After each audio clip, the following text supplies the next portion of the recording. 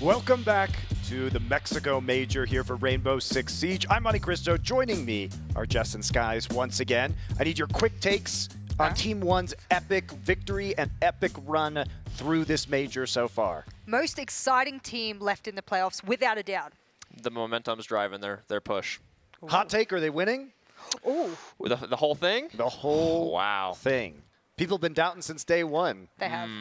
Well, I didn't. I put them pretty high in my power rankings. I thought they would do really well. I didn't think they'd be grand finalists well, Look, though. we all thought they were doomed. Statistically, they were doomed. If you didn't think they were doomed, you're an idiot. So, that's what makes it so extraordinary, right? Yeah, absolutely. I didn't cap them to be grand finalists. So if they're going to get that far, you might as well go all the way.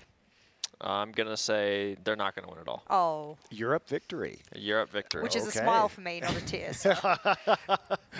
All right. Let's take a look at our bracket. That is Team 1, as we just discussed. 2-1 over Team Liquid. It sounds close until you realize it was a 7-0 in Map 3.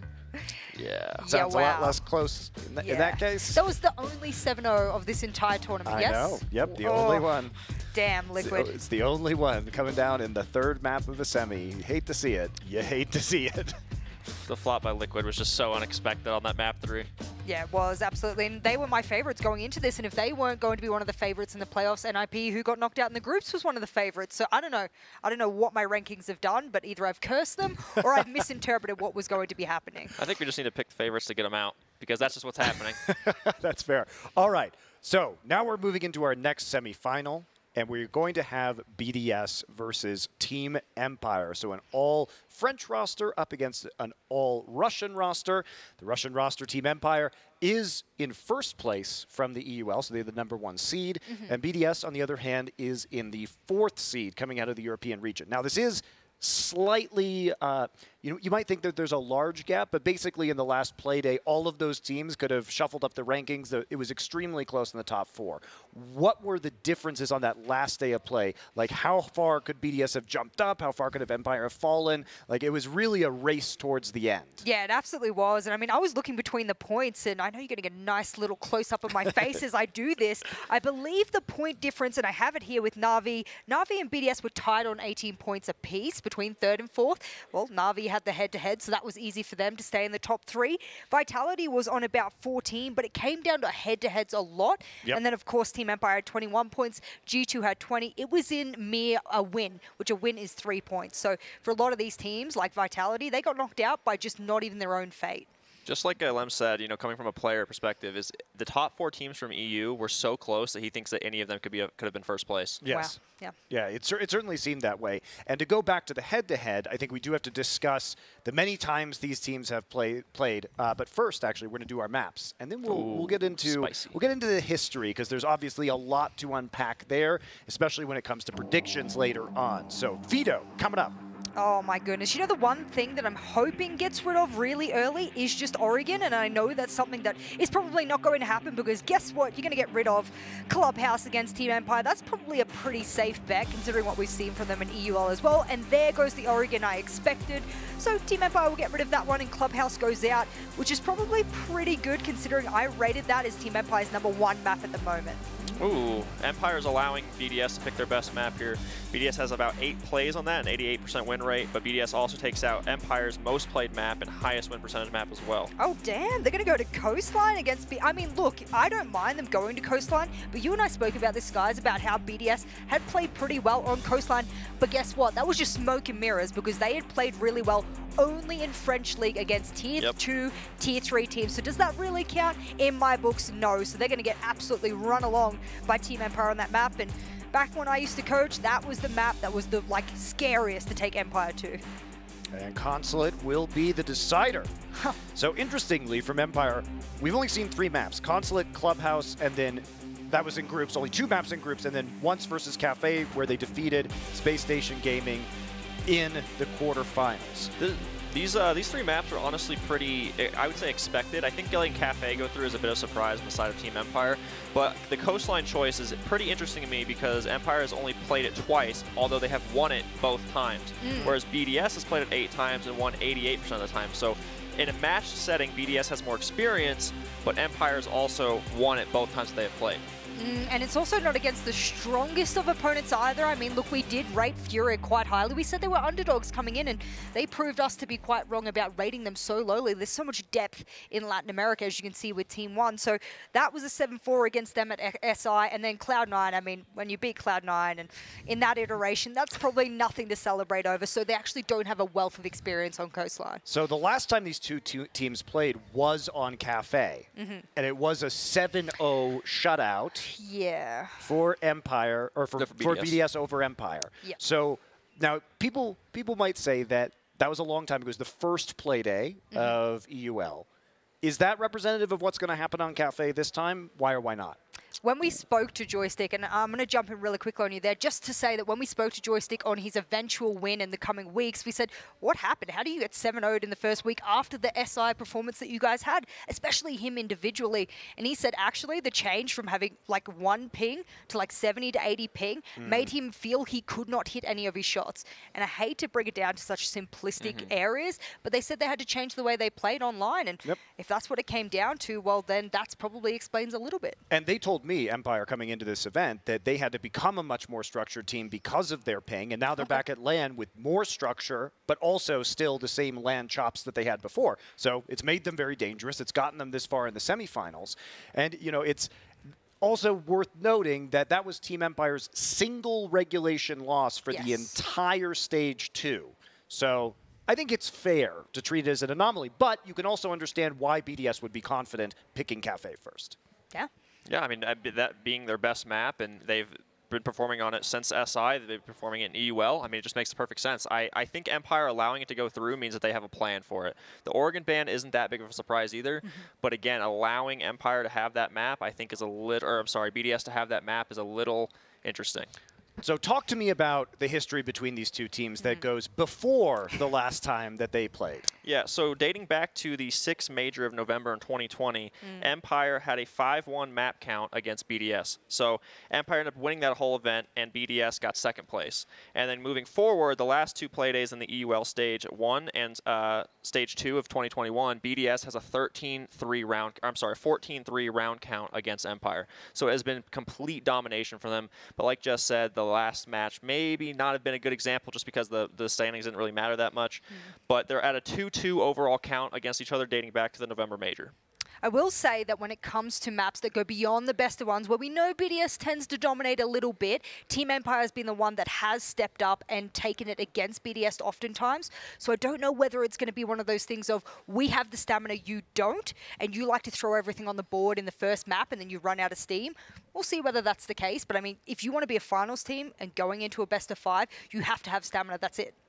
Have you seen something different from Team Empire or BDS than from SI? Because the last international LAN, BDS was obviously very disappointing. Empire really surprised people coming out and topping their group, but both teams didn't have deep runs. I think BDS has gotten much better at adapting, and that's something they've talked about. They've been focusing on a lot this event and throughout the UL stage, is they know that their play style and what they were trying to do isn't going to work every single time, so they've been trying to adapt more so to what the other team is doing, whereas Empire is kind of the complete opposite, where they believe when their play style is what's going to win. If something's wrong and they lose a round, it's their fault. It's not what the other team did. Something in their plan didn't work out. I love that about them because it's so rare that you beat a team that is so inflexible and has such, but the inflexibility comes from the deep, deep belief that they are right to the core, and it's just a misexecution, not a failure of the game plan, which I love, and it's gotten them this far, so it's clearly working. I think a trust like that, too, amongst players is very rare. Yes. The fact that all 5 of them truly buy in and believe that is not something you find easily. Yeah. No, I think it's crazy to say that, so I'm impressed that they can get away with it.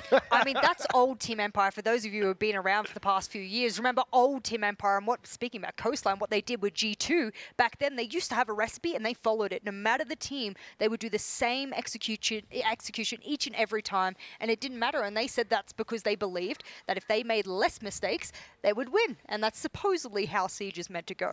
I love it. I love that mentality. Well, we also are going to welcome BDS, the French squad, to the stage right now.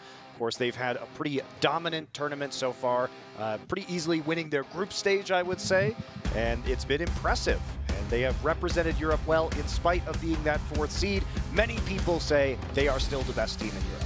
Oh yeah, BDS completely dominated their group. It was not close. I think Empire was a little bit shaky. You know, they lost both their games to Liquid, playing the same exact map, but BDS didn't have that problem. They dominated every single match they were in.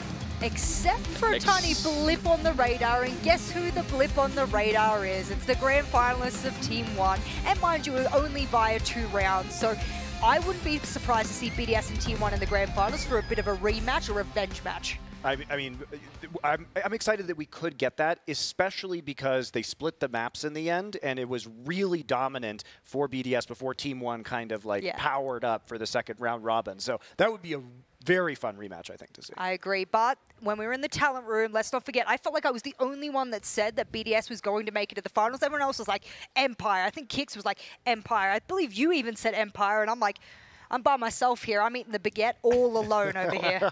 Oh yeah, last night I came into this thinking that Empire is going to come out on top, but I think after all the things I've looked at and a little bit of research I did last night, my opinion might have changed. All right, well, we'll hear about your predictions later, because it sounds like we got 2 BDS, but the more important thing is not who you pick, but why you pick them, right? So that's what we'll reference later. But we are going to talk first about Team Empire and how they got here. You've heard a lot about this team already, so let's move right into which are the players to watch here, because they tend to play as a holistic unit. Now, if you've watched other events, you might think, hey, Joystick's the star player, and it's not that he's been bad at this event, it's that players like Dan and Shepard have really stepped up. My goodness, aren't they a great sort of cohort now that Dan stepped up after the past year? Yeah, Shepard specifically is the brains behind the operation, is what we've seen and we've been told, and he's obviously showing at this event. Canadian put it on Twitter himself and said that he makes some of the best decisions he's ever seen within the game, and he just has a different aspect that brings his team to the higher level. Let's not forget, though, that BDS got rid of Clubhouse. Unless my notes are wrong already, and I'm having one of those days, but Clubhouse being off the board is the point of that. That is so important, especially in the EU region, the EUL region, is that Shepard himself has had so many clutches on that map. It just makes it pointless going there because you just feel like 1v4 situation. Shepard somehow, with the shotgun and the SMG-11, is just going to pull off a crazy clutch, so don't go there. 13 plants is quite a bit for one player at this major. He's probably up there in terms of the stats. Oh yeah, Shepard is the #3 overall rated player at this event, which is absolutely mind-blowing for a support player. The fact that he is above a majority of the fraggers is insane. 13 plants, 75-58 KD ratio with a 1.25 rating is absolutely insane. Shepard is showing out this event, where I think we're seeing some prime Shepard that we saw back in Raleigh. He also has the most plants, which usually in the EUL League he's challenging against Bride for the most plants, and he gets to come to the major, and guess what? He gets to beat Bride. So, I mean, Bride's sort of said to be the best support player in all the world, so that's really good for him to top that. Is this the best support matchup you could have asked for at the Mexico 100%. major? 100%. Okay, great. 100%. You have my entire bank account on that. I think these two are probably the best support players in the world at this event right now. Absolutely. I agree. And Dan was our MVP yesterday of the quarterfinals. So out of our 4 match MVPs, he was the most valuable player. So total of the round, he was considered the best. And it wasn't necessarily reflected in his score line, but it was reflected in the eye test and how clutch he was for Empire. Oh yeah, as you can see in those replays, the amount of times that he clutched out a planning position for the rest of his team, it was unreal. It was like 3 or 4 rounds against SSG. It was actually unbelievable. And he's coming to this event too as the #6 overall rated player at this event. A positive 25 KD ratio, 19 and 12 on the entry with a 69 cost and a 1.2 rating. Dan is filling out every single statistic you can think of. Let's not forget, though, that in Stage 2, he wasn't the most flashy of players out there. He was slowly getting better after probably a pretty abysmal 2020, considering they wanted him after the Milan finals to be their star player. They didn't want Joystick to be their star player anymore. They wanted Dan. And guess what? He had a really quiet year, but they stuck by him, and I'm glad they did, because 2021 has been his year. Second highest rated in EUL, right behind Always, who was the dark horse of EUL, so look out for him as well. So for the Mexico major, would you say for Team Empire that this has been a Dan revolution? I can't believe you looked at me with a serious face when you said that. Hey, I gotta throw it in there. I gotta throw it in there. All right, we're done with Team Empire. Let's discuss BDS next. It sounds like our analysts are tipping in their favor right now. BDS a disappointing performance in Paris. Now, they said we couldn't get hyped because we were in France with no crowd to support us, and we were just riding the train in, just like another day at the office, and we're based off of energy. We're based off of momentum. And they said, we've got the momentum here in Mexico. We're coming in hyped. We're going to do great work here. And they have. They have. The best kind of reference to say that BDS is doing better now is Team 1 and the energy they bring every round. BDS wasn't doing that at SI. We had player cams. We have access to knowing the kind of solemn faces that happen after a few rounds. It has changed considerably, and I've had the pleasure of standing there listening to the leadership of Alems for multiple games now. There is a direct shift in the way that they talk to each other, the way that they hype rounds, and I'm glad for them coming in because this is the last time they'll get my faith in them for an international event. I think that's one last ride. Yeah. Unless they win, then many more rides. Yes. Then many more, yes. I see you didn't show up in your Shaiko jersey today. Is that under? It is under my shirt, okay. But we'll see what happens with this match first. Can't be the Shaiko shill unless Shaiko's winning, right? Correct, yeah, that's how it works. I mean, I'm one of those flip-flopping, you know, supporters that likes to go to every team that's winning. I mean, that's fine as an analyst. Your job as an analyst is to be unbiased and just love the best team. So I that's support my job, that. yeah. I totally Wow. support that. Wow. You have a deep love of the game, not of a team or a player. Great. Excellent. How it should be.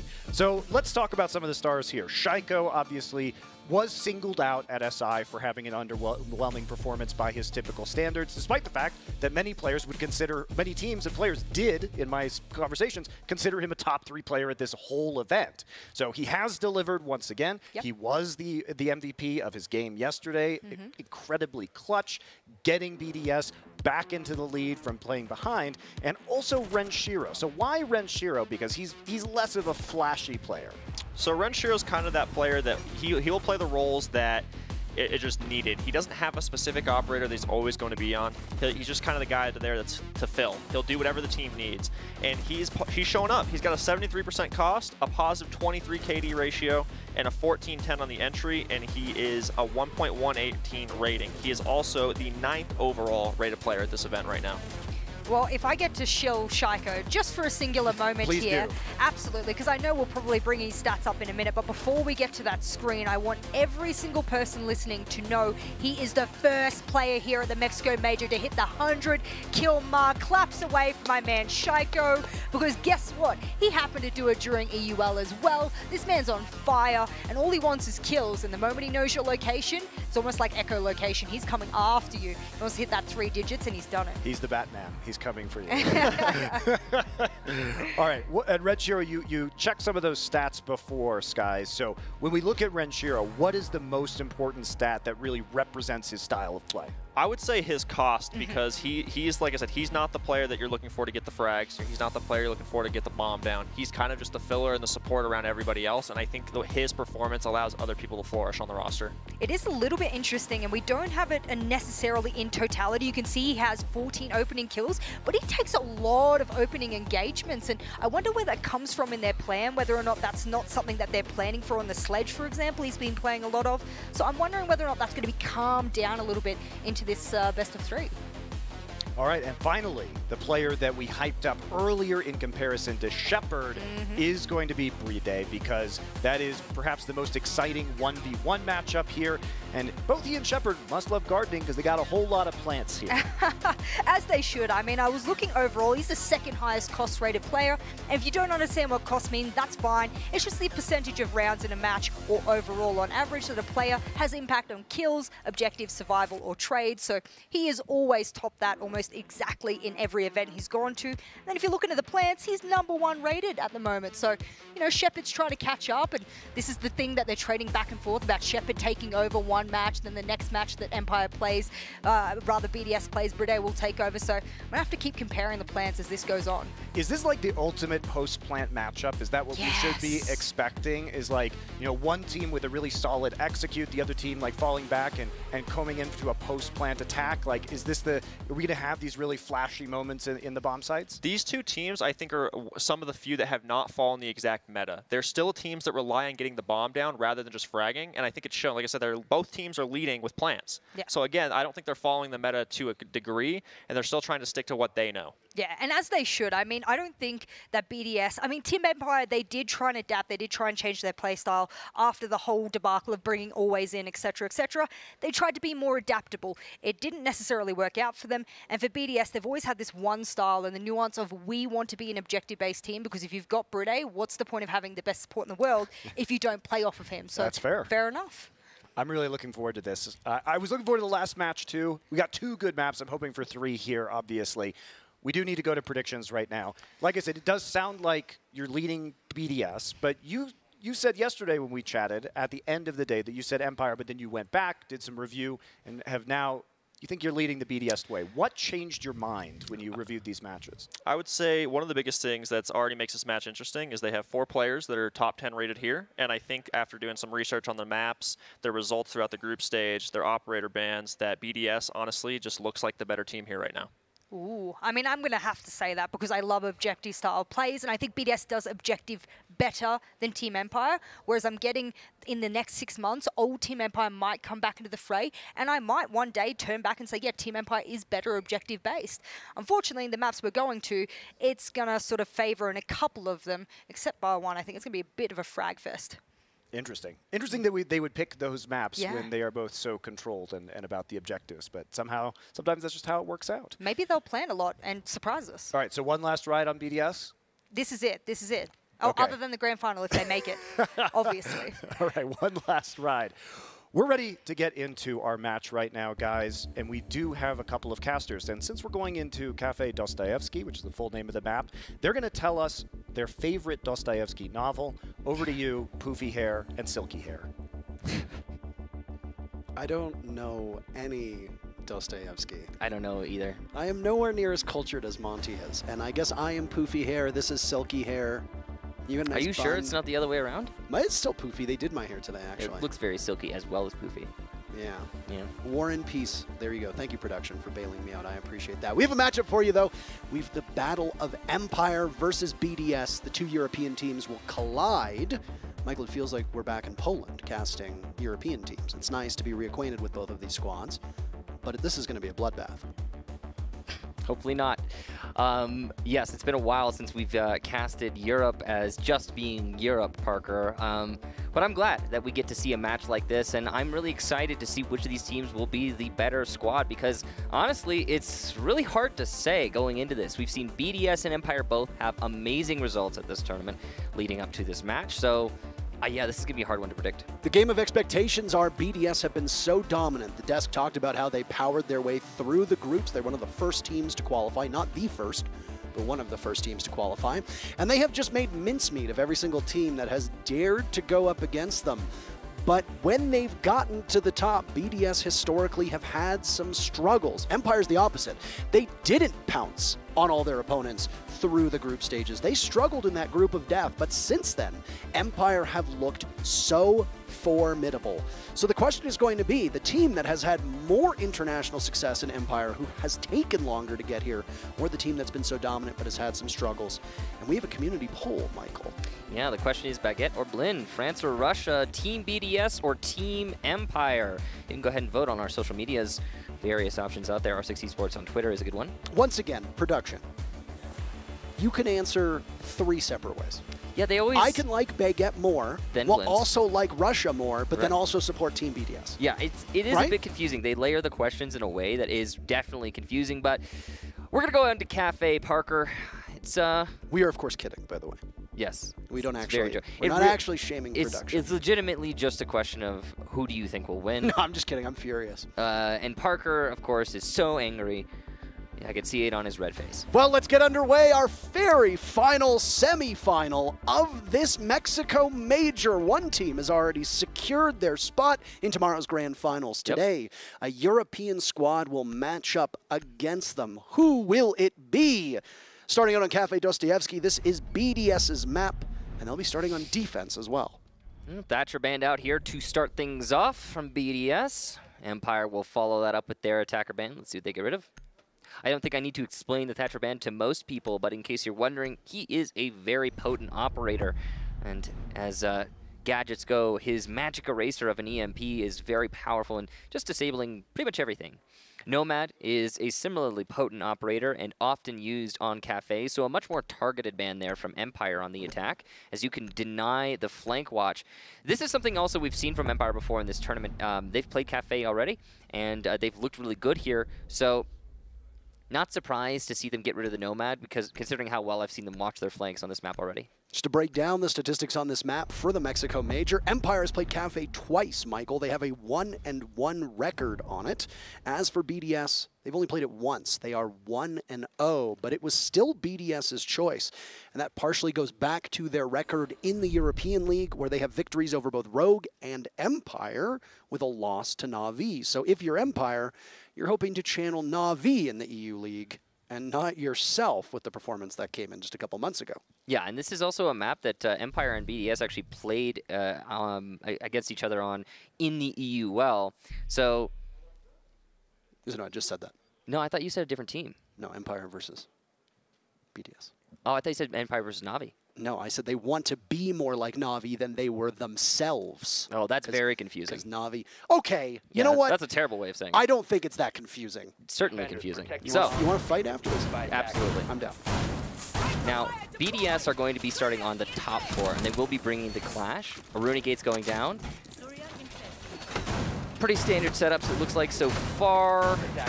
It's a good way to open up the floor like that. So that hole actually being made there by the Aruni, that's going to be for C4s into Cigar from below. So you can expect a roam from BDS at some point, probably downstairs. I don't think it was that confusing. Ow, that's loud. Ow. I have to turn you down. I turned you down. How come? Who stands here? Is this Stokes Blue. or is this Blue? That's Blue. This is Blue? Yeah. Blue, are you deaf? Yeah, Stokes is already a very loud person. I was thinking the same thing. Yeah, When I get sat down here, I was like, man, he is so loud in my ears. He needs to be a little bit quieter. And then I realized that maybe Blue is quiet and Stokes is deaf. Yeah, because the thing is, like, I'm genuinely, like, half deaf, and my ears hurt. I'm gonna adjust the volume. All right, we're good. I can hear you now. Sorry, what were you saying? Nothing. Okay. Nothing at all. Anyway. So as per usual. Let's get underway with the very first round. A cocktail defense upstairs for BDS. No room for error when the attackers push down upon you.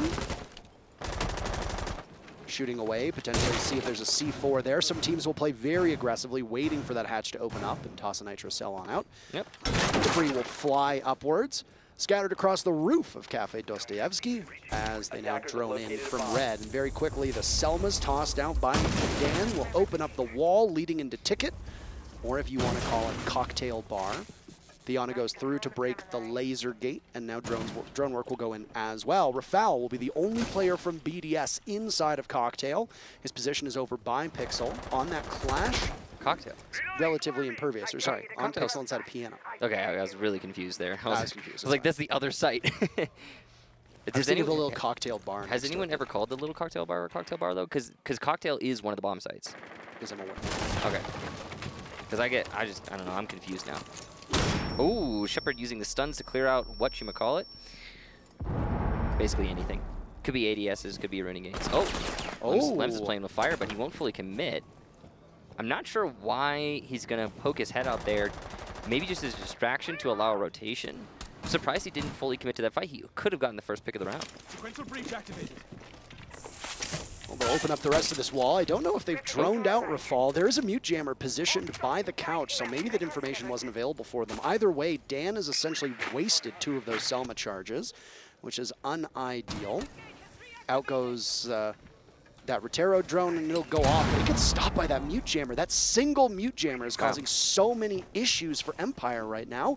They've cost themselves 1 Rotero drone, and then they cost themselves those Selmas. Additionally, Surya Gate is back online. Another Rotero drone will go in, this time unimpeded by jammers. Final 40 seconds left, and everybody is still alive. So it'll be an all-out brawl into the site. Skylight drop is in the cards, and Alem playing by that reading door has an advantage here. Looks the other way, and it's an easy kill for Always to start this off. He'll immediately repel on upwards. Bride refrags with Joystick trying to keep his team intact. He's not going to be able to trade off, and through the wall of the Clash take some damage, but no, it's actually none other than Rafal to push on up and stop him with the shield and then pull out the sidearm. Trading back and forth as Empire cannot hit their shot. BDS is bullying them, and they'll take the first round. Good round there from BDS to start things off. Defense upstairs was solid.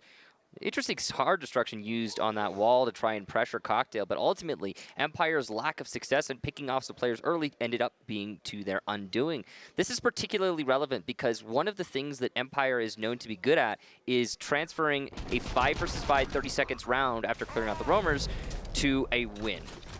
Empire are usually very proficient in this situation. And there were a couple things done there by BDS that made it very difficult for Empire to, well, see the same success as they're used to. I think the clash was a particularly large component. Absolutely, and of course that single mute jammer seemed to cause so many headaches in its position. But either way, it's a tech pause, so we will take a bit of a breather. I don't know exactly what technical issues have presented themselves, but we hope that they get cleaned up relatively shortly.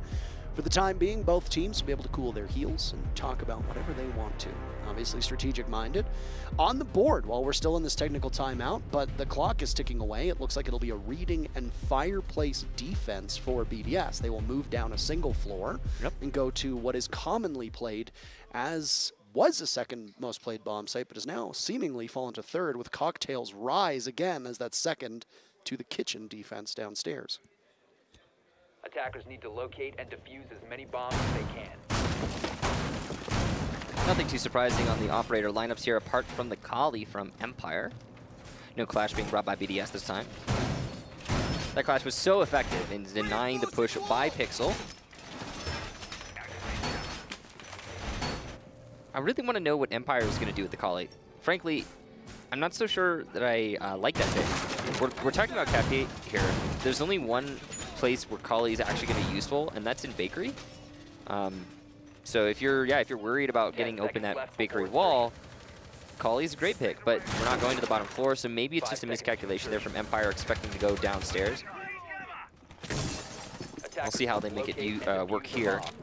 Shepard is often good on these utility-focused roles, and see if he can land those shots. Kali's rough if you miss, even just once. There's a reason why we tend to see players gravitate towards those high rate of fire weapons here on land, Michael. The Roni obviously being a big one, though the MP5 actually outmuscles the P90, despite P90 having a higher rate of fire. Yeah, I mean, that's because the P90's damage is actually like darts. In the negatives. Yeah, it's if you put a suppressor on it, I think at a certain range, like maybe 20 gives meters. Them more health back. Yeah, it heals them. Yeah, exactly. it's like Dog's Stim Pistol. Yeah. Yes, it's correct. That's what I've heard as well. Yes. So that's, I mean, obviously it doesn't heal your teammates, so it only works one way. That's why you don't see the P90 very much. Empire, firm control of the roof. Lems will drop down there. He does have C4 in his pocket, so when the moment is right, he can C4 through some of these pre-made holes to possibly get a kill. Got a clone going in there. That's going to get caught nice and easy from Rafael. He's going to contend on those window repels that you see inside a piano. And he'll fall back off of his position from Pixel. So still holding onto the map control on that top floor, but a little bit more tenuous for BDS. As drones have been placed out for Empire, especially on the flank. One right now positioned to watch red stairs, should they decide to take any part of that second floor and then worry about a run out. And speaking of a run out, there's BDS doing one on their own. Alems cannot catch it though. Because of the angle, he'll do significant damage, but get back in without risking his life.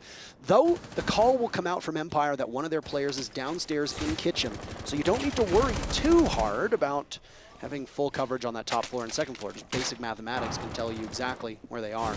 In terms of Selma's, not exactly the most useful so far for Dan. He's been thwarted by another mute jammer, and then he gets beaten by an ADS. He doesn't need to take control of bathroom, but he will open up one of the walls leading into Cocktail, while Scyther's the one just raising the charge. Scyther on top of the bar to try and make it the engagement in his favor. On angle often will give you the advantage. BDS have fallen off this top floor, but they're still trying to contest by white stairs, and well, they'll fall back in due time because Empire once again find themselves with just the last 40 seconds and only the first casualty coming out. It's Joystick to die first. He was already whittled down from the run out from Alems earlier on, so there wasn't too much of him left, only half of his HP. An easy collapse for BDS to secure the rest of that kill. As Empire now inch their way towards the bomb site, they are at the mercy of the clock, as now they've equaled things out with Alems going down. Dan, a big two-piece, and can he get some more? Brede will try to hold it steady for his team. He does just that, out-dueling Shepard. Down goes Shaiko, and Dan is now the one to do it here as he walks on in. They hear the Banshee, but they don't know that Brede is still there. He tries for a rodeo, can't do it, and now slowed down. They'll need to pick up that diffuser. Dan bleeding out, and oh my goodness, Rafael cleans up, and BDS takes round number 2. As close as it gets there, Parker, 1 versus 1 and the dying seconds. What an intense moment for both teams, and Brede really huge plays with the shotgun to lock that one in for his team. Obviously, it's Rafael upstairs to get the final kill, but, I mean, it's mostly down to Brede. The team kill, by the way, in case you're wondering what was going on there was no way he was going to be able to pick him up. You got to shoot him to get the plant down. Exactly. He killed him because Dan was blocking the spot where the plant needed to go. So, I mean, and he wasn't going to get the plant anyway, but yes, he was trying. That's just Empire trying everything they could. Well, I don't know if they had Rafael's position. I don't know if they True. knew where it was, True. whether he's up top or not. But at the same time, I think Always was a touch too slow. When Dan goes in, I bet the comms went something like this. I'll plant, I'll plant, I'll plant. All right, I've got you. And Always was just a step too slow, and Brede was right on his heels. Yeah, if the first plant attempt wasn't stopped by Brede, I think it might have been a very different story. If you like the story that BDS are so far writing, you can pick up their skin in the store. Esports tab, nice and easy peasy to find. It's a good way to support the team directly. Oh, it's a nice skin. Like what they're doing with this. Yeah, it is a nice skin. Empire, by the way. Empire has one too. 10 seconds yes, they both teams have skins. Yes. I like used by Aruni, but yeah. Everybody, if you're a sane Aruni playing on LAN right now, you're using the Ronin. I like what I'm seeing here from the setup, what they're doing with the Tachanka LMG, opening up that wall. So that means that the Tachanka is going to be able to play far back, and he can use his Molotovs from like a distance to deny. I'm assuming, of course, that Renshiro will have like good lineups for that. We don't know if that is the case definitively, but it would make sense given the way that, you know, they picked Tachanka, they set up this site, all just kind of would line up.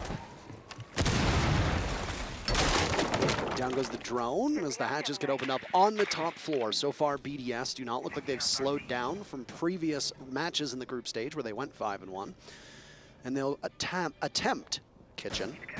I was going to say they will attack the kitchen site, but then realize how that could be confusing as they're not on attack. Yeah, that would be really confusing. Even though they are trying to attack the kitchen as a defender perspective, but I mean, they get lost. You know, attacker, defender, who really cares, right? Exactly. Who says, you know, potato, potato? Yeah, tomato, tomato. Nobody says potato. Yeah, I think there are people who say tomato, though. Yes. That is the thing here. The British. Really? Tomato. Vertical play here from Empire as they gain control of the floor. Hammered down, breaches out. Let's see if they can fish for a pick, but BDS has set up this site in a way that is not particularly exposed to the vertical, so I wouldn't be surprised if no pick happens. Yeah. As long as that sledge is up there and he's not felled by a nitro cell, then Always will be able to exert great influence over the execute, because there are a couple routes that defenders will try to retake from, either to retake in a post plant or to retake the site to prevent the diffuser from being planted. If Always persists in his particular location, he can cut off almost every single one of those rotates. And it's very easy with a low recoil gun like the L85 to be able to pick them off between those metal bars. We've seen some players have trouble dueling the defenders down below, but it's not much of an issue for Always. So nothing too exciting so far. Shiro playing by Bakery with a Lems. Nate's going out to try and get one of those players in Bakery. It's going to net nothing. Empire once again, little time, no picks. This seems a lot like the first 2 rounds already. Absolutely. A sluggish start for Empire, where BDS is the team that has, so far through this tournament, had some issues finding their footing, but Shepard is in. Okay. They're trying to flame him off, but instead the default plant spot is going on to Scyther. Shepard taking tons of damage, but it goes down all the same. BDS finds the scoreboard, as does Empire. Scyther on the flank manages to take out Brede. No retake for the smoke. Renshiro will take up top. He still has 8 of those Molotovs in the Shumika launcher.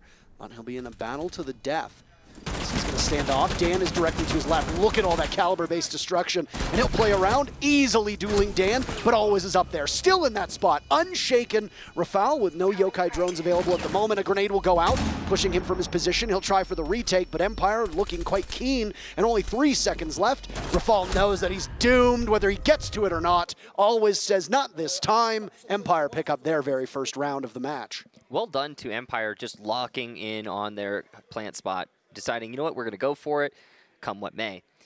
Though I do have to point a finger at BDS because, frankly, the Tachanka was brought and set up in a way specifically to counter what we just saw, and it partially worked. It did kill the coverage from the freezer. But there was also another contingency for BDS, and that's the yokai drones from Rafael. And he had it pre-placed where it ought to be to deny the plant, and then he brought it down to the floor as the plant was going down. And then by the time it was back up, the plant was already down. So, whoops. So yeah, I'm gonna point a finger at the echo there of Rafal and Renshiro onto Tachanka. There was definitely plenty of denial in their pockets. They could have certainly stopped that plant. It seemed like that was the plan, and I think that had the plan gone the way that they wanted, we would have seen another BDS round. Well done to Empire though. Even though there were mistakes made by BDS, they still won it, and you have to commend Empire for just knowing what the plan is and committing to it.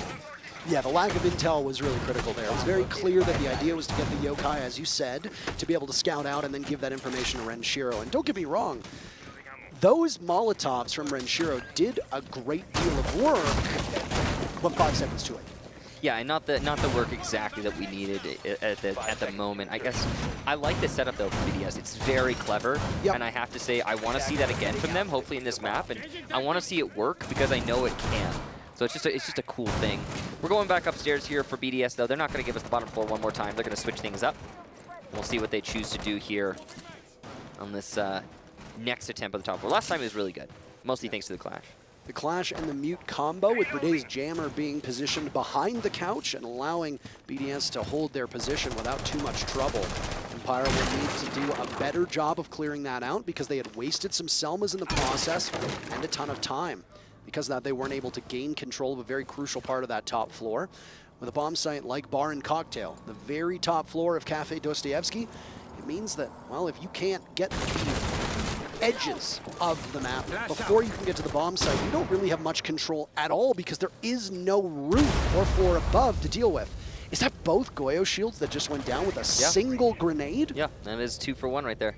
Very impressive stuff. Claiming both pieces of that utility from the defenders.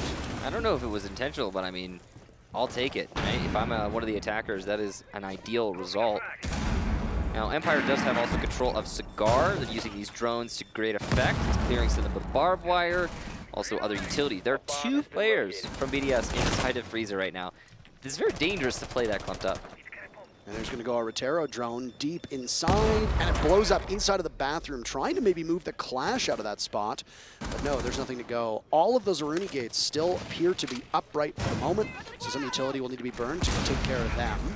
You've got 30 seconds until they come back online, so if you disable them with only a little left on the clock, you don't need to worry about them going back up. The Clash pushing up into Piano, by the way, as there's just a bit over a minute to go, and everybody's still upright.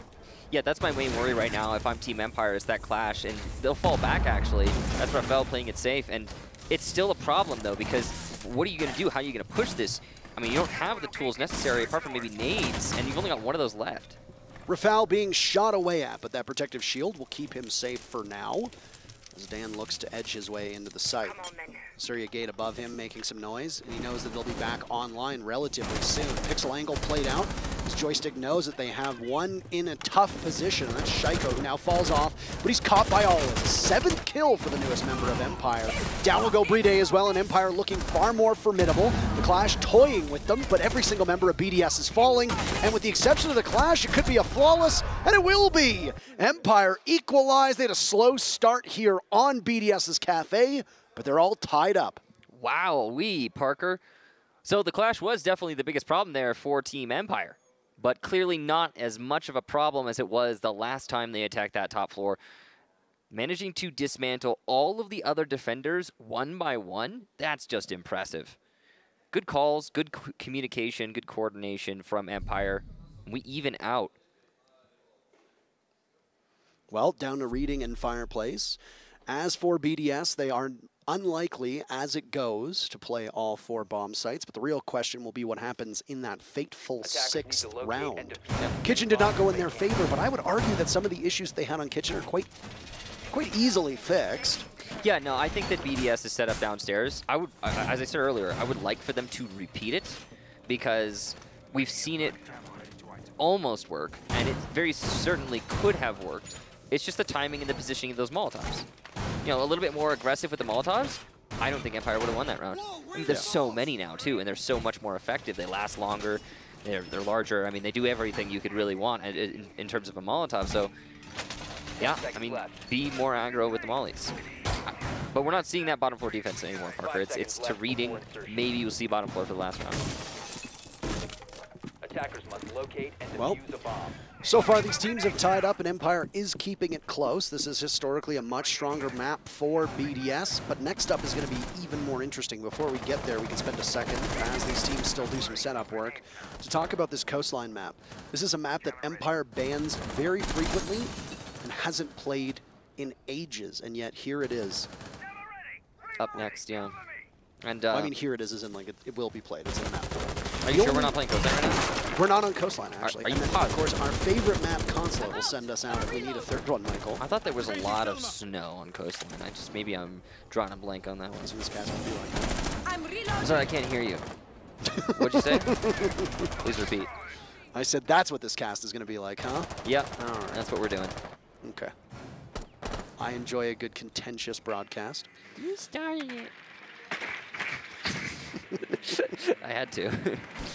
Droning in from the top and the skylight, even though it's a Reading defense, similar setup to the previous round, but oh, that's not a good one. A grenade from Always. Well, he's been racking up the kills, but this one is not the one that he wants, especially with how crucial those Rotero drones are. The way that Empire's been using them has been on the floor to create lines of sight from down below, and this might be a done round already. BDS capitalizing off of it, all right. And that's a flawless of their own, despite them not getting all 5 kills. Nobody from BDS dies, and in a minute and 30 seconds, round number 5 goes back to the French squad. Shaiko just got what was essentially a collateral, a 2-for-1 lining up on the cigar door. But I mean, frankly, Parker, that entire round was through and through BDS. It started off with the nade from Always. So you call him Always the Berserker. He's so filled with rage and bloodlust that he's killing his teammates when he can't find an opponent. And after that, Empire, I mean, they're just taking challenges one after another and losing them one after another. He just cannot stop fragging. He can't, yeah. He's got so many kills on his team, on the other team. It's a curse. He's such a potent fragging machine that he just has to kill everything in sight. He sees red and he can't stop himself. But you know what you can stop yourself from doing? Definitely not buying skins. It's like, you have how to buy are you going to shoehorn the skin at the bottom of the screen? Yeah, I was waiting this time. I wanted to see if you were trying to predict it. Yeah. Bomb located by attackers. Well, final defense now for Team BDS. Empire had some momentum going, and then an unfortunate team kill cost one of the players on Empire their lives, and a very crucial member of the team, Shepard, who has been enjoying quite thoroughly the Flores. Yeah. He's going to go into Dokebi. Almost assuredly using the Team Empire skin on that DMR, by the way. I would imagine so, yeah. I hope so. It's the superior of the 2 weapons. Well, I mean, the Boss G was only relevant because of Bikini Body, lead developer of Rainbow Six Siege. Didn't you hear? I did hear about that, Parker. I could see you roll your eyes. Yeah. Yep. Alems is going for a spawn peek, by the way, and this is a risky gambit because if there's any team capable of punishing you for that, it's very easily Empire. Yep. Both of these teams are really good at actually punishing these aggressive plays, but you can see BDS is feeling one, feeling confident, going for these peaks, these challenges. Shaiko going to do just that. So he saw the tracers coming in. He's worried about somebody on Rappel here, but he might actually be able to get a kill if he gets aggressive there. Lems might be able to, as he's going to try and run out. Ooh, but the Vault Prompt was not ready, and because of that, he just punches and walks away. He will do a lot of damage to Joystick. So, no kill, but it's an effective roam. ever elusive as now he joins up with Renshiro, both of them holding this top floor. They've wasted a minute so far of Empire's time as one drone gets picked away at and some intel from Empire falls away. Grenade goes down, but it does not hit its intended target. Renshiro takes some damage, but not enough, not the way that they wanted, and he will hit the deck. And yes, there you go. There's the Empire skin if you want it on the DMR. Nice colors there. Also available on Arun. Yes, because She's a good one. yeah. So, 90 seconds in, and Empire have seemingly claimed control of that top floor. There's more for them to do. Unseen benefit of reusing guns, Parker. That's true. You get the gun-specific skins on more Exactly. things. No. Scyther and the rest of Empire above firm control. Dropped down into pillar, and now they're going to try and extend this into the middle floor. This is a bottom floor defense here for BDS, but they haven't brought the Tachanka this time. They bet on it, and they didn't feel comfortable with it, so they're going to play more conventionally this time around. Same, much more standard setup, especially with that wall in the middle. Now, the problem for Empire has historically been through these rounds, time. And it's going to start presenting itself yet again here, as the vertical is only just starting, and we're at the last 45. Well, some very nice C4ing will open up a greater point of view for Always Above, who set up office in the exact same spot. A bit of a miss. Unfortunate for him. He doesn't want to deal with the defender down below, spraying some bullets up in his direction. He's got good and firm control. A retake came in from Renshiro last time around, but you're absolutely correct. Only 30 seconds to go, and Shaiko still above. Nobody knew he was up there. Now Always will perish. Another for Shaiko as he drops. The Frenchman is unstoppable, rotating through Fireplace, finally shut down as Empire puts it into a 3v3, but the clock working against them.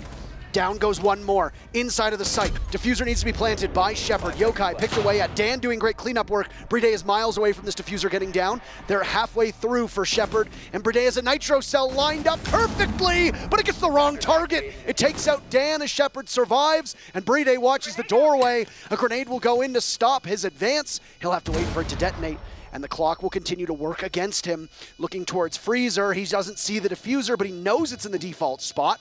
He pops up, the Dokkaebi is there. Oh no. Shotgun out, he's at close range, but no, Scyther won't let him jiggle peek the doorway. The first half in the books, and both teams emerge with the same score line of 3 rounds apiece. Wow, Parker. Incredible micro counterplay from both teams. It's these on-the-fly kind of decisions that really allow space for your teammates to move and to plant the diffuser, to get the coverage down. Little things like that nade. Stopping Bride from pushing in through double door for just that extra second and a half from the nade, that goes a long way. And it allowed the rotation from those players on Empire in the post plant, and it allowed them to play safe with their round instead of risk the challenge on bunker against a player like Bride. You don't want to take that risk. So well done to Empire. BDS, once again, their denial by bunker. Serious problem. And they're going to need to address that in some dry runs and some scrims after this match. But their defensive half is done now. Now it's time for Empire to take their turn, and we'll see how they defend this bomb site. And other bomb sites, believe it or not. They're going to need at least 4 defenses. Yes. So, but... No, I was just, you said defense, I think there's going to be more defenses, that's all. It's just to explain. Today's a silly day, Parker. It shouldn't be. It's the semifinals. It's a very intense semifinal, too. With the siege that we're seeing from both of these teams, razor's edge. Yeah. It's the sort of stuff that the smallest decision makes the largest difference, and the cascading effect is unquestionable. Again, the most obvious one that I'm going to reference is that nade. I feel like that's a really good example, but we've been seeing that throughout the entire match so far. And it's really cool because you don't actually get a lot of these matches where both teams are capable of playing at the same level, frankly. Usually it's either one team is just obviously worse than the other, or they counter each other in a particular way, but both of these squads, they're not hard countering one another, and they're both extremely talented, and that's why we get a 3-3 half. And it'll go down to the bitter end most likely, Michael. Yep. I would hope so. I very much hope so. I would love to see more out of these two teams. It might be our only chance to cast them for quite a while. Well, we're going to, yes, it might be. I mean, we're going to cast one of them, you know, tomorrow. But I didn't want to say it. But we don't get to cast them playing against each other. Right, sure, okay, yeah, that's fair. Yeah, we talked about this at the beginning. You know, Europe versus Europe, it's a very cool thing for us. Yes. It's novel these days. Years ago, it used to be every day, but just it's been a long time. Well, BDS looking to clear up that top floor as the sites that have been most successful thus far for Empire are Kitchen and Cocktail. So they might want to try to do the same thing here, and Renshiro doesn't. Oh no! Always on cams, distracted and not looking as he doesn't hear the ceiling above him explode into splinters and smithereens. That was hard to watch, Parker. That was quite tough. Yes, I will agree with you on that one. But I mean, still damage done, right? So an edge for BDS when it comes down to that team fight. They're going to be in a slight advantage. Yeah. And now they'll look to advance towards that freezer doorway, or the freezer wall rather, as some of it has been opened up for them very conveniently, but there's a single Banshee to stop them, should they choose to go that route. And there's also Dan in this position. Dan has been landing his shots through the tournament so far. He's been a very effective player as players go. Rotero drone will go off as the sledging continues from above. Some respects paid to G2 with the sledge skin adventure. I will say this has been a much faster attack from BDS when compared to Empire's. They've got about 15, 20 more seconds than Empire had at the same position. ADS gets eaten out and a toxic cloud will erupt in front of Shaiko's eyes. He has no path on in. Joystick falls to Renshiro. Leadoff kill goes in favor of BDS. Both of these teams relatively evenly matched with 30 seconds to go. Another EE1D burn to try and keep them at bay. Beautiful shot from Shaiko, those are just so easy for him. Down goes Dan, and the diffuser being planted by Bride in the middle of the site. A Yokai will look to go in, Shepard stops Bride, Shaiko slaps down always, and he'll continue to march forward as it's Scyther in a 1v4. That Yokai drone could potentially do good work. They know exactly where he is, and Rafal will punish him for it with that information, giving BDS the lead. Well, BDS definitely looking like the better team in that round, and good use of the EE1D there to make it so they knew exactly where Scyther was so that they could avoid any kind of potential denial. The Yokai drones both shot really well by Empire, good control, or excuse me, by BDS, good control of the denial. And it's the same problem for both teams now, Parker. Have you noticed that? Same defensive setups for the most part? Yep. Except for that Tachanka thing, and both teams able to plant behind bunker. There was a lot of talk last night when these two teams punched their tickets to the semifinals about how they do play a relatively similar style. Very. And because of that, it's tough to beat yourself. And that's essentially what's going to happen here for a lot of these teams. Very similar to how Empire and SSG matched up very well against one another. Yeah, no, it's an excellent point. I mean, I think similar unmoving styles would be what I would say. Yeah, and it results in pretty predictable rounds, I would say. As soon as Empire was able to open above the site there, and they hadn't incurred any casualties, and there was still 50 seconds left, I was thinking to myself, yep, BDS won that round. And Empire definitely struggled. 10 seconds left before. I don't think that we're going to see a lot more defense on the bottom floor. If these teams, let's say we go to overtime, if these teams can avoid bottom floor, I think they will. Frankly, we've seen both squads really struggle with that defense. And I don't expect it to change. Just because of how easy it is for them on attack to isolate that bunker position. And you see, that's actually something worth bringing up. There are still to this day top-tier teams that struggle with their attacking strategies, and that's neither of these rosters, for sure. No, an Empire starting first means that on what can be described often as a map that's favorable for defenders, Empire walks away with 3 rounds, and that sets a good tempo and gives you some breathing room should we see Team BDS climb back. And while that first round, like you said, is characterized by the similarities of these two teams. So with that said, instead of going back downstairs to Kitchen, Empire moves up top to Cocktail and Bar. Attackers have located a bomb. Droning out here by Red, just trying to figure out what they've got going on. Cigar will be the focus. They're going to open up into the ticket bar. Kind of looks like a rocket ship. Very particular kind of rocket ship, yes. Specific type of rocket ship, specific yeah, type, yes. That actually, so what they're doing there with that hole is, yes, it is a crouchable hole if you do it right. But it's hard to do that one right. I've seen that one messed up before a number of times, and I hope for BDS's sake that they didn't mess it up here. We'll see. Rocket ship.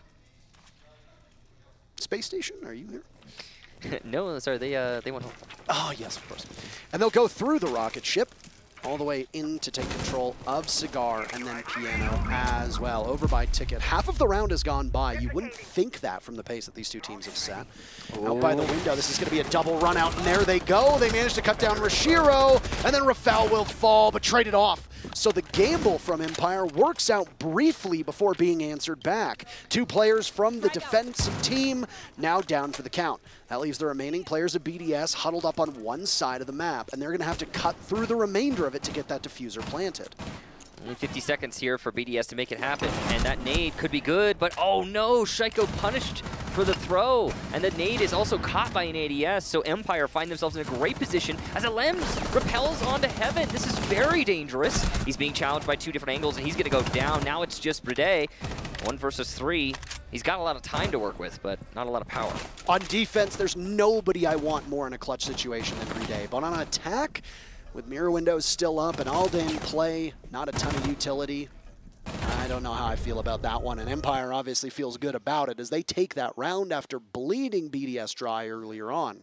We're seeing very confident wins from both teams here, Parker. Yes. And it's a back and forth, too, that doesn't seem to have anything to do with attack or defense. And that, I think, is one of the ways you could describe peak Siege. In my opinion, what I'm watching right now is some peak Siege. But that's just my take. I wonder if the finals are going to be just as exciting. I hope so. Yeah. I mean, with the way that Team 1 has played thus far, it doesn't matter who they go up against. It will be a thrilling showdown. Yep. That's what I talked about yesterday. I know. Yeah. You're not wrong. The real question I have, and we're getting a little off topic here, but we got a brief pause for some reason. I think it was just the server loading. We're a little off topic, but the real question I have for the finals, and it's the only relevant question that I think there is can Team 1 actually play like they've been playing over the last 3 days tomorrow? That is the only thing that I think is that relevant for the finals. If they play like they've been playing throughout this tournament, oh boy, that's going to be an exciting match for either Empire or BDS, whoever wins here. Yeah. But if not, then I think it'll be a stomp. I mean, we need to get through this matchup before we can even begin. No, I told you, because I do think that both BDS and Empire, despite their similarities with each other, I think they will match up differently against. Oh yeah, I think so. We'll talk about that later, but it's an interesting observation. We've got a top floor setup here for Team Empire. Lots of heavy utility investment, reinforcements, got the Surya gates, some interesting holes being made in the long bar, barbed wire as well, all the things. This is a reading defense, not a mining defense, so you get the reinforced by that chimney, by that fireplace, sorry. I wonder how we're going to see BDS address this one. It's probably going to be a vertical. I imagine they're going to try and punish the top. You know, get as many picks as they can upstairs, then transfer that to the site hit as we see Empire do. Because we've been talking about how their attacks are very similar to these teams. The defensive setups have a little bit of variety, but the attacks in general are pretty much the same across the board. So I'm imagining BDS will take it to Cigar as a standard. They'll try to clear all the way to Cocktail as a standard. They'll start opening up above with their Sledge as a standard. And then they'll isolate the reading door, go for a plant. Do I have to say it? Yes, say it. As a standard. I said say it, don't whisper. Is there, wait, is that distinction relevant? Hold on a second here. Oh, an immediate stun from Alems. Dan is down for the count. He went for a run out, but Rafal was prepared and ready with the EE1D burned off. BDS does not allow Empire to do the damage earlier that they were wanting to do. Unideal. Alems is ready for that run out, obviously. Nice pre-fire there, as that's a C4 angle that is commonly used. Claymore on the white window, so if that vault does happen, then Alems is going to get a kill. He might die still, but he'll get the kill off the Claymore for sure. And there's another E1D to go. Utility from Alems is almost expended at this point. 1 minute to go. It sure seems like the round count for BDS is going much faster. And oh, the carbine of the Jaeger is spotted by Alems, and he's calling this one out. And he'll do some significant damage before Joystick can swing around and obliterate Alems on the stairs. Shaiko down below. He's going to contest against Shepard and wins that one outright. Still, Joystick took a lot of damage in that altercation. Shaiko can see the bomb site. He can taste it. It's Bride to be the one to get that diffuser down. They know that Shaiko's position is still there, and always with the Roni, guns down Renshiro. He'll rotate, get closer to the site, and now he can head over to reading. We don't know exactly where that diffuser is going to be delivered to. Shaiko sure is distracting them, but so is Bride. He's got the case. He'll need to deliver it on in. He's also going to deliver some pain to always in the same process. Grenade tossed out with 30 seconds remaining for Shaiko, taking out the doorway to reading, giving them safe passage. Shaiko doesn't want to go in that direction, though. Instead, he'll cross back over to 90. Grenade in hand. He thinks somebody's back over by White Stairs. It'll go, but there's no target there. In fact, the last two members from Empire are both in a similar spot inside a reading. They're prepared and ready. Down goes Joystick, and BDS look all but certain to regain the lead, depending on what Scyther can do with this one. Bride getting the diffuser down. Does he have any intel? Yes, he does, but so does Shaiko, who was phenomenal that round, and BDS etches yet another in the win column. And we talk about when Shaiko is popping off and the fact that if he's in his zone, it's really hard to stop him from persevering. And that's what we're seeing right now. Shaiko is walking from location to location and just winning gunfights across the board. The really amazing thing about it is that Shaiko is taking almost no risk in his positioning. We saw, for example, him creeping up on 90. And at that moment, Empire, they knew someone was coming up on 90. They wanted to punish that. They wanted to get a kill and bring themselves back into the man count advantage. But they didn't, and they couldn't. Why? Because Shaiko was too careful. He didn't peek anything he knew he couldn't control with his gun. He didn't leave himself vulnerable. Even when punching the barbed wire, he kept himself nice and safe. So that's just the awareness from Shaiko, the game sense you could call it. And BDS are definitely leveraging that to great effect right now, as he has currently the most kills in the lobby at 10. Could be another reading defense here for Empire. They feel they can correct it. Well, there's obviously something that they didn't like about that one. That early run out was the very first snowflake that eventually led to an avalanche. Michael, and from there, BDS just needed to trade out, and that's what they did, effectively trading through that mid-round despite good play from Joystick. Yeah. And unfortunately for Empire, they just got outdueled in their few altercations they ended up in. Also, those 2 rounds, Shaiko has been an absolute phantom. He has flown just sight unseen around Empire and been able to exploit the blind spots. He's been a phantom menace against Empire. That's correct. I imagine.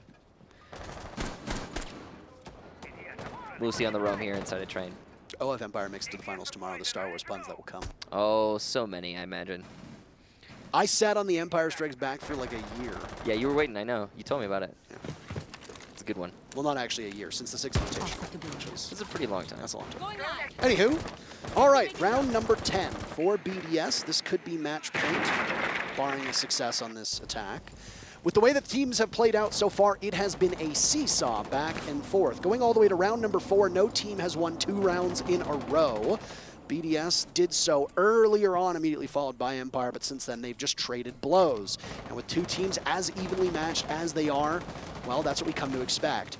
Even though BDS are in the lead, for Empire, you need to be proud of this result up until this moment, because this is a much stronger map for BDS historically than it is for Empire. Yep. Additionally, this is BDS's map choice. Yep. So Empire being able to keep pace is a good sign. It's a really important observation, Parker, and I'm curious what's going to happen moving forward.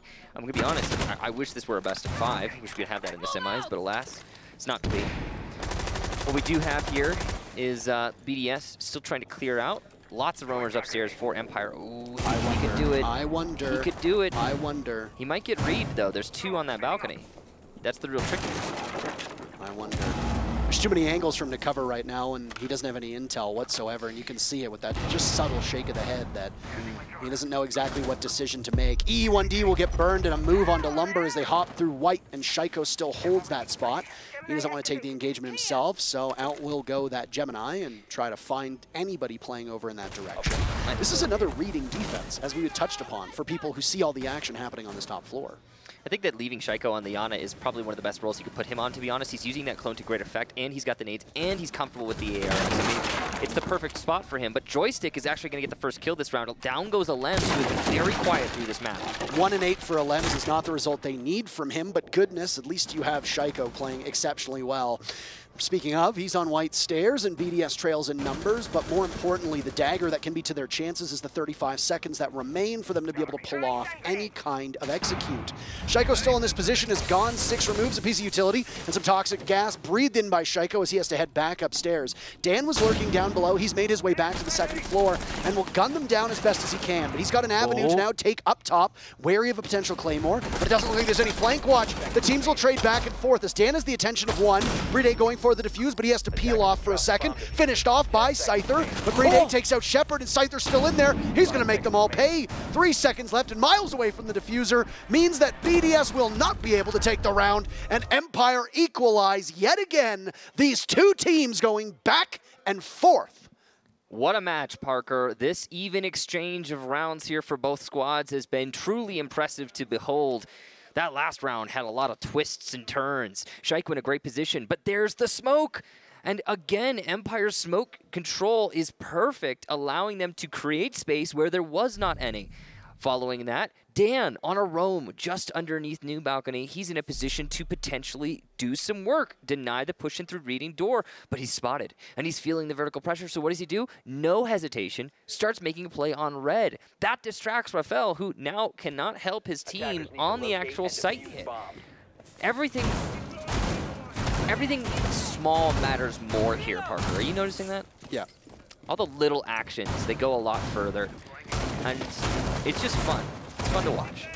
Small mistakes being punished by both teams, and you know, we tend to harp on mistakes because teams at this caliber shouldn't be committing too many. We're at a point now, yeah. But there's a lot of intricacies and a lot of small details, minute details that go into each round of Rainbow Six, so it's very easy for us to nitpick the small things that go wrong. At the same time, you cannot talk about those mistakes in a vacuum. You have to praise the opponents and be able to take advantage of it.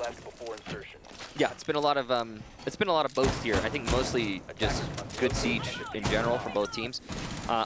This setup here from Empire, by the way, is similar to the one that they did last time, but I think they moved their mirror window just a little bit.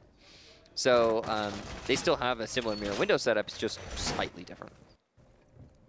We'll see if this time the separate one or the changes will work out for Empire.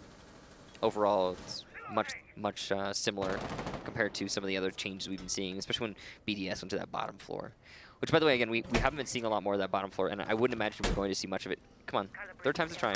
There you go. Only 3 defenses of the kitchen bomb site through these 11 rounds, and they've all been won by the attackers. Yeah, it's been really rough defending that site. And again, I don't think we're going to see any more of it. And now that Empire are on defense, and they have the advantage of being able to say, never mind. I think that's pretty good for them. There's the rocket ship. Yep, once again in the wall. Dropping down the rocket ship. Shaped very similarly to the one that Jeff Bezos. Yes. Or Jeff Bezos. From flew in outer space from. Yeah, he did do that. A very unique shape. A very unique shape, Parker. I've never, not emulating. Definitely looks like a rocket anything. Ship. Yes, it's a distinctly rocket ship. Joystick down below now as we almost hit the halfway mark. I feel like these BDS rounds are going by so much faster than we saw from the Empire rounds on attack. Yeah. They are very wary of any of this play. Well, we've been talking about how slow Empire's attacks have been through this whole tournament, so it's not surprising that they're going to bring some slow attacks against BDS. And they got enough rounds. 3-3, that's not bad. Yeah. So it's not the end of the world. The question is these next couple rounds. These are the most important of the map. You know, there's one player from Empire on white stairs right now as Scyther's playing off of that roll. Joystick gets the drop onto Brede. Diffuser surrendered. One of the best players for BDS is off the board early. And also Joystick, who was very quiet on the first half, has started to have much more of an impact here on the second. Those impactful frags, they go a long way. Reunited with that Jaeger roll, doing so effectively, and he manages to kill a Lems. Excuse me? Scyther goes down, and Joystick will try to get back in, but Rafal will keep his team in this one. Shaiko on the defuse in the middle of the site as Rafal tries to give him good coverage, and it looks to be successful. Shaiko gets the diffuser down, and immediately BDS turns tail and flees. They'll set themselves up in the post plant as Joystick has made his way back up top. Always falls, and despite Joystick's earlier efforts, BDS have taken control of the round. Once again, trying to deny Empire from winning rounds back-to-back. Half of the diffuser down, and Joystick will need to clutch. An ace is what is required to give his team the round. He sees one, takes it down. Diffuser far away, but Renshiro stops him, and BDS move to match point. Wow. Frankly, Parker, that's a lot of problems for Empire. It's a plant in the middle of main bar on the outside. There's a mirror window looking at that. Nobody playing it, though, clearly, and Trico gets that plant down easy peasy. Oh, boy. Mostly thanks to the 2 entry picks from Rafael. And those are obviously the most important things in that round is he managed to open up the site for his team. Once that was a post plant and there was still a BDS player on the roof, there was absolutely no chance that we would see Empire clutch that one up. So now, match point, as you mentioned. And the score, well, it's been going back and forth, but if BDS managed to upset that, then we're moving on to map 2 already. Empire better be very confident in this round because both teams still have their timeouts remaining. Oh, look at this. And they're going to go to the one bomb site that no defensive team has won thus far. Yeah, this is, well, so it's risky. They've got to know something that we don't. Of course. Because Empire, on the very final round of regulation, with a timeout available, did not take it. And on top of that, to make matters even more confusing, they go to the bomb site that so far is 3-0 for the attackers. Yeah, it's been pretty rough on this bottom floor. I'm really looking forward to seeing how Empire's going to set this up and play it out. They've got the Echo yet again, but those Yokais have not been truly that effective for the defense so far through this map. It's just that when you're dealing with a team that is so aware of the Echo's potential, and they counter it so directly by just, you know, keeping an eye on the ceiling, it's hard to make him that effective. And there's not a lot of teams like that, but... Oh, is he? Can you do that? I want to see this. Oh, wow. Oh, wow. Coming to a ranked game near you. Parker, you said that they knew something we didn't, and now everyone knows exactly as you say it. Look forward to seeing that more in ranked, everybody. I actually kind of like that, though, because Echo is woefully underpicked in ranks. And I think it's just because people don't know how to use them. Also because at the moment, for teams that aren't as well structured as pro teams, there are usually better options. Often, like, yeah. for example, taking all 3 spots and then having nobody in the bomb site. Welcome to ranked. A joyous experience for everyone of all ages, as long as you're old enough to play the game. This is, of course, a joke. Yes. We don't want to insult your sensitivity.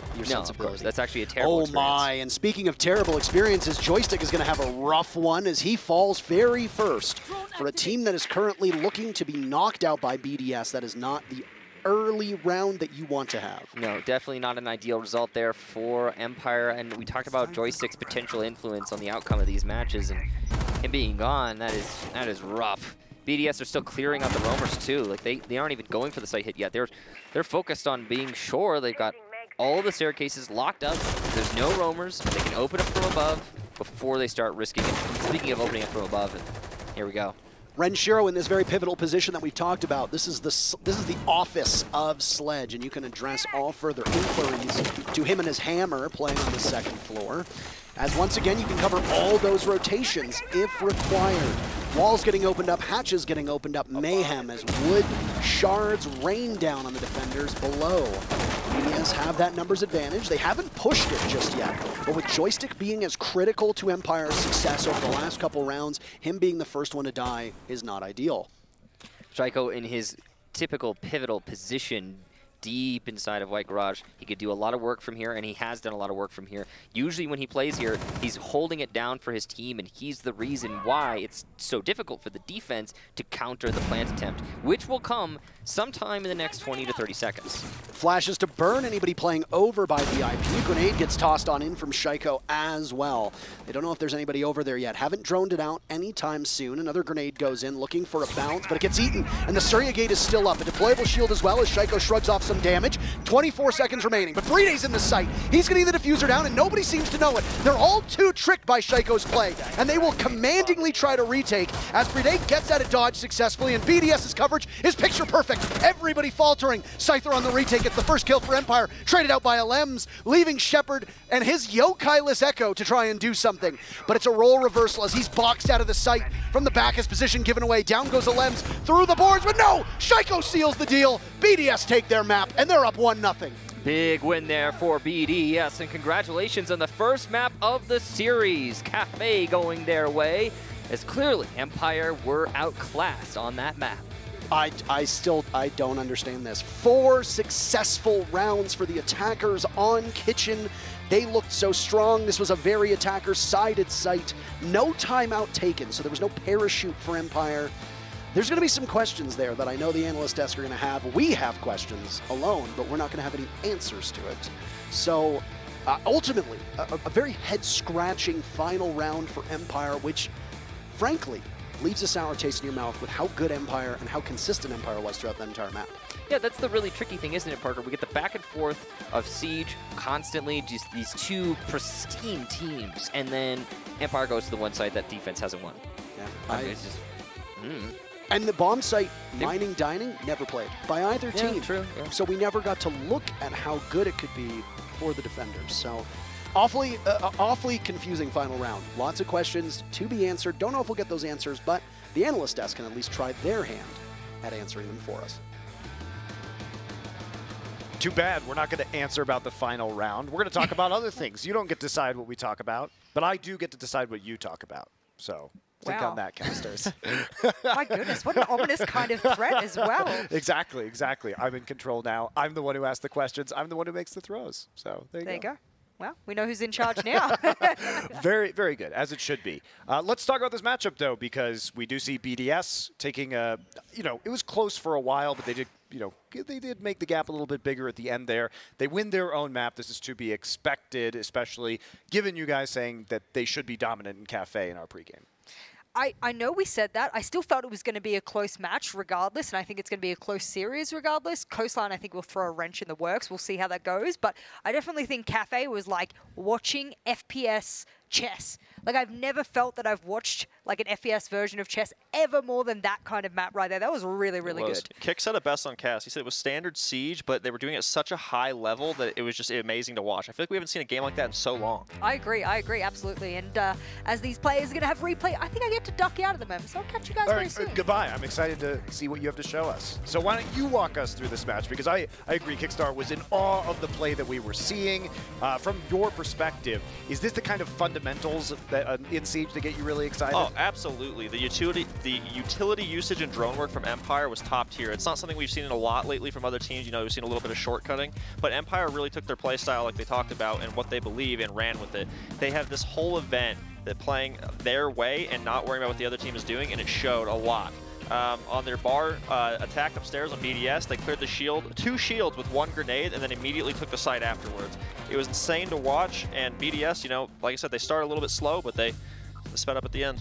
Well, it was really a big difference between the last time we saw the maps between these two teams. The last time they played on Kafe, we touched on earlier. It was months ago at this point, but it was BDS 7-0. This was an extremely close affair. You can really see the development of this matchup between then and now. And we also saw, of course, Empire take Kafe earlier in this event, in fact, just yesterday in the quarterfinals, versus Space Station Gaming, another structured team. So you would have to believe that they were still very comfortable coming into the map pick, even though it was BDS's selection. Yes, 100%. I think the biggest difference here between the BDS and SSG game is BDS applied that pressure early onto Empire and made it frustrating for them to get to an execute position, and they took advantage of that. I mean, Shaiko was running amok on those guys. It was all around the map on defense and on attack, and it stalled Empire out. Yeah, we are going to take a look at one of the rounds that BDS did play on the defensive side with Jess, who's going to walk us through round 4 to show us what she loved about BDS holding Kafe.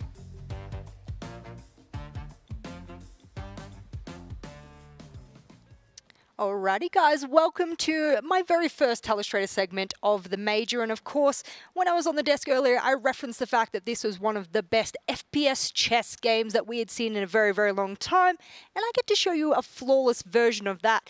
Unfortunately, it's not going to be by BDS, it's going to be by Empire, but when you're in such a close match, I mean, everything goes. So in this round, on round number 4, this was one of the most flawless attacks we've seen from Team Empire in a very, very long time. Let's get it going. Hopefully I pressed the right buttons. Let's have a little look. Here, what they're attempting to do is make sure that they can get access to this bathroom area. Usually you'll have a Vulcan shield playing here, another one over in storage, and what Empire is trying to do is negate the fact that they don't want to enter into piano and get rid of it in a linear fashion. They want to do so on a south rappel, and that's why they have 2 players positioned here. We'll get rid of all this, and we'll keep playing through, and you guys will see exactly what happens. They'll throw in a couple of the flashes to burn out the ADSs, and as they do that, the grenade actually rolls towards storage, and they get 2 Vulcan shields for 1 grenade, which is brilliant. I don't think they planned for that, but that's brilliant. Then if we get rid of this and move on throughout the round, it is pushing all the defenders quite back, and they've done it within the first minute of a round. So this is really good timing from them to get rid of a lot of utility really, really quickly, and they only had to use a couple of flashes to get rid of the ADSs. Now, excuse me, we're up at 2,500 meters here, so the altitude's getting to me. But as they do push on them through into storage, into freezer, both of these players are having to push all the way back. They have nowhere to hide anymore.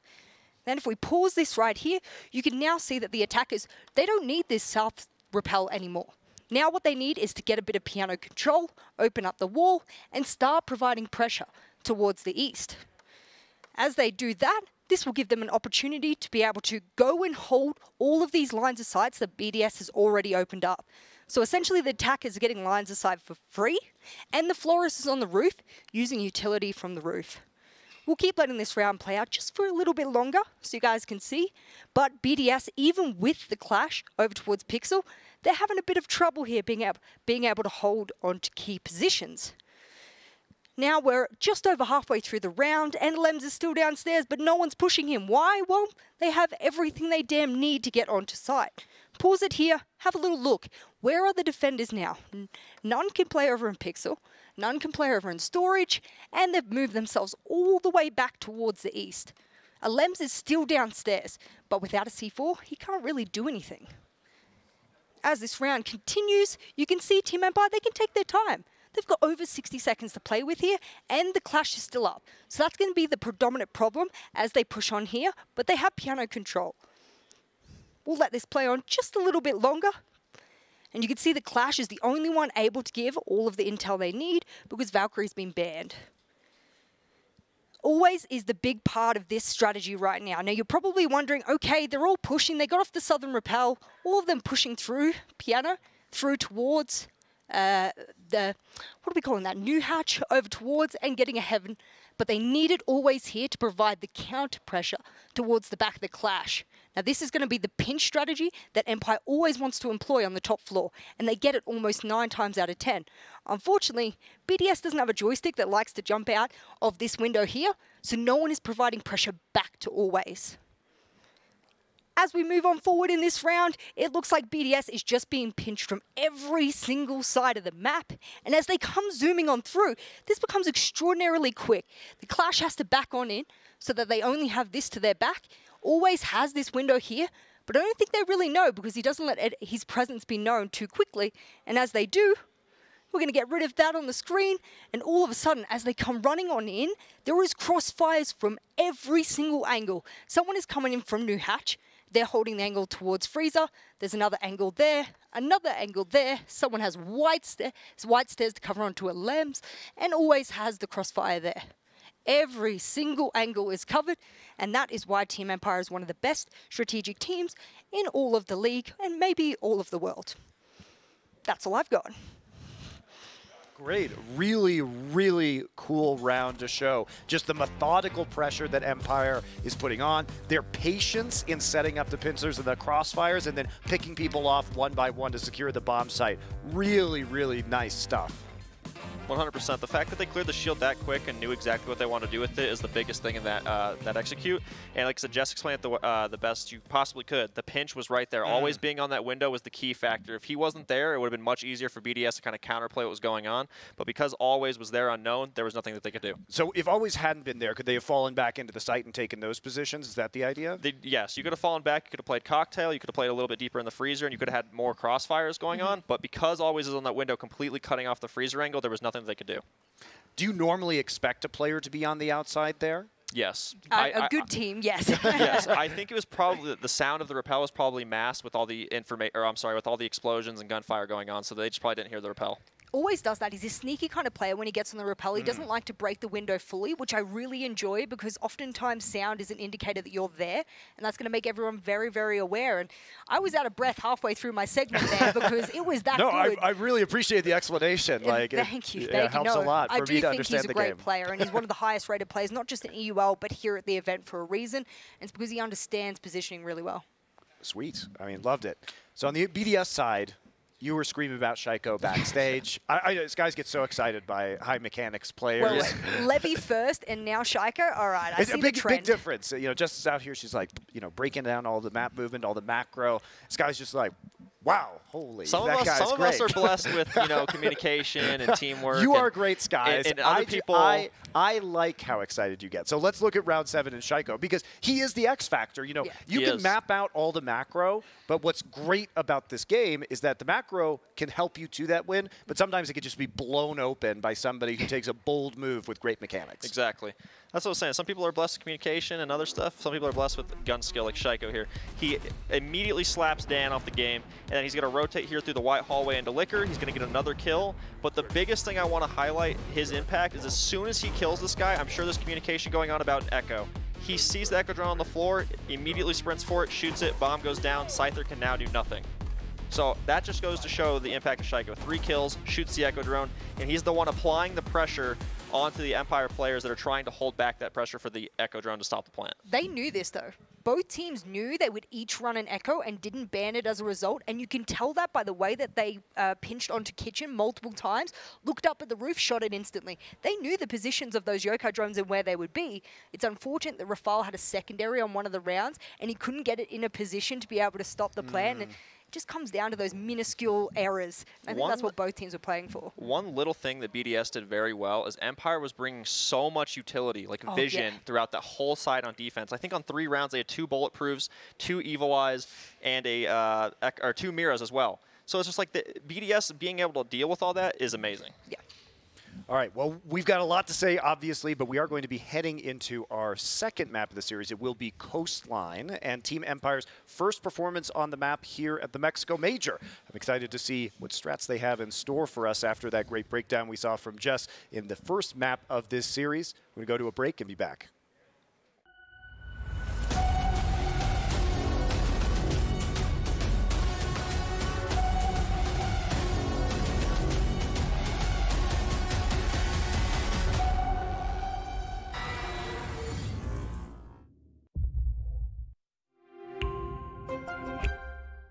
What does it take to create a vibrant, thriving community? Join us on this 3rd episode of I Call Next as we discover how to create inspiring content and hype up an entire gaming scene. PayPal. Press play.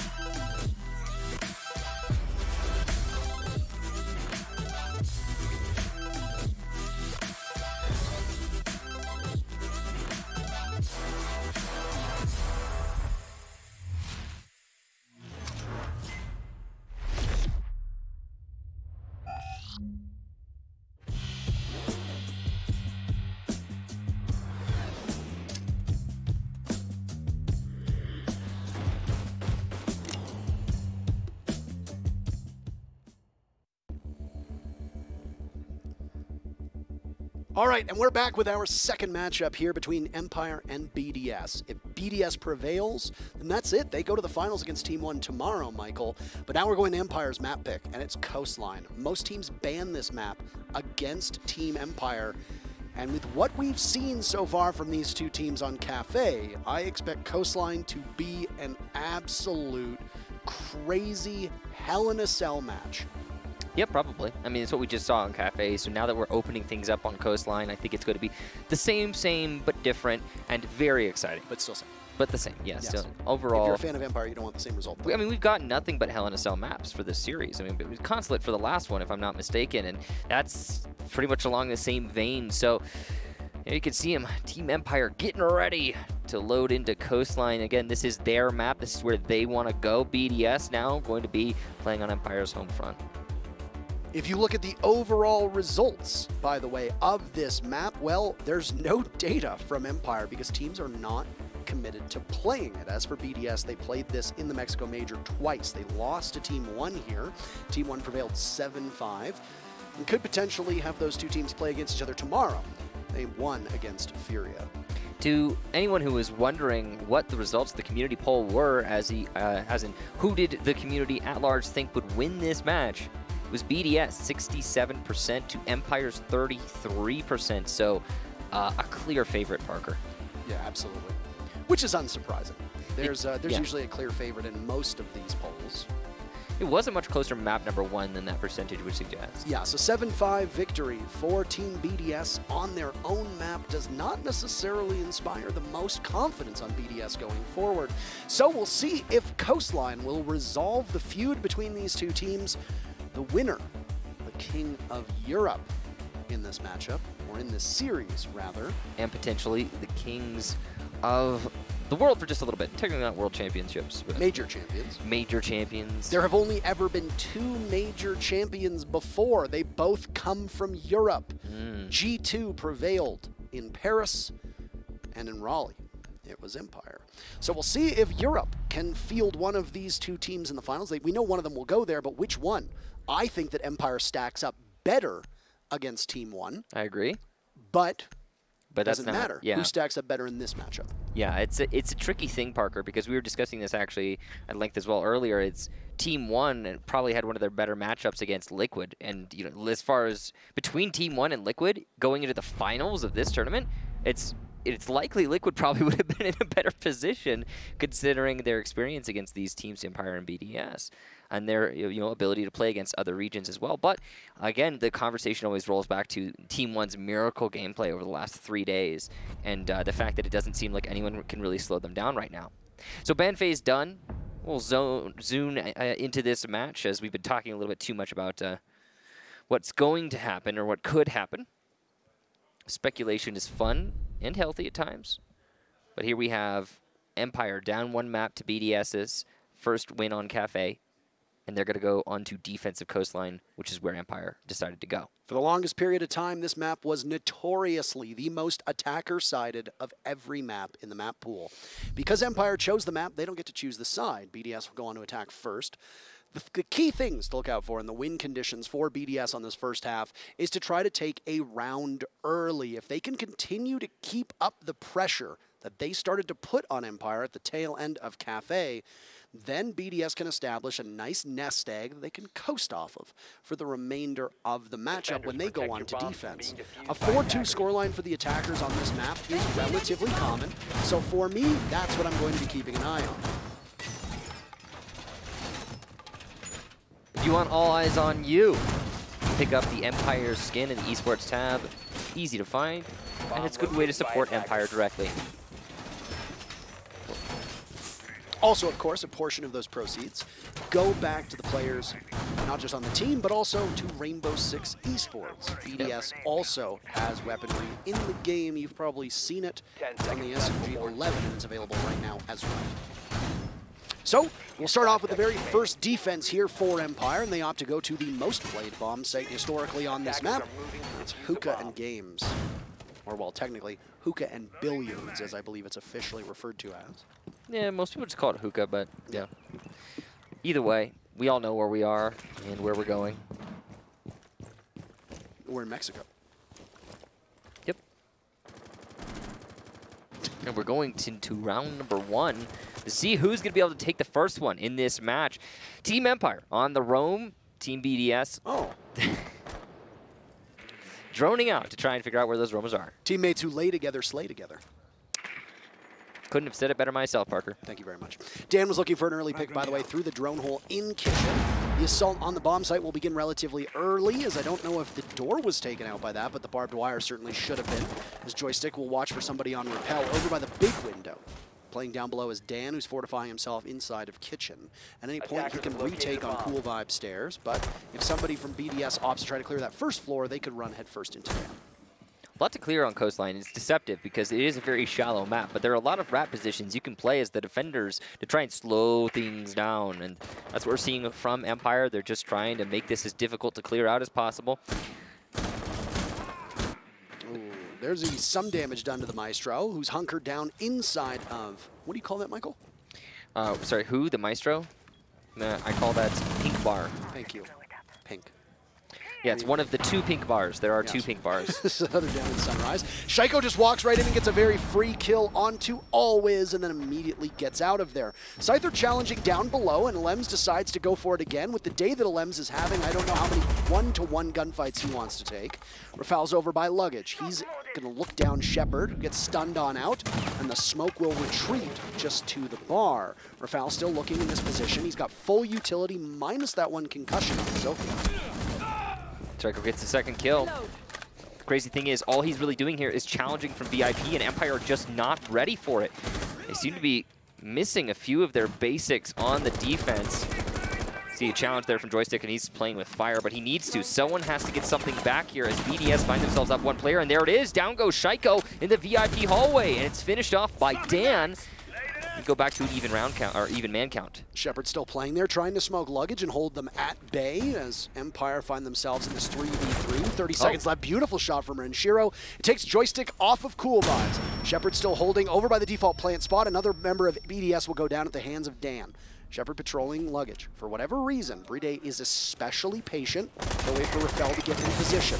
There goes another smoke. Toxic canister goes out. Rafal doesn't seem to know the positioning, and Shepard just jumps on up. Dan has the cross over to the doorway. He sees the shoulder of Bride taking some damage. Rafal tries to run on in, and there we go. Dan position, 3 kills for him, a 4th on the boards, but he doesn't need it. Don't get greedy, son. The clock is your ally. Empire takes the lead. Beautiful play there from Dan to patiently wait out the advantage behind the shield. And Empire, the team that on the very first seconds of the round started to look like they were in the disadvantage once that engagement happened from Shaiko, they managed to recover. Beautifully done. That kill from Scyther by Office, by the way, is the only reason I think that Empire was able to bring that back. Because, yes, of course, Dan got a triple kill. He is the main star for the round. But Scyther did even the man count out when it was 5-4. And keeping your opponent as close as possible in terms of man count is super important to the overall comeback potential. So, first round for Empire, despite the play we saw from Shaiko. We got better stuff from Dan, it seems. And they have been the ones butting heads primarily through this match. That's been the story. So down below to the double bars here as the advantage that was opened up early on by BDS faltered as Empire kept this one close. I suspect that this map is just going to be a total brawl all the way to the finish. And, well, we've only had, since the quarterfinals began, Michael, 1 game go to a 3rd map. I want a 3rd map. I want a 3rd map between these 2 teams. Me too. But I want a 3rd map that's actually competitive. Yeah, I'd like one of those. I mean, sometimes we get absolute blowouts and they can be really, really boring. And it has to do with map preference sometimes. It has to do with the way that teams stack up against each other. Sometimes it's, you know, it's toss-up. I mean, a 7-0 to seal the deal is definitely a statement match for Team 1, though. I think we can both agree on that. Yeah, that one, I mean, it didn't... I couldn't believe they pulled off a 7-0. Yeah, against Liquid. Liquid, Consulate. Liquid has been one of the most consistent teams at this tournament. And then that. I don't know what's going on with the Lems today, but he's seeming to have some significant struggles. Oh, he got it all there. He got the shield, the ADSs, the magnets, everything. And yeah, you just effectively cleared out an entire corner with one piece of utility. And that's huge because there's 4 Rotero drones available. So 3 more to go for a Lems. Flores brings 4 of them to the table. And I gotta say, it's been refreshing to see all of the Flores play thus far at the tournament. Both of these teams love running him. Empire in particular, Shepard will play Flores through a wide variety of maps and does so very successfully, while also being the best player for Empire at this tournament. I mean, you think about it, what does Flores really do? He's boom, but he circumvents all anti-boom. Yeah. So, very potent. A very tiny window of opportunity to shoot the drone before it arms itself, and at that point, once it's armed, can't do anything. A small opening from above is where a grenade will drop on through, as we are now at the halfway point of round number 2. Nobody's been killed yet. In fact, there's been no real damage done to anybody. As I said, both of these teams love to use the Rotero drones to open up vertical avenues down below. They've also got a sledge on the board, so added destruction. Renshiro will continue on in this pattern, trying to evade any nitro cells that might get lobbed up in his direction. Good news for him. Empire don't have any nitros equipped at all, which isn't necessarily a bad thing, but is sort of peculiar for a bomb site like this. A lot of teams love to play those nitro cells into early picks and hookah. Defender is exposed. Dan going for a run out, not going to find anything by service entrance. The vertical won't amount to very much right now for BDS, but what they're trying to do is isolate the plant location. Once they can do that, they can go for a plant, and they'll have vertical coverage for it. It's a forced retake on the main stairs, and it'll work out to a trade, so not a huge win for either team. The biggest thing, though, is that BDS don't have to worry about getting flanked. Felda's about 180 damage on that one, as always will walk away very wounded from that engagement. The opening to Mudroom as Joystick tries for the Pokeball kill, but he can't get as the impact goes off. A Toxic Canister will follow in that same direction, as Elems on the stairs is unsuccessful in his endeavor to pick up a kill. Still playing off of cool vibes. Dan will quarterback that play as Shepard will fall off to look towards the door of Hookah. Renshiro with some play above could very easily shred through the limited HP that both Always and Shepard have, and he'll give himself away. Only 10 seconds remaining for BDS to get into the site. Always could be a playmaker. He's very far away. The shotgun takes matters into its own hands with Shepard, but the diffuser goes down and BDS perfectly locks that one out as they equalize. Frankly, Parker, what we're seeing right now is I think just BDS a little bit sharper. That's what I'm noticing in this matchup. Empire are definitely trying. We've seen some good stuff from them. Dan, in particular, has been clutching up huge, especially in that first round. But the general siege play does favor Empire right now. And that has me worried for the prospect of a map number 3. I want to see these teams go as long as they can to see as interesting as this can get. But I'm not so sure that we're going to get that much more based on what I'm watching right now. There's just more, what's the word? There's more cohesive play, I'd guess, being brought out by BDS. And they're taking fewer risks. They're missing fewer opportunities. It's clear as day. Attackers need to locate and defuse Kitchen bombs. defense now next in line as Empire will continue to just burn through these bomb sites. The next bomb site that could show up in rotation, the only one that has been played thus far, is upstairs in Penthouse Theater, and it is so infrequently played that we trip over ourselves to tell you how infrequently played it is whenever it comes up in conversation. With Hookah locked until round number 4, was another attempt at double bars or to go here, and despite the fact the bomb site won't be Penthouse Theater, it looks like Empire are quite keen on holding on to it. We have seen a couple teams run Oryx so far through this event, and I am intrigued to see the way that Dan is going to play this operator whose pick rate is very much in the single digits. Yeah, very rare operator, but on Coastline he makes a lot of sense. There's many drops you can use to rotate, and because of how easy it is for the attackers to isolate those rotations that you conventionally would use, like the staircases, Oryx is a good way to circumvent that. Also, Dan has been fragging out. Giving him more unilateral movement is, I think, the right play because it just opens his options in terms of killing power. Of course, Oryx also equipped with a T5. A very nice SMG that is safe to play, low recoil, high damage. There's a lot you can do with that. Yeah. They've spotted him, though. There is a drone position in office downstairs. They know the Oryx is existing over there. Alems is waiting to see if there's a chance to get him. But Dan will instead use his ability to get up through the hatch. And now he's going to hold the angle towards Hookah. But Alems has got the cut. If he decides to drop, Dan will die. So he's got to be careful. He's giving away his feet right now. And there it is. 1 HP for Dan, and he'll drop. Alems takes a freebie. I don't know if Dan knew what was coming there, but Alems needs every kill he can get, and that's a big one to start off with. Empire's off-site play, well, it hasn't really worked out for them. Not the start that they wanted on this round. Good use of the clone once again from Shaiko. We've talked about this earlier. I think if there's any one player you're going to want to give Yana to, it is Shaiko. You want your entry to have that Yana because he can so confidently self-drone into the building. And, I mean, it's just really a powerful tool in the hands of someone with the game sense of Shaiko. Indisputably. There's some action happening upstairs in VIP. Scyther has this avenue and a great line of sight that's been opened up in part by the punches of Always Is a Room. Shaiko getting ever closer, and how does he pull this stuff off? 5-1 Shaiko, and we're still halfway to go through round 3. The crazy thing about that is Joystick wasn't even doing anything wrong. He wasn't exposed. He just, Shaiko just read him. Maybe there was a drone, but whatever the case, what a pick there for BDS, and now with only 50 seconds left, they still have plenty of time, actually, to convert into a sight hit with the man advantage. The wall gets opened up, and the Gemini goes in, smoked, and then a toxic canister goes off as well. Rotero drone will follow it on in, as that's the real Shaiko this time.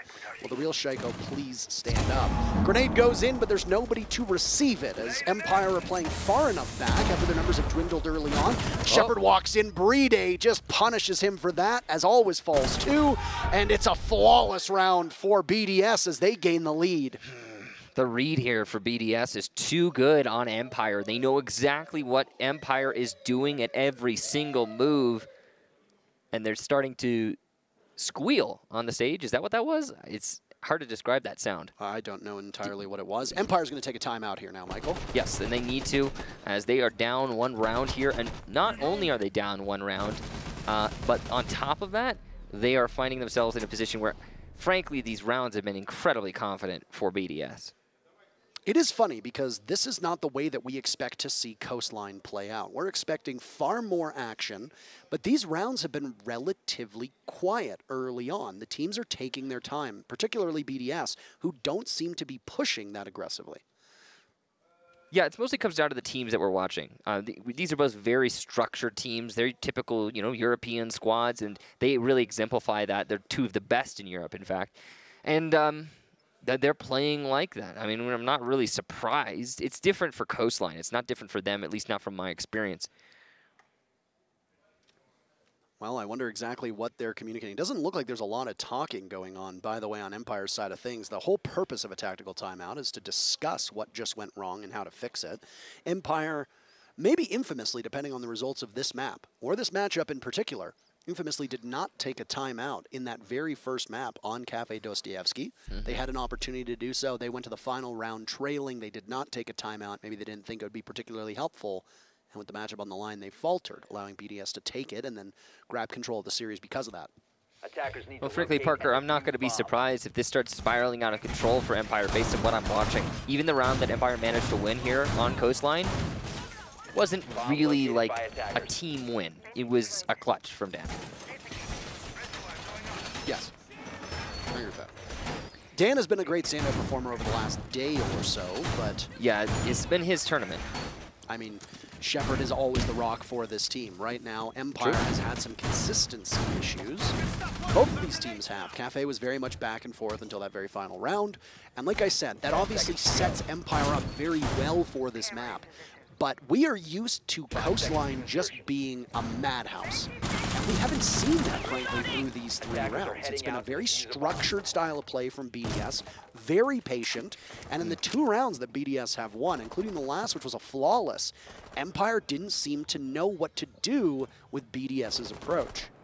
Well, frankly, the thing that's troubling for me, Parker, is that I don't really feel like I'm watching much Empire play. I feel like I'm watching a bunch of individuals kind of just doing their own thing, and it's odd. It's just odd. You don't get that from Empire very much. I'd like to see more of the Empire that we were watching play yesterday. I think there's a lot more confidence on their side, but they are being very squarely countered by BDS. And their communication, the teamwork. I mean, look at this. Look at the marks coming off from this drone. And Rafael's actually getting it always, who gets aggressive on tracers. I mean, Rafael is smiling when he gets that kill. He's like, what are you doing? Well, that's exactly what they want, and they're still spam pinging away, but they've eluded it for now. Joystick will try to fire back on this information that's been given out. A Nitro Cell goes off onto that mudroom wall, giving Alems a greater window into Sunrise. And Scyther will go for the run on a very long one, but Rafael turns, pivots, shuts him down. Joystick amidst the distraction gets one, still on the stairs. He can't outduel Shaiko. Nobody can right now. And this is the bloodbath that we were talking about. This is the madhouse that we had mentioned, Michael, as Brede gets the plant down and Shepard on a fraction of HP will have to contend against BDS. No real intel and another huge round from Shaiko as BDS go up by 2. I believe that marks Shaiko's 8th kill so far through Coastline. He has been unstoppable. We've discussed this when BDS is off or when the whole team is, having a good day. Sometimes you don't need Shaiko to show up. And if BDS is having a bad day, then sometimes they just look like a completely different team. Here and now, BDS are on point. They are doing the best siege that they've done through this whole tournament, if you ask me. And, well, I'm glad to see that they are deciding now of all times to show up like this. They've had some good matches. Don't mark me wrong here. It's just that this is an elevated BDS. I think it probably has something to do with their familiarity with Empire. I mean, this typically does happen when you're playing against someone local. And we saw a similar effect, I would say, in the Team 1 Liquid match as well. Although I would have still forecasted that one as going towards Liquid. I mean, we talked about the formidable nature that Empire has, and teams ban this map against them. The fact that it comes out with such limited play rate from Empire leads me to believe that they've either kept this in their back pocket or BDS is very confident in letting it go through. But BDS themselves struggled against the aggression that Team 1 brought to the fray in the group stages. Empire so far are not capable of pulling off that same aggressive style on defense, and that is not textbook Empire. No. No, I think I'm not really seeing any textbook Empire here, Parker, and they've tried multiple things. Last round they tried to be very aggressive. Rounds prior, they were more structured and focused on training each other out and controlling zones. It worked for them in one round. I don't know, though. We'll wait and see. Maybe Empire start popping off in a bit here, but I also have to say that I think, we're focusing on Empire a lot here. BDS are just playing better Siege right now. Absolutely. Just straight up. And Shaiko in particular is really leading his team to these victories.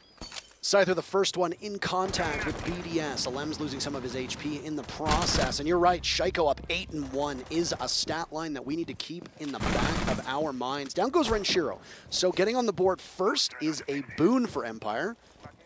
They need everyone they can get. They've got a lot more that they need to get, in fact.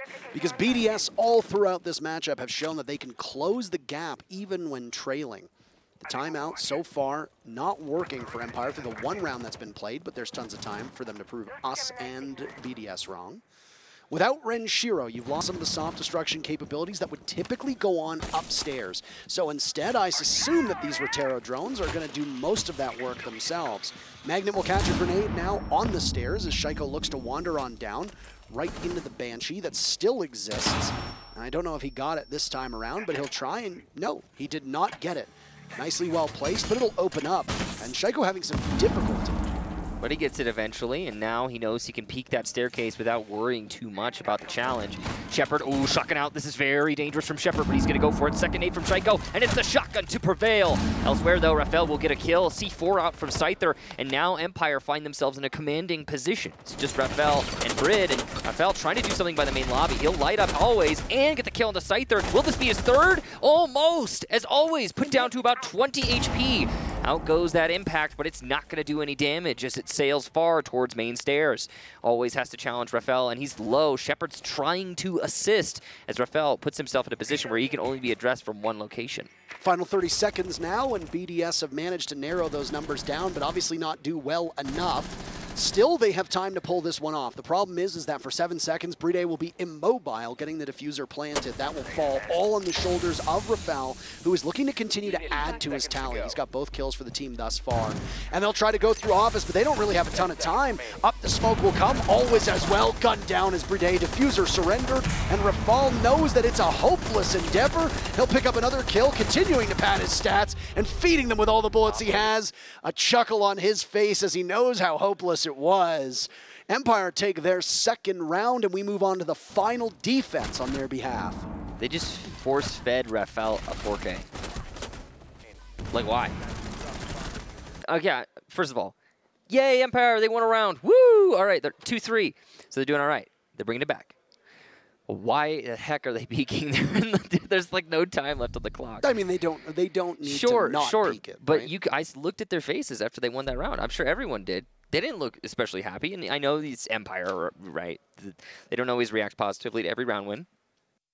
But that was a particularly awkward win and completely unnecessary losses against BDS.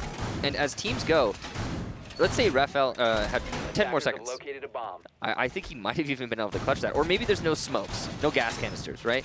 Might have been able to clutch that. I don't know. It's just unnecessary risks, Parker. And at this level, we're talking about the semis of a major. You can't be taking those risks. They're not going to put you in a good space, even if you win the round. It might sound a little too harsh here on Empire. It's just that they've been playing a little weird this match. Well, final chance for Empire to close this gap that BDS established early on. Empire really needs something because the motivation needs to be there on their team. We saw it and we talked about it. They don't always show a ton of emotion on their face. It was actually poked fun of by, I think it was Chowderhead, and I hate to give him credit, but basically said that he thought it was very amusing that even the Team Empire Twitter account shares that same level of emotion, just saying, we win 7-4, that's it. No, nothing funny, nothing beyond that. This is going to be a service entrance push here for Team BDS. They droned it out. They determined it's mostly clear, but oh, hang on. Somebody gets on the shield. They might call a rotation off of this. Shepard sees it as the Rotero drone goes in. He'll lose the shield and lose access to it. The door ready to be broken open, and the cavalry from BDS will storm the gates, but no, they think otherwise of it. Yeah, I think that's the right call. Once you know that there's a smoke in play by service entrance, just do something else. I think it was called by Shaiko early on. Hey, there's no one by service. Let's just make a play. And that was true for a while, but as soon as that changed, smart by Team BDS, they changed up their methods. Dan reunited with that Oryx, and he wasn't really able to do too much in the previous attempt on this bomb site. In fact, he was picked off early on, and that ended up being a flawless round for BDS. Alem staring at the laser gates in front of him, a metaphorical prison that Dan is stuck inside of.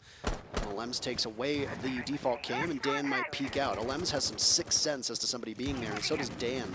Neither particularly keen to take this engagement. All the while, down goes Shaiko. That's massive. You've still got Rafael for added measure, as he's been mighty fine as well. Renshiro takes out Always, so both teams trade either way. Halfway point of the round, and that's the limited action that we've seen thus far.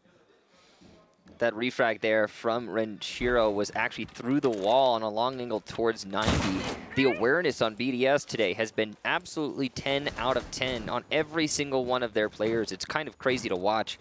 Vertical play for BDS as they start to isolate these defenders in sight. Dan still playing by the main lobby. We still have Shepard in sight to try and deny the plant, but this pressure that Renshiro's putting out is going to be a problem later on in the round as we start to come into the last minute here. BDS not in a man advantage position, but they've been pretty confident on their late executes. Scyther could end up flanking as he's been playing on the top of Cool Vibe stairs. He also has a Nitro Cell.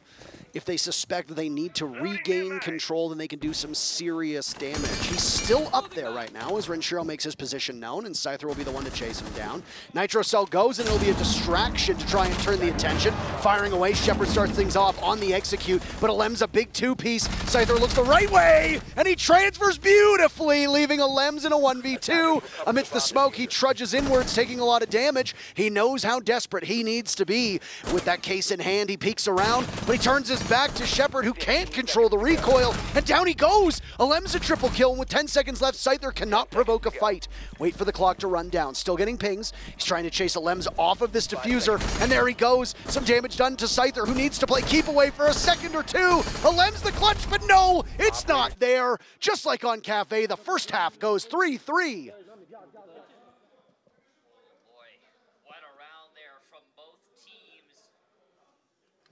What around there from both teams as we go all the way to the bitter end of the half once again. It seems like these teams cannot let go of each other, Parker. We saw the same thing on Kafe until just at the end when we saw Empire pick a strange site to choose for their last defense. Well, I wonder if we're going to get the same thing here on the second half, though, Parker. It's now time for Empire to attack. So that last round, BDS, service entrance, they try to commit to that, but the smoke is spotted. Shepard is a good smoke. He's not going to let you plant there. So what do? All right, you adjust.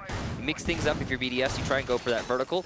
You don't need to rush yourself into a losing situation. There's no need to do that. It's exactly what we see Empire do, or sorry, excuse me, BDS do.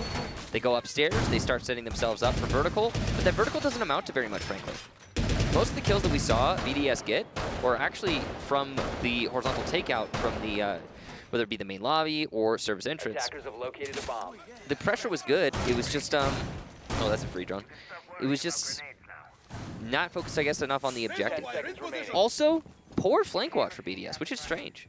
I mean, I know that the Nomad is banned here from Empire, which is something that they seem to be doing routinely, no matter who they're playing against, and no matter what map they're on.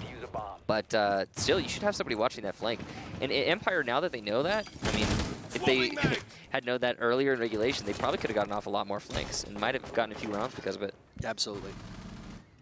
So, the tale of the tapes from the first half is teams basically splitting the first bloods, which is ideal for both squads, and then they split the round count as well.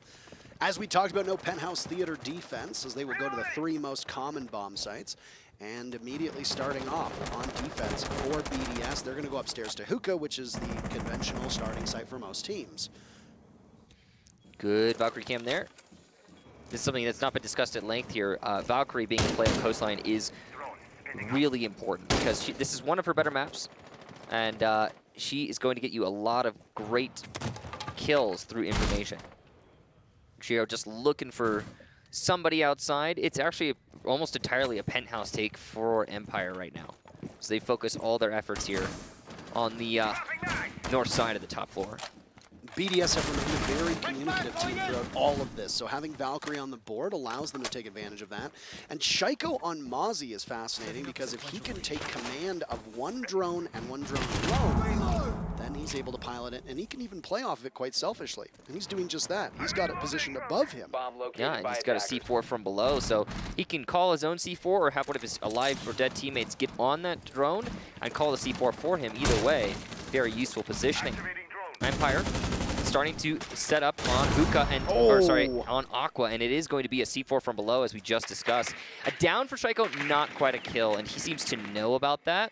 There's actually potentially a gas canister that gets tossed to finish that player off, but BDS is not going to overextend themselves. I think it's better to play this safe rather than sorry. Oh, a bait from Shaiko! He sees Shepard's head through the floor!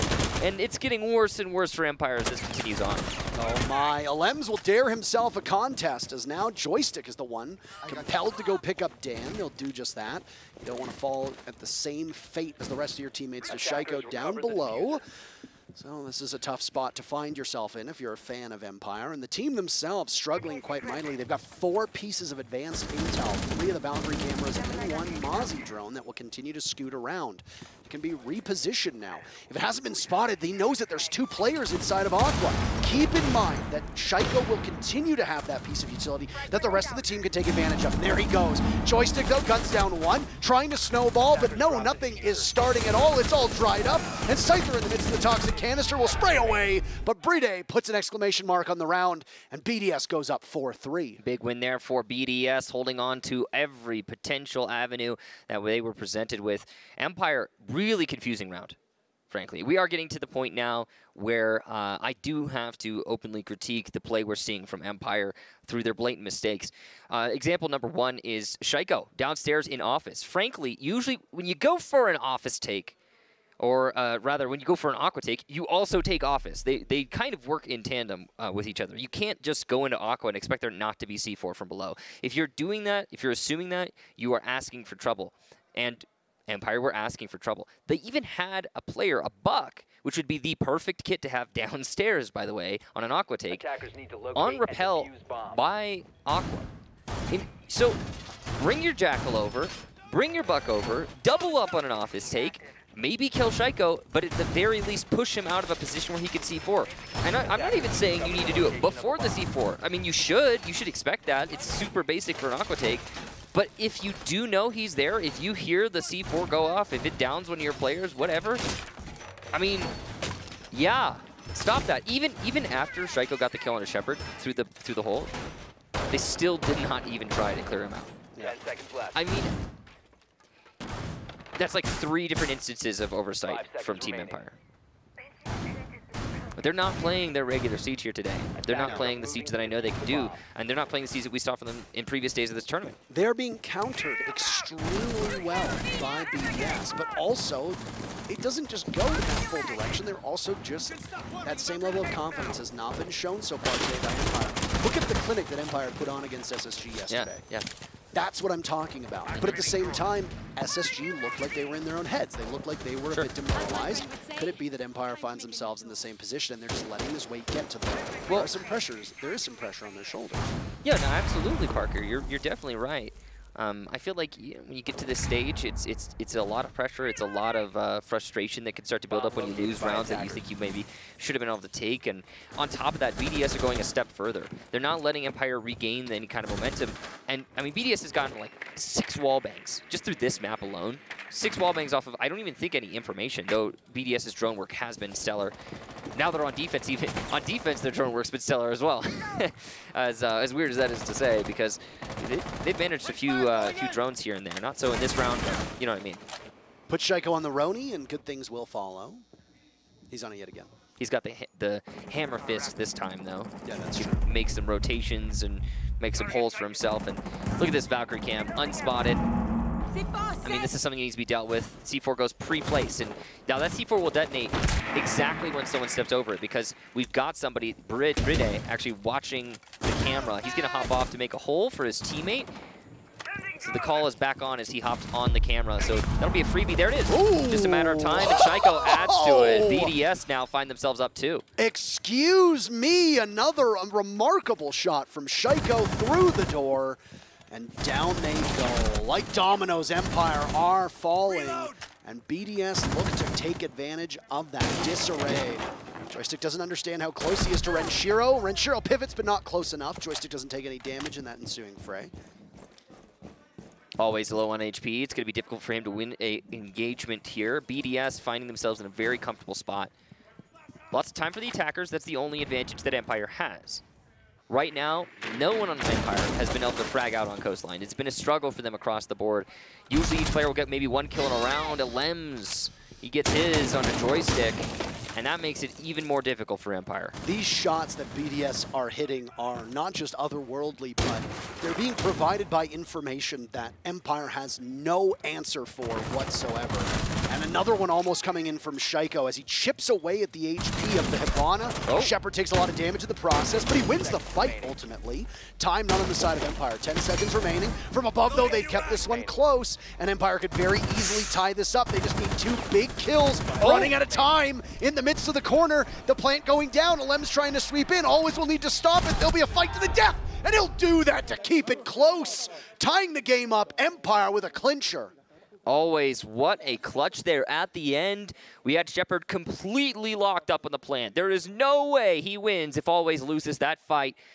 So it could have definitely been a win for BDS, and really, what a steal for Empire. Taking victory out from the jaws of defeat there, and we're even on the round count once again, Parker. I mean, frankly, BDS were so far up in that round, I didn't think there was any potential for Empire to recover. But little rounds like that, or when I say little, rounds like that, they really do have quite an effect on not only the round count, obviously, but your mental stability in matches like this. The pressure is so high for both of these teams. BDS, I mean, they're on a winning streak. They're looking pristine. They're looking precise. They're doing really well. But even a round like that will affect them.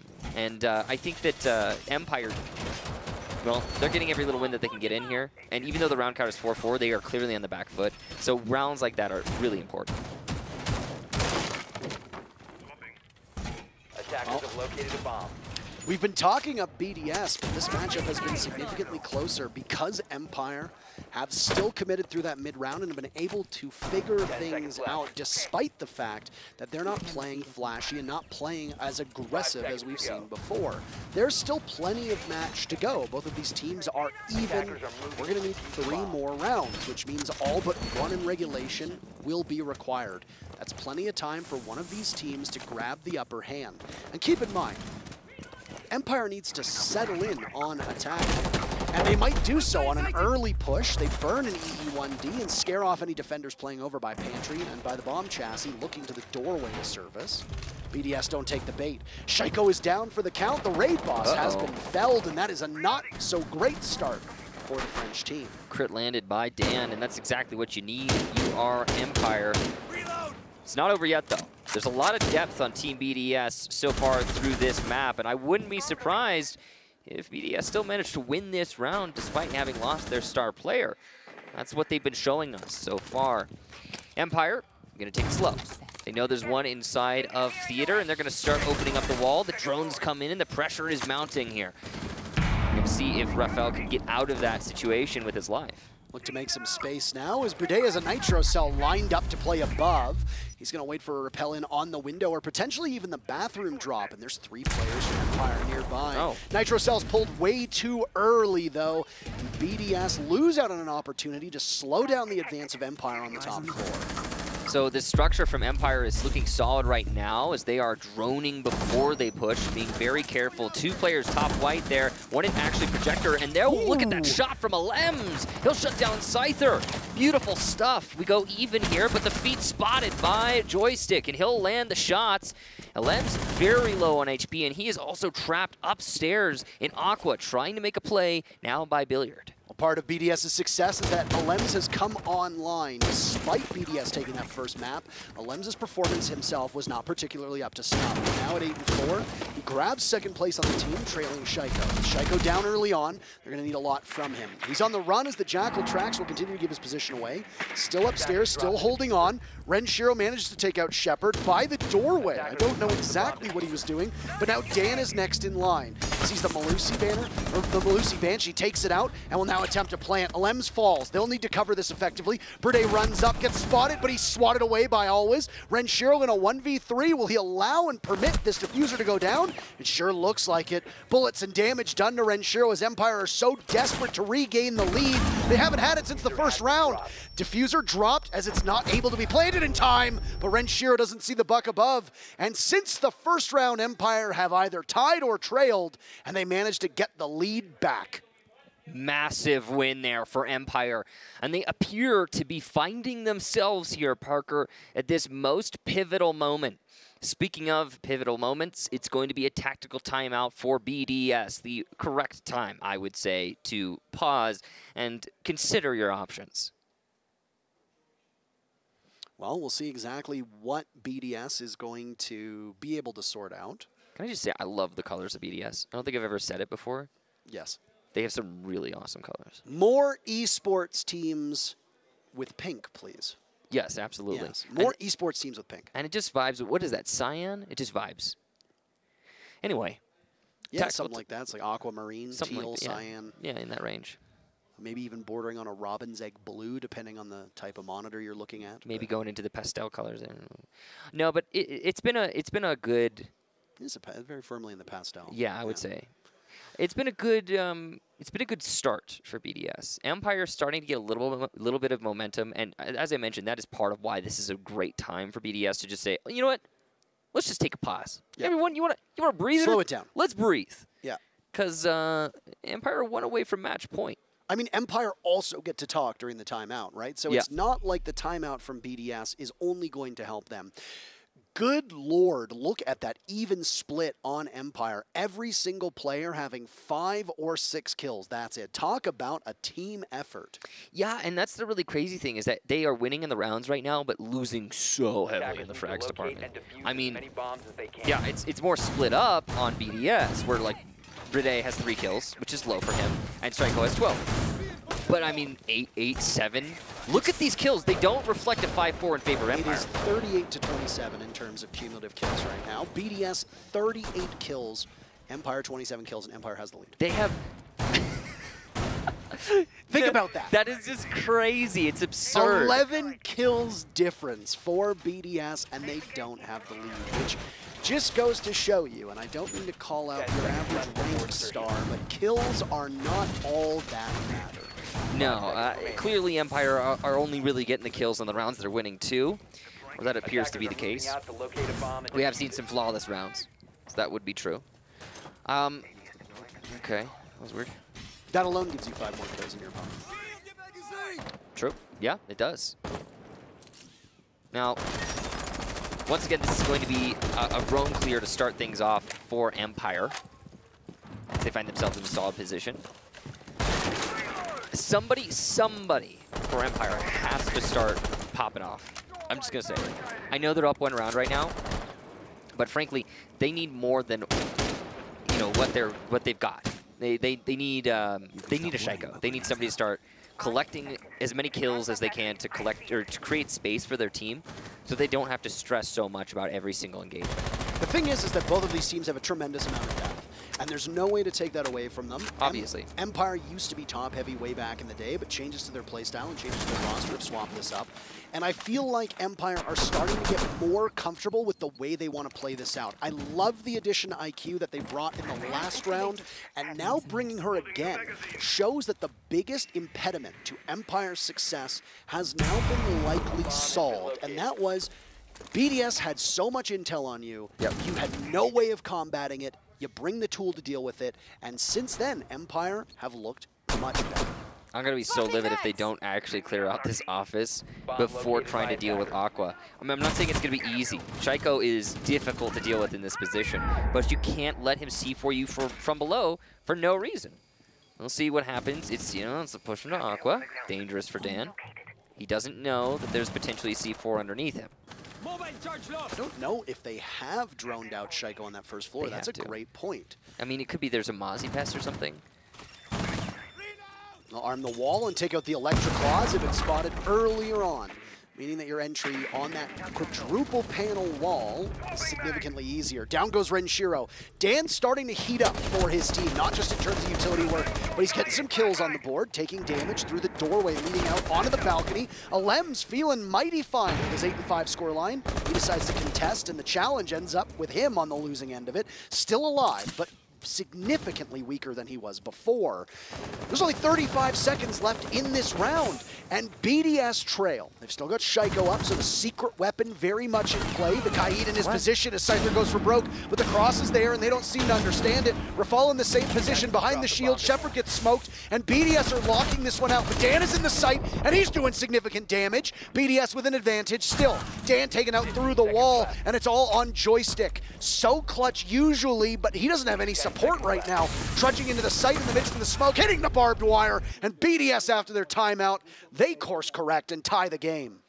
But also for Empire, that was a really messy take. Incredibly messy. I mean, 2 players pushed down VIP Hall for Empire, and they both look different directions, but they do it 5 seconds removed from each other. Scyther going for a vault over Vase, that is a no-win scenario. I'm not sure what his thought process was there. Further, they hadn't dealt with the shield inside a pink bar. I mean, the layers go on. Why is Joystick on the roof as his whole team dies? Maybe he's trying to pressure something from quad wall? Not entirely certain. The hookah push as well, it's just Dan. Just him alone. Empire looked a little lost in that round, I gotta say. And that's despite them getting the early pick. They have that advantage to start with. They look pretty solid, but then when the execute comes out, it's just all over the place. Total mess. Now we have a 5-5 scoreline. BDS need but 2 rounds here. And we are done this match. I mean, Empire also 2 rounds, and well, then we wouldn't be done, though. Yeah. Yeah, we'd be done the map. Yeah. But not the match. Yeah. And you said match, so you were correct. Technically correct. The best kind of correct. Exactly. You know what's weird though is I think does it still say match in game on the map?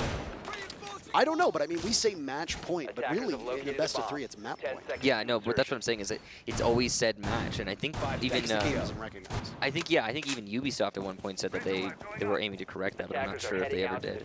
Well, for Empire it'll be map point. It'll be series point for BDS if they prevail, punch their ticket to the grand finals to meet up with the Brazilian squad of Team 1. That'll be a fun match. Who goes up against them just because Team 1 is involved? Yeah, again, I just, the big question mark is Team 1 is that are they going to be able to keep it up? Are they going to keep it up? Everybody keeps saying that the clock is going to strike midnight on their Cinderella run, and you know what? Yeah. It has not. It hasn't yet. It hasn't. It's just will Team 1 choke or not? Yeah. That is the full extent of the finals when we get there. But that's for later. Right here and now, we've got Empire BDS, and this is still not done. Empire are certainly farther from winning this series, but it's very possible. Now it's going to be another roam clear for Empire. They like to do this very slowly on the east side, clear over. What's up? Those 2 rounds in a row, by the way, that Empire won on, Michael, were because they picked off Shaiko first both times. Now, if they can replicate that success, which is never a guarantee, and with Shaiko, who only has 5 deaths so far through the 10 active rounds, is exceptionally unlikely, then the odds of Empire prevailing get significantly higher. The first person to take any damage in this matchup was Alems, as a Rotero drone goes out and takes out the deployable shield, watching the one doorway that looks into Hookah. A run out from Shaiko, and he misses his shots! Dan is a better one on that one, losing 50 HP, but still Shaiko falters. Another first pick for Empire, and it's on Shaiko again. That could be the turn to change the tide, but there's no guarantee. The depth on BDS has been excellent here today. Dan with firm control above. And he's going to continue to hold this staircase. He wants to make sure there's no forced retake by BDS. Ooh, Lems in the rat corner. The question is, will the drone work be good enough for Empire? Because they've been lacking on information, which is in stark contrast to BDS, who have been doing great at figuring out where their opponents are. And as we start coming into the last 50 seconds, the information is going to be paramount for Empire. There is no Valkyrie on the board, and they were obviously relying on the Mozzie to try and hold off some of that map control if they can get a drone. And, well, Lems hasn't been successful just yet. Nobody from Empire has provided him one of their little drone boys to help out. So, with the final 30-ish seconds available for both of these teams, you have to ensure that it doesn't get messy again. Empire had the numbers advantage, but couldn't translate it to a site take on the previous round. Match point awaits the victor here, and Alems will lose some of the coverage that he has by Mudroom. He doesn't get out of it alive as Scyther punishes him for that, and can walk right firmly in. Joystick takes some damage, but Rafal falters, and a flawless round is very possible, as it's Bride and Renshiro. Diffuser looking to go down, but Shepard stops off. A kill for BDS comes out. No flawless in another as Empire moves to map point. Oh boy, Empire are getting heated here, Parker. They're getting excited. You can see it all over their faces. It's like, no, you can't. Well done to Empire. Great round. And they patiently and methodically pick apart one BDS player after another. It all started here, though. You talked about it. Shaiko whiffing that run out.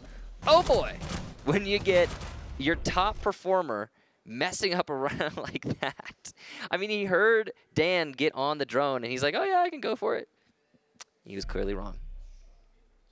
But it's only one round for BDS to bring this to overtime. I wouldn't be surprised. I mean, with the way these teams have been going back and forth through both of these maps, it's not just possible, but very likely. The timeout pulled by BDS resulted in an immediate round victory, but then a slaughter by Empire in the follow-up. Like I said, Empire made some significant changes. They brought the IQ twice. It was enough for one round to knock off some of the intel work for BDS. But this time, as BDS gambles on going back to the bomb site they just lost, they're going to bring a Valkyrie and change up some components of this defense. I like the Valkyrie pick here. We don't have an IQ anymore. So what happened was BDS are bringing Valkyrie. So Team Empire started bringing IQ. So BDS stops bringing Valkyrie. So Team Empire stops bringing IQ. So Team BDS start bringing Valkyrie. 5 seconds to go. What came first? The Valkyrie or the IQ? The Valkyrie or the IQ. Attacker's objective is no, it's The Valkyrie came first, actually. Yeah, to be clear, the Valkyrie did come first. So. Yeah, the Valkyrie cams were the problem, and anyway, they will be the problem in this round. Empire have been extremely successful at taking control of the wings of the sites and critical parts of the map early on, and from there, they can translate it well. Now, they had a stumble back in round 10, but going back to round 7, it's been relatively close since then for both of these teams. Empire are going to need a big round here, and will need to do something they've done twice before, and that's win rounds back-to-back.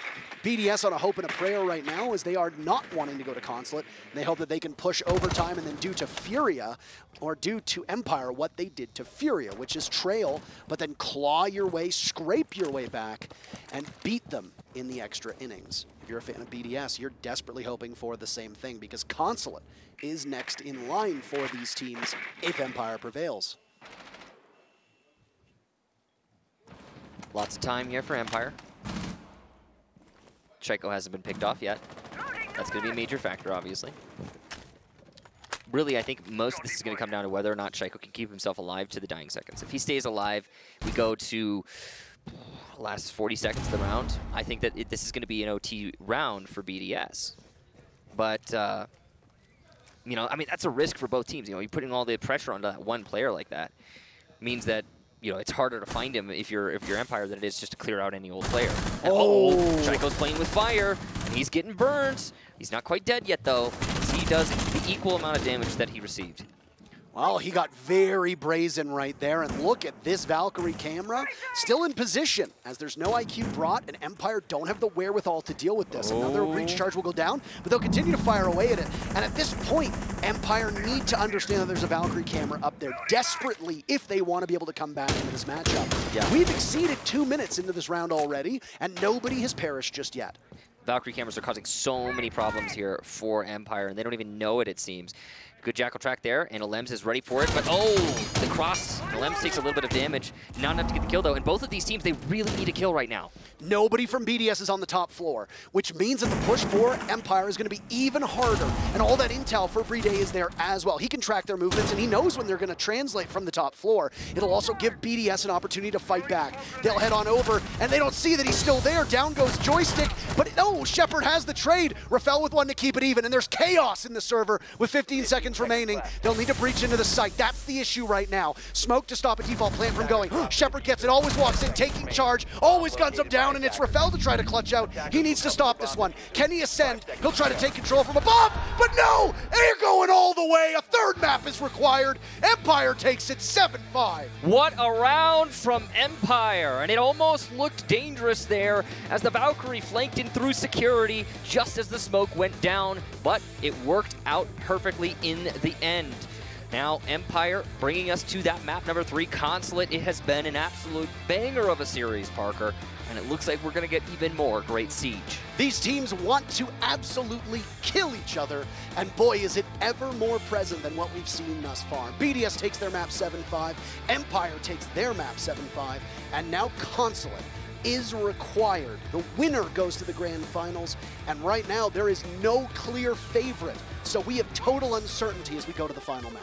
I will say that BDS has been stronger for longer. That last half of Coastline was the only time where I would say that Empire had the clear advantage, where they started to look like they were waking up, because frankly, they looked half asleep for a lot of the match so far, but I don't think that's going to be true on Consulate. Well, of course it took a while for them to warm up. There are long winters in Russia, Michael. Yes, Parker. We've got the desk ready for you as they break down what happened in our second matchup. I'm not going to use it.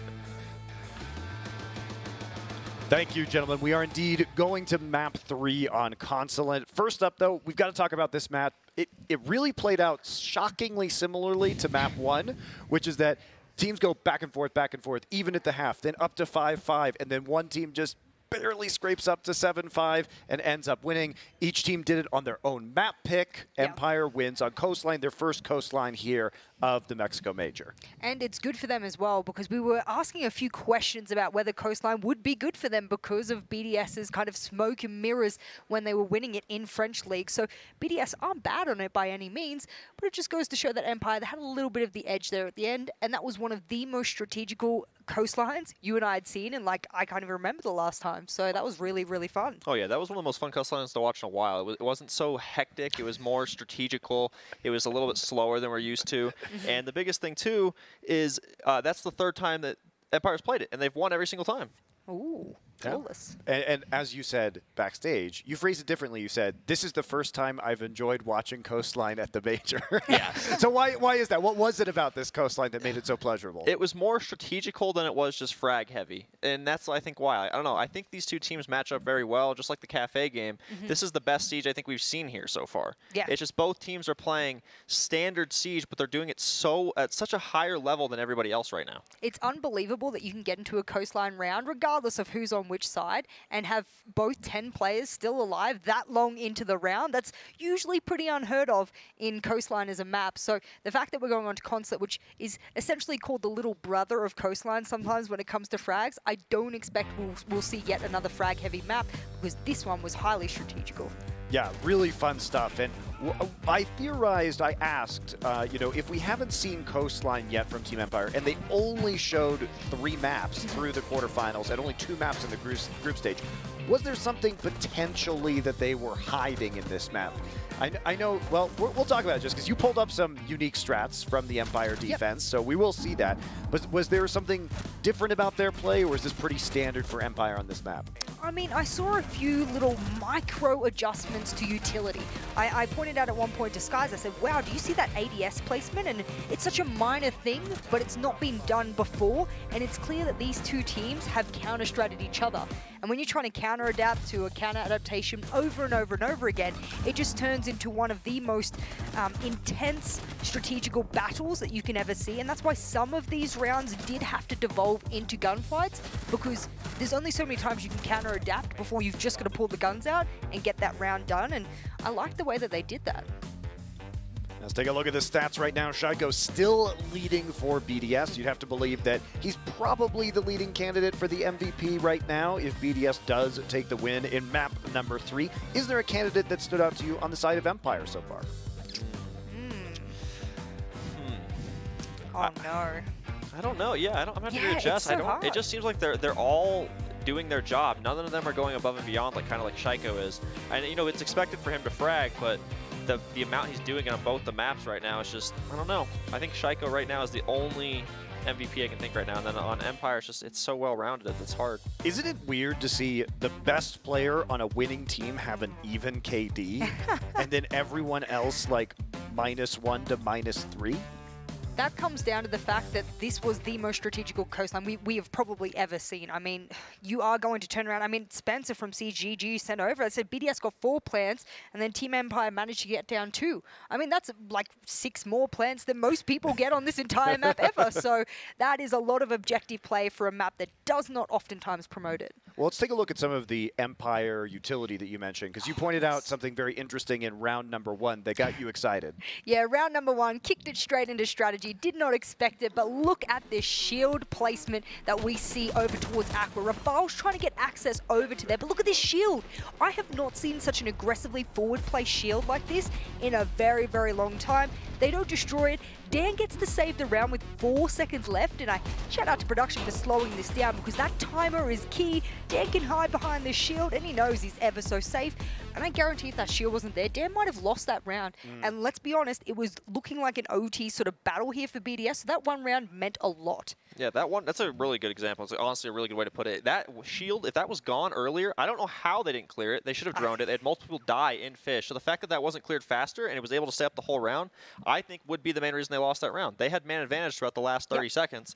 So the fact that that was still up, you know, that's just being lazy on BDS's part. And there was a lot of utility that you guys wanted to talk about. You said this is very strategic. So let's skip into the second half when Empire's on attack and BDS is on defense, because, guys, you have round 7 and 8 here, because it's about BDS's C4 usage and how they were slowing down the Empire attack. Right, so Empire kept going to a fish take type thing. They wanted to clear over there from on the blue bar defense, and they wanted to go that route on the hookah defense as well. And on this round right here specifically, Shaiko is under. They had a drone on him. They don't act on him for whatever reason. Shaiko gets the free C4 down here onto Dan, and I don't believe the clip shows it, but later on in the round, Shepard creeps up to try to pick up Dan, and Shaiko actually gets the kill onto him. And then on this round on blue bar, again, they have a pre-placed on Renshiro. He walks in the fish bar, and boom, he's gone yet again. And that's just lazy work from Empire from not clearing out office. There you go. And I wanted to highlight something that happened sort of to promote those kind of C4 plays. And I was a little bit shocked that it took Empire until round number 10 to bring in IQ. But hey, live and learn. And they still managed to win the map. But it's the little sneaky intel plays. When you don't ban a Valkyrie on one of her best maps, guess what's going to happen? So let's bring up the nice little clip we have of the intel and all of the yellow pings. And I want you to take very, very clear notice of the fact that there's not just one yellow ping. There's multiple yellow pings. There's multiple BDS players on this particular drone. And do we have yes, this yes, clip? we do. We do. Like, it's coming. I'm it's trying to coming. like really like bring it in, like make it as intense as possible. But I do want you to, and I hope it comes in slow because it was just a minute moment where they had that cam over towards, you call it a fish, I call it aqua. You know, we can agree to disagree, but there's a little coral reef kind of indent in the wall underneath the default cam in that particular room. If you guys want to know where that is, do go have a look at Aqua. It's a nice little place for a Valkyrie cam because there's blue LEDs in the wall, and the blue LEDs of the Valkyrie cam happen to mesh in, so it's a nice little hidey hole. And hopefully I hope it never comes now. I was like, please don't I'm make me not even keep helping talking. you. I'm just like, well, I'm just going to run out of breath again. Guys, on the telestration machine, I was like running out of oxygen in like 4 seconds. So well, I don't know where it went, but one thing that was very interesting that you mentioned and Kickstar mentioned on the cast was that it was the Valkyrie play and then the IQ counter, and then when they dropped IQ, then the Valkyrie came back for like the last couple of rounds there. And it was really not just important just for the Valkyrie cams, I felt. Obviously, Mozzie managed to snag a couple of drones there, and there was a lot of electric claws placed around as well that Empire were trying to counter with the Flores. So I think the IQ on that map is heavily underrated. I know there's a lot of people that don't like IQ because she doesn't really have a lot of other utility, but in her new remake, when she gets the smart ping, she's going to be hella good. So I think she's going to be a good addition to teams, especially teams that are struggling with so much intel against them. An underrated factor, too, with the Valkyrie is eventually it will force you to bring an IQ, which can mess up your operator composition, and that's some things that can affect teams more than others. And Empire is a team that likes to stick with their same composition here, so them switching to the IQ was them feeling the pressure, I think, coming from BDS with that Valkyrie. I mean, some adaptation from Empire, in spite of the fact that they say they very much don't like it, so it's refreshing to see. Probably did help them quite a bit. Moving on to Consulate. You guys sticking with the BDS predictions? Or have you seen enough from Empire that you think they're going to get a leg up? I mean, right, if you combine the scores between the two games, we're dead even at 12-12 right now between them. So this is deadlocked. I'm still going to go BDS here. Like I said, they have a 78% win rate on Consulate, and they've played that against more T1 teams than they did Tier 2 teams on Coastline, like Jess had said later in the French League. So I'm still confident in BDS to close it out here. You know what? The last time that BDS played Consulate was against Sonics, and I could be wrong, but this is in my list here as one of my big highlights, is that they 7-1'd them. And that's pretty good. When I was watching Sonics on Consulate, they were a very objective-heavy team. And if BDS can beat an objective-heavy team like Sonics 7-1, then let's say Team Empire is double or even triple as good as Sonics, BDS is still in the opportunity to win a map like that. So therefore, by the following logic, then they should be able to get 2 or 3 rounds instead of the 1 that the Sonics got. Nice, I like it. All I'm right. still expecting a close game. Like I said, this is Kick said it best on cast. This is just standard Siege, but at the highest level. I expect it to be another close game, but I think BDS will take it. Well, aren't we fortunate we get a third map in this series? Consulate will be coming up after the break.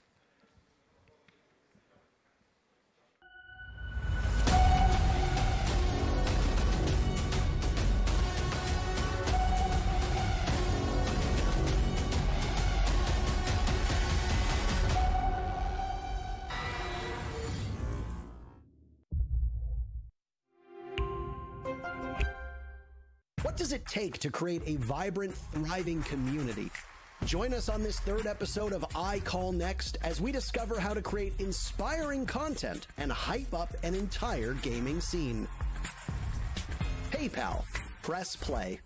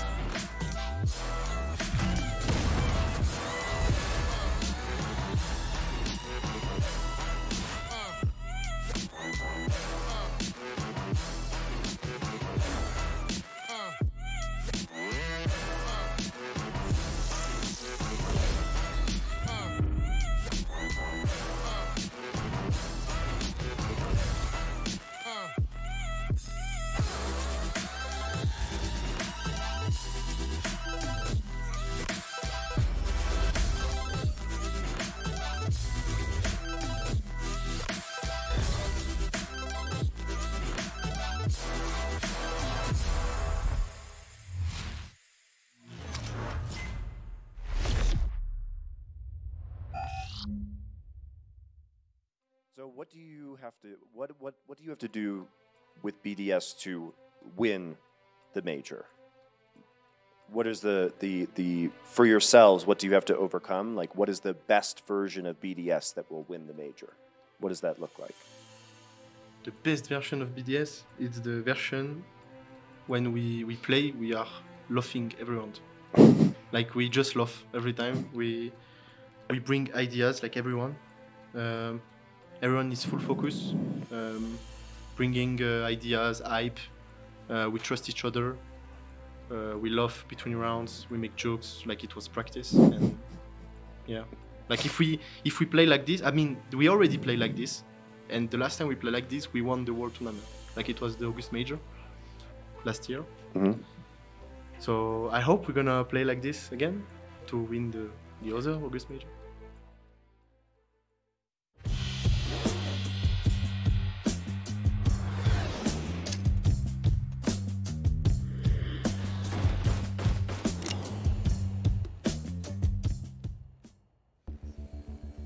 A thrilling conclusion awaits us between Team BDS and Team Empire. One of them will be crowned, at least at the Mexico Major, the Kings of Europe, as one European team will face off against a Brazilian team in the finals. Team 1, you know, are watching this finale with bated breath. They've made their way to the grand finals, and now, with both of these teams winning their respective maps, we need Consulate to settle the score between the Russians and the French. Yeah, this is going to be an exciting map for sure, Parker. We've seen some pretty intense siege from both of these teams through the first two maps, and it's been oddly structured for Kafe, Coastline, and now Consulate, I would imagine, and that's just, you know, typical for Empire and BDS, somehow taking these Hell in a Cell maps and going, yeah, we're gonna create this structure where all 5 players on both teams are still alive with 30 seconds left every single round. Yes, we were expecting a frantic style of play, especially on Coastline, and we got it through a couple rounds, but the overall tone of the map was far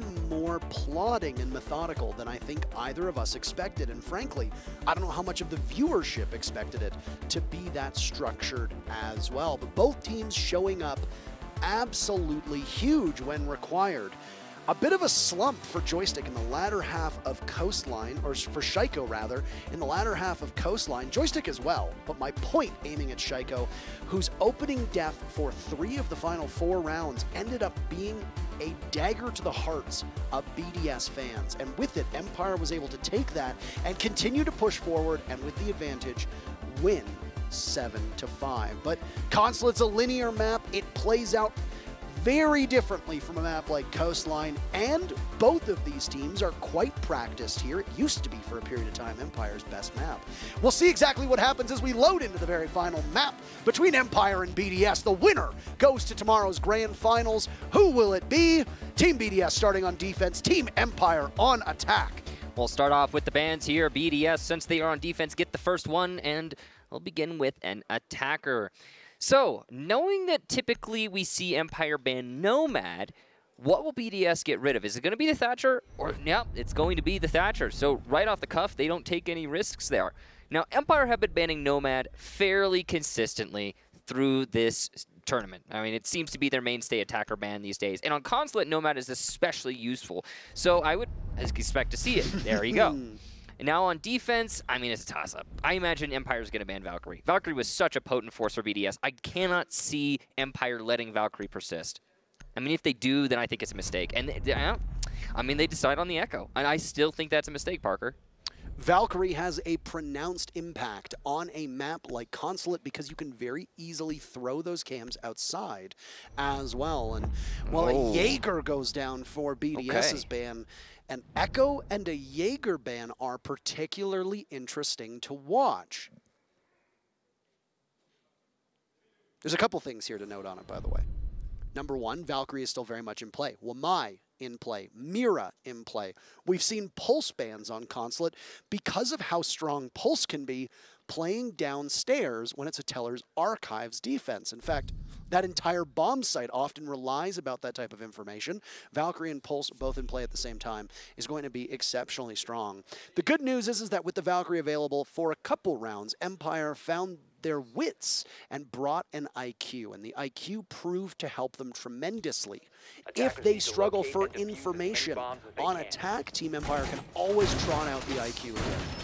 I can all but guarantee that if BDS wins this, I'm going to be able to easily draw it back to this first half when Empire didn't ban Valkyrie and suffered because of those cams round by round. This round, it's going to be a 6-pick into the Valkyrie from Renshiro, so Empire doesn't even know they're up against the Valkyrie right now. I'm sure they probably suspect they will be dealing with a 6-pick Valkyrie, but they haven't brought an IQ, so it's hard to say. 10 seconds to go. And the reason we're talking about Valkyrie, for those of you who don't know, she's one of the most potent operators on defense, and she's often banned in competitive Siege because you just get so much information. I mean, these cameras, they can go outside, they can go inside, they can go in every little nook and cranny, honestly. They're tiny. They get a lot of information.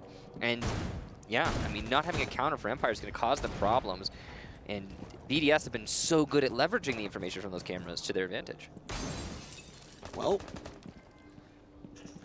this is it for one of these two teams. Consulate will be where it ends. Liquid was buried here just a couple hours ago. And another team will be sunken beneath the ground.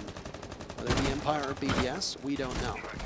Both of these teams, like we said, have tried to start some kind of legacy, and Dan gets the very first pick of this map.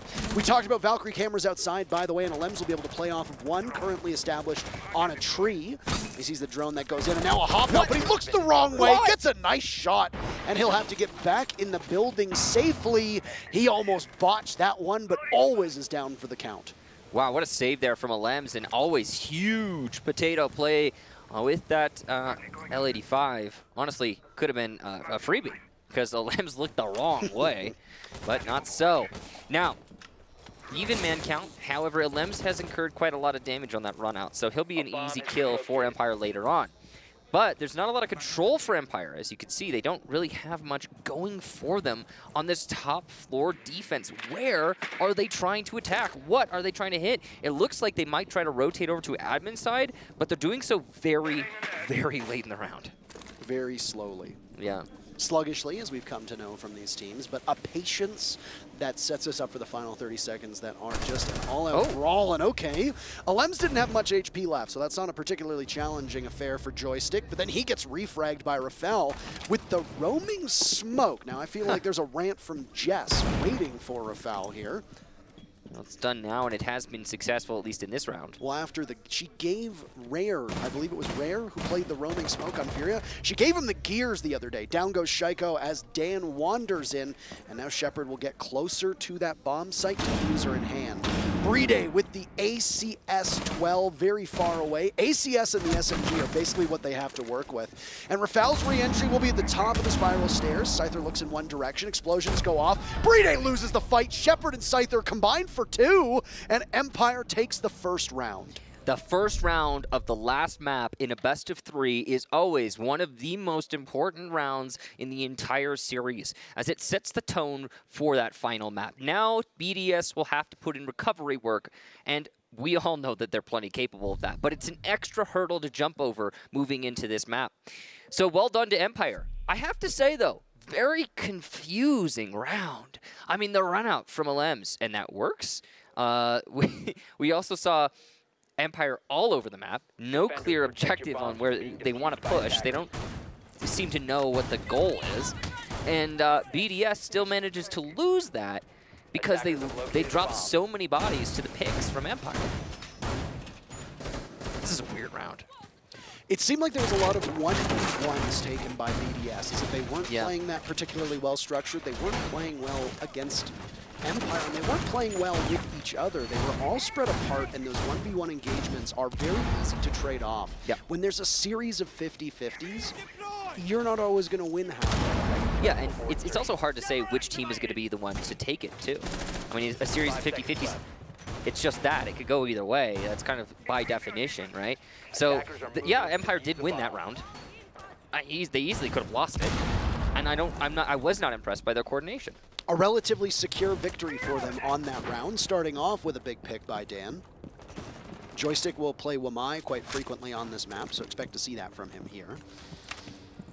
They learned from the Maestro pick. They're not going to go with that again. I am kind of surprised to see the prevalence of teams roll out the ACS-12. That's the slug shotgun that fires a lot faster now and has a glorified ACOG on it.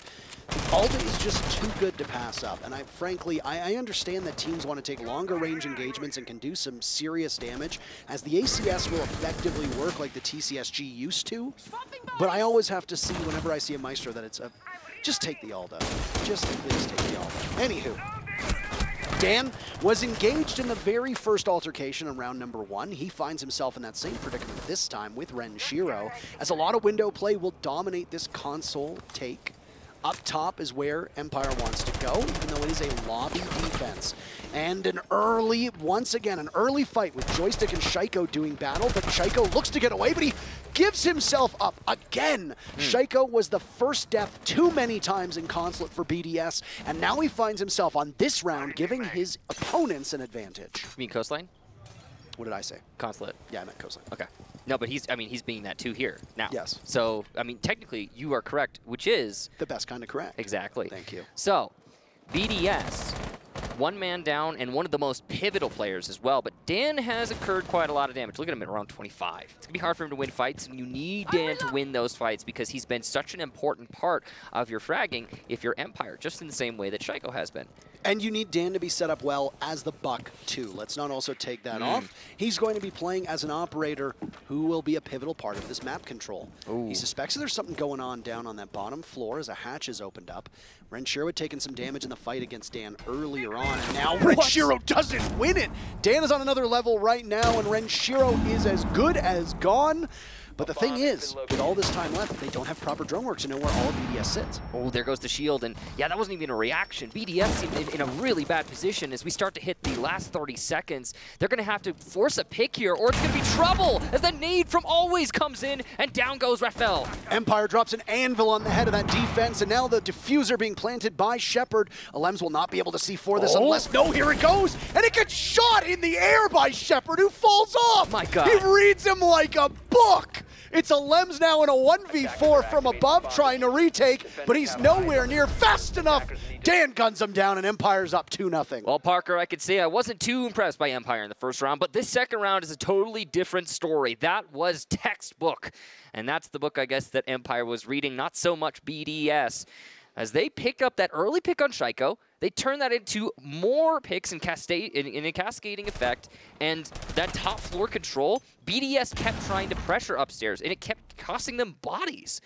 Following that, the site denial, the diffuse denial, the drop down, the C4, it's so typical, it's so expected on that site, but it's usually successful because of the extreme arc of the C4. It's hard to shoot that one. And yeah, they manage it. Empire are firing on all cylinders. Shepard knew it was coming. I mean, that's so telestrated. The moment, or so telegraphed, the moment that hatch is opened up, you know it's coming, and me, oh my, what, I am... Still a hard shot. I mean, it's a great play by Shepard. Just so beautifully done, and a tough spot for BDS to be on. Right now, this is just an impressive start from Empire. Well, speaking of starts, Parker, that's the thing, isn't it? Is that we haven't really seen BDS start playing this map yet, frankly. So, I mean, yeah, it's cool enthusiasm for Empire. They're up 2-0. But I am still waiting to see what BDS will do. I am waiting and wondering. Because there is every possibility that this is going to start swinging the other way at any moment. Because I don't know, I just haven't seen it. Look at the scoreline right now. There's 3 kills over 2 rounds for BDS. They haven't showed up yet. So when they do, if they do, what's going to be the major difference? Is it going to be a much closer round? Because, I mean, I expect that. It doesn't. We're not there yet, but it's starting to feel like just the mood and the energy to very similar circumstances that BDS versus NIP felt like in SI 2020. If you recall, and if your memory's not good enough to remember, that's fine. But BDS started off strong, NIP clawed back, and by the 3rd map, Shaiko had disappeared and BDS got pulverized. Now it's happening again. Alems is down for the count. Dan, a flawless 5-0 so far, and there's still 2 minutes and 10 seconds to go. Well, it's just one pick. doesn't usually put BDS in a bad spot. And look at that, they've got a Valkyrie cam on side, and they're calling Scyther. Easy kill for Enshiro. He has the information from the Valkyrie cams. I told you that if BDS starts winning rounds, on this first half, I'm gonna blame it on the lack of a Valkyrie ban. And it starts with the answer back here for BDS, and they find themselves even now in the man count, so not a huge deal that they lost their player early on. 4 Nitro cells on the board, by the way. Well, make that 3 with a Lems down. The possibility for another is now gone with the mute dead. And this is a Teller's Archives defense. It talked about how Pulse can be really crucial here, but a Valkyrie is just as important. Renshiro was playing Connector and being hunted down by Always, but he's fallen back to Projector. And an arm spotted. Always sees this. That's a tough shot to make. He expects a swing on over. Will he know that the Valkyrie is playing off that? Shaiko wins his duel against Dan. That is huge. And a monumental play by the Wamai as an upside down repel could catch him. Empire waiting, grenade tossed out. It'll go all the way down, but grabbed by a magnet. Down goes Shepard as Shaiko's reign of terror continues. This is what Team BDS needs to show up big, but Renshiro's been fallen away by Joystick. Always can secure and will do so, anticipating somebody to push him from Visa Stairs. Nobody is nearby. We've got an even split here in terms of control to man count, but it's going to be difficult for these last 2 players for Empire to get that site pressure that they desperately need. Luckily, Always still has the hammer, and he's going to start throwing it down and opening up from above. Here's the big problem, though. When the diffuser gets picked up, which it hasn't been just yet, there are no grenades to try and isolate the last players. So it might just be an opportunity to go for kills that Empire sees at their disposal. And from above, trying to distract, but Joystick baits Shaiko in.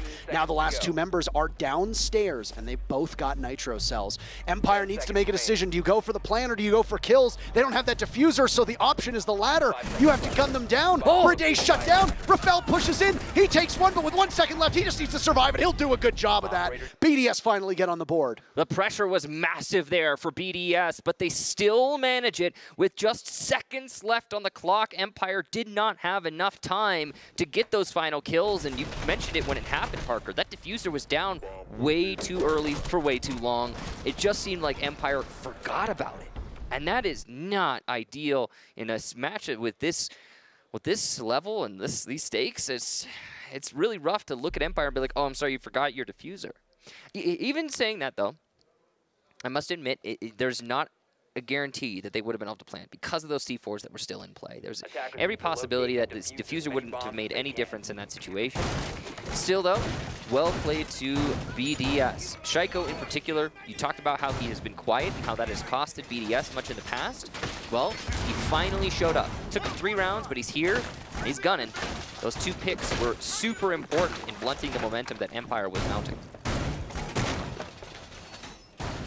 So, back to the top floor here for BDS, a site that is not too popular with some teams, but it seems that BDS seems to think they can make this work. The first time around, not quite so successful as Empire began their streak. And right now, Consulate tends to be a coin toss between teams. If you want to pull up the stats, oh no, Renshiro. You're too early. The other cam will sail out, but the fact that it happened 5 seconds later might potentially be spotted. I'm not entirely certain. We'll see what exactly happens. Breday reunited with the Maestro, as it looks like it's a very similar setup to what BDS had brought previously. Aruni Gates to try and eat as much of the utility as possible, slow them down, and work off of the intel. Alems had vaulted out the window before and was able to successfully net a kill and not be punished for it. A very similar camera is positioned in the same way. Empire doesn't seem to be any the wiser. No IQ brought for the 4th round in a row, and despite that, Team Empire has prevailed on 2 of those, so the operator not particularly crucial just yet. If this round goes in BDS's favor and the Valk cams tend to play a big role on that, look to Empire to possibly fix that. I'm not going to talk about the Valk cams again, I refuse. Okay.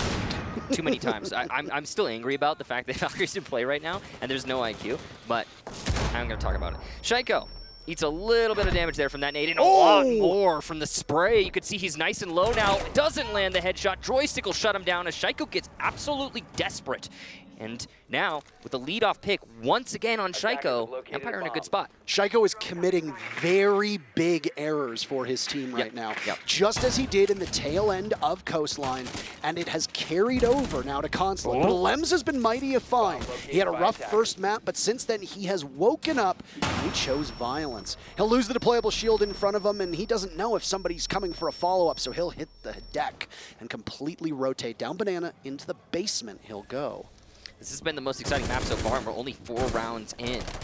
The repel in there on Yellow. Empire have firm control of Yellow, and they're going to be able to use that. Oh, what a shot! And another for Empire, as it's just Brede and Alems all of a sudden. But Alems, as you said, is very violent right now, belligerent even. And he's going to get a kill to try and bring this a little bit closer. Joystick also low, so there is not a guarantee here for the attack. There's a bulletproof camera up, by the way, and then the Maestro cam will go too. So if you're the Thermite, you need to play somewhere else, unless they can do some work. Down goes a Lem, so Brede will need to clutch, and he's got one shot, but always says, no thank you. The lead for Empire grows again. They're back up by 2, as it's 3-1. This has been such a good half here from Empire, but they have been letting it slip just a little bit, Parker. That one round, I have a feeling that one round that BDS managed to get earlier is going to cause problems for Empire later in this match when we get onto the second half, because there's no guarantee that Empire is going to be able to translate their success here on the first half to the second. We aren't even done here. This could be a 3-3. But we haven't really seen that kind of flair from BDS yet. We haven't seen anything that suggests, to me at least, that they are going to be able to pull this back on the first half. I know that people are going to be tired of us hearing about Shaiko, but he really is such a high-impact player that if he is not surrendering his life as first pick, he can kill you through the mid-round. If you let Shaiko live, and it's a 3v3 and he's still on the board, it doesn't matter that it's an even number, because in most cases, BDS is going to have the upper hand because he is still in play. Yes, and I've discussed this in the past. If you look farther back, earlier days in BDS, in say like a year ago, something like that, when Shaiko wasn't popping off, there was absolutely no depth to BDS. That was their problem for a long time. They would just fall by the wayside. They corrected that, and now BDS can play against, I'd say, middle-class teams and still be successful without Shaiko being present. However, we're not there. That's not this situation. This is the semis of a major. The pressure is as high as it gets, and if he's not showing up, it's going to cause problems. And we praised Shaiko through the rest of the earlier in the series. In the first 2 maps, he did so well, especially in Coastline. But he has to keep doing well, Parker. That was obviously a BDS before they picked up Brede, one of the most clutch players in the whole world. Yes, a long time ago. And they picked up a Lems to help right that ship as their main IGL. Those 2 additions were huge. Brede from Vitality, a Lems from Secret, and they helped BDS elevate their gameplay. But nobody is having a good game for BDS, and Renshiro certainly isn't either. He goes 1-5.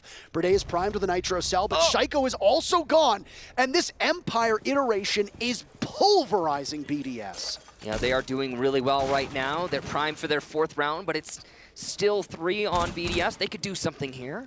Alems has been the one shining light for BDS so far through Consulate.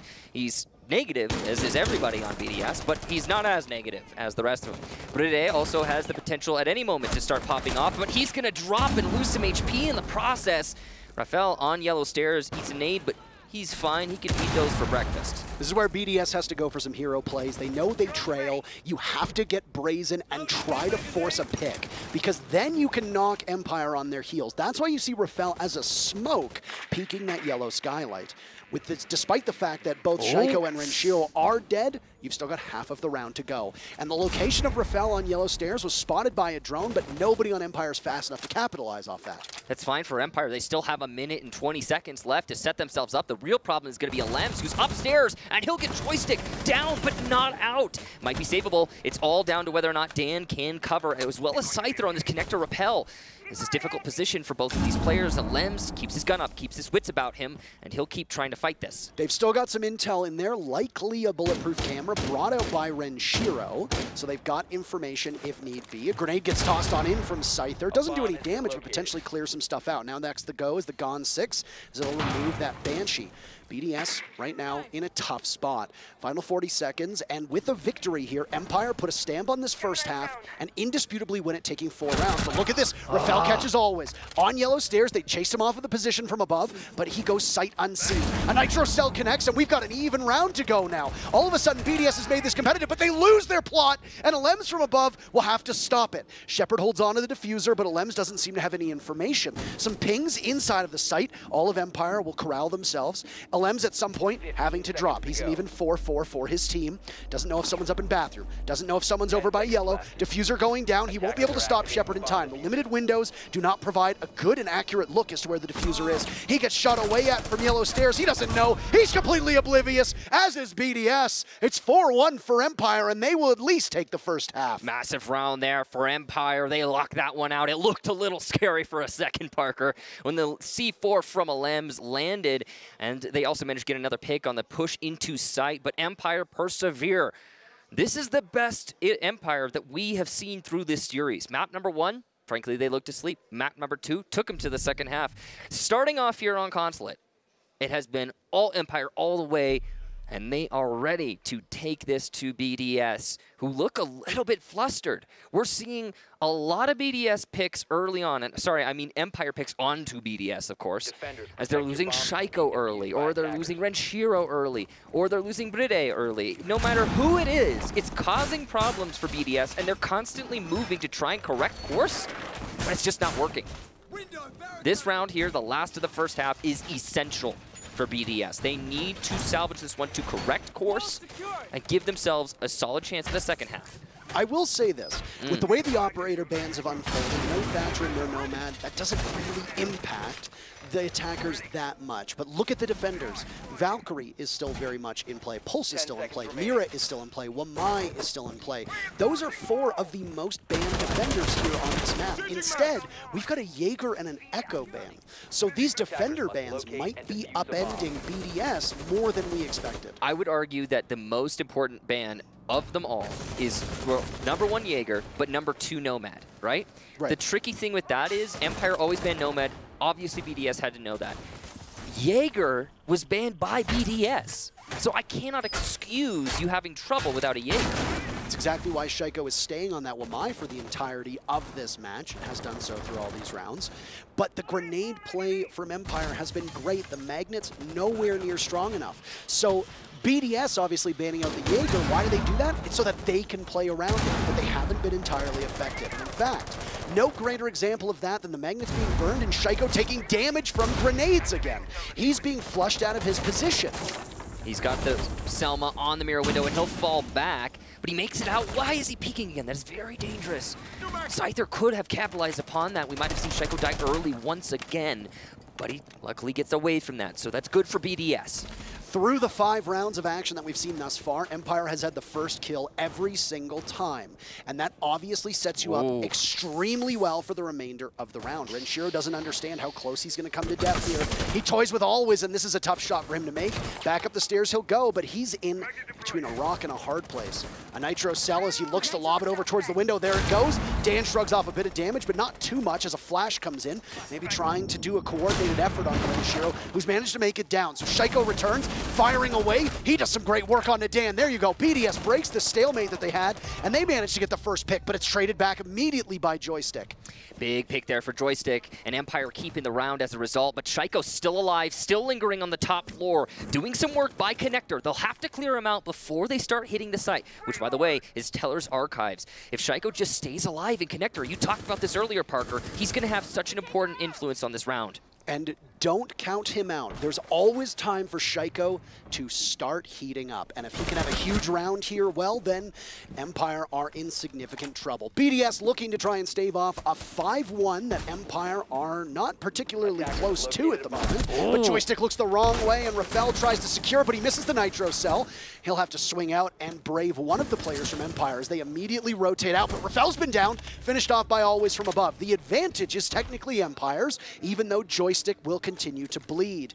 Is he recoverable? That is the question. He's made his way out, and he is back up and fighting fit. But Shaiko is still very much alive for BDS. He's under fire, but no, he's been taken out. And Joystick, who gets back from the dead, manages to claim that kill. The good news is that there's still a Nitro cell for BDS. Diffuser going down from Shepard. Do they have intel on this? As the Sledge of always heads downstairs, he'll try to take out Bride, and he's in a position to try to do that. Bride very wary of this. He gets it down onto Shepard. Diffuser needs to be backed up. Joystick does it. A hammer kill, and Renshiro gets shut down. The first half goes to Empire 5-1. What a massive half there for Empire, and now BDS are going to have to absolutely obliterate Empire on attack the same way they just were obliterated, Parker. That was so one-sided. Even the round that BDS managed to win was in question. That's a 1v1 winning on the time as defense. Well, now that we go to the second half, we'll just see what BDS can do on attack, but they've got to be demoralized at this point. That last round, Empire picking up the early picks. Honestly, I thought because Shaiko managed to stay alive upstairs that he was going to be the difference maker. But he just wasn't. He dies in Teller Hallway. He doesn't accomplish much of anything after that first pick. And BDS, they need more. Somebody has to do something for BDS, not just Shaiko. We're talking about him a lot because he's the fragger, but we know other players on BDS are capable of fragging, and nobody is. And it's not just that. It's obviously, there's more to it than that. The positioning from Empire is excellent. The teamwork is excellent. Their ability to refrag, not perfect. I've seen some mistakes on that front, but it's better than any other map we've seen from them this series. They're definitely heating up, and they look better here on Consulate than they did on Kafe or than they did on Coastline. Well, 13 kills on the side of BDS at the moment. 19 kills between Always and Joystick. Just but the two. Dan, with only his 6 kills, has 3 first bloods for his team. Yeah. And extremely high impact kills as well. So we'll see exactly what he can continue to do as now the side swap. The tail of the tapes from the first half are 5 rounds for Empire to 1 for BDS. And the other thing for Empire is they have 5 opening picks. That's enormous for them. Yes. The site rotation, by the way, for BDS was all but that very bottom floor site, because imagine trying to defend Garage with no Jaeger. That would be really, really interesting, yeah. No Jaeger, no Echo. Enjoy not having any utility remaining. Scyther, what are you doing? You're supposed to be indoors. And he's dead. I don't know what he was doing there. Maybe he thought there was a run out capable, but we didn't see his perspective.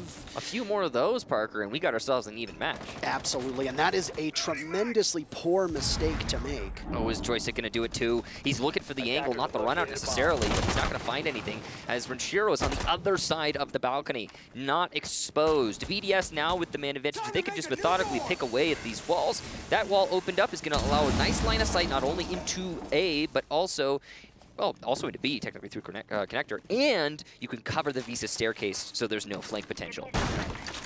We'll see what comes of the remaining 90 seconds now as Empire have been forced farther back. Gemini goes in. This is a console office defense for Empire. This top floor bomb site not played all that often, but with the bans being the way they are, you can't really go down to the bottom floor, so that's why that Garage defense hasn't really shown its head. And I don't expect it to very much, though. Maybe Empire will surprise us. So far, no answer back from Empire. They're on defense. They're trying to act like it right now, not trying to push their luck. But I gotta say, that's probably the right call considering the way BDS is set up. Look at them. They're just waiting for a push right now as they set up for the take. Joystick down below as Renshiro tries to whittle away on the rappel. And Joystick, look at this long line of sight. And eventually that Surya gate will open up. Renshiro finished off by Always, as now there's more for him by Long Desk, but he has to play a very sharp route to get back into the console office.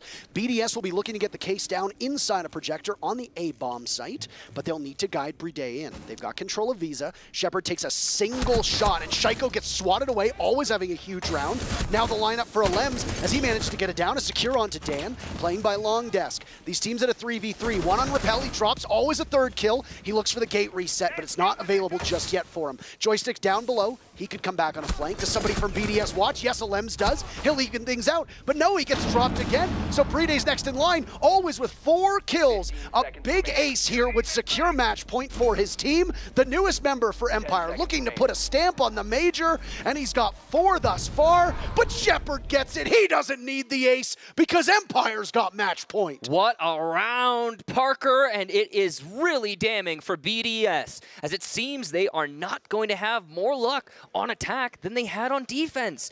They definitely got that first pick, and that's fantastic. But they completely fell apart. One of the most important things there, yes, of course, always got a 4K. But the first kill he got was on the player on balcony. That's his 3rd kill. He also got another kill on balcony. But that initial kill on the balcony is what set the tone for the rest of the engagement. The reason for that is because BDS no longer has the cross. That meant that Always could push back into Projector, which is exactly what he did. So balcony player killed from Connector, I believe, or Big Des possibly. You follow that up with a push into back into Projector. You get a kill in that push. Then the player that is rotated from BDS onto the balcony to reapply that pressure to Projector Always also kills, and now it's desperate for BDS. You've lost manpower, you've lost control, you've lost your crossfires. What do you really do at that point? I mean, heck, the Surya gates are going back up already. So, I mean, well played to Always. It's really him landing those shots. But strategically, it's also relevant that BDS just didn't have the pressure that they wanted from all the different locations that they needed. So we go to the bottom floor here. Empire, they're going to try it without the Jaeger, without the Echo. They've got the Maestro. They didn't even bring the Wamai. Instead, they'll bring Valkyrie. So you can imagine they're going to be going for some aggressive plays. They need to, because if the 4 nades on BDS are allowed to work the way that they ought to, this is going to be a pretty one-sided round, frankly. In favor of BDS, to be clear. We'll see, though. I mean, BDS hasn't been able to make much work for them. Oh no, he's doing it, and he hits the shot. The C4 goes out, and that one's going to get shot. I don't think Scyther's going to make it back in. But they traded it off. Technically, the first kill goes to Empire as Renshiro falls. Yes. This is an absolute mess, and the Madmen are doing it. By the way, it's a garage defense for Empire, Michael. Yeah, and it's, yep. And the nades going in there to try and deny the denial on the wall. Open sesame, says Brede, and he's got the garage panel nice and wide so he can make a play. Shaiko, oh, he's so close on yellow stairs. The C4 goes out, but doesn't seem to do anything from joystick. That's great there for BDS. A dud. Shaiko backed off of the yellow staircase after he didn't get a pick on his initial fish, and he's just going to play it safe here. Shepard looking for a lineup. Nice shot from Shaiko. Goodness. You're going to need a couple more of those as your team finds itself staring down the barrel of defeat. And a flight back home to France awaits you if you are not successful here.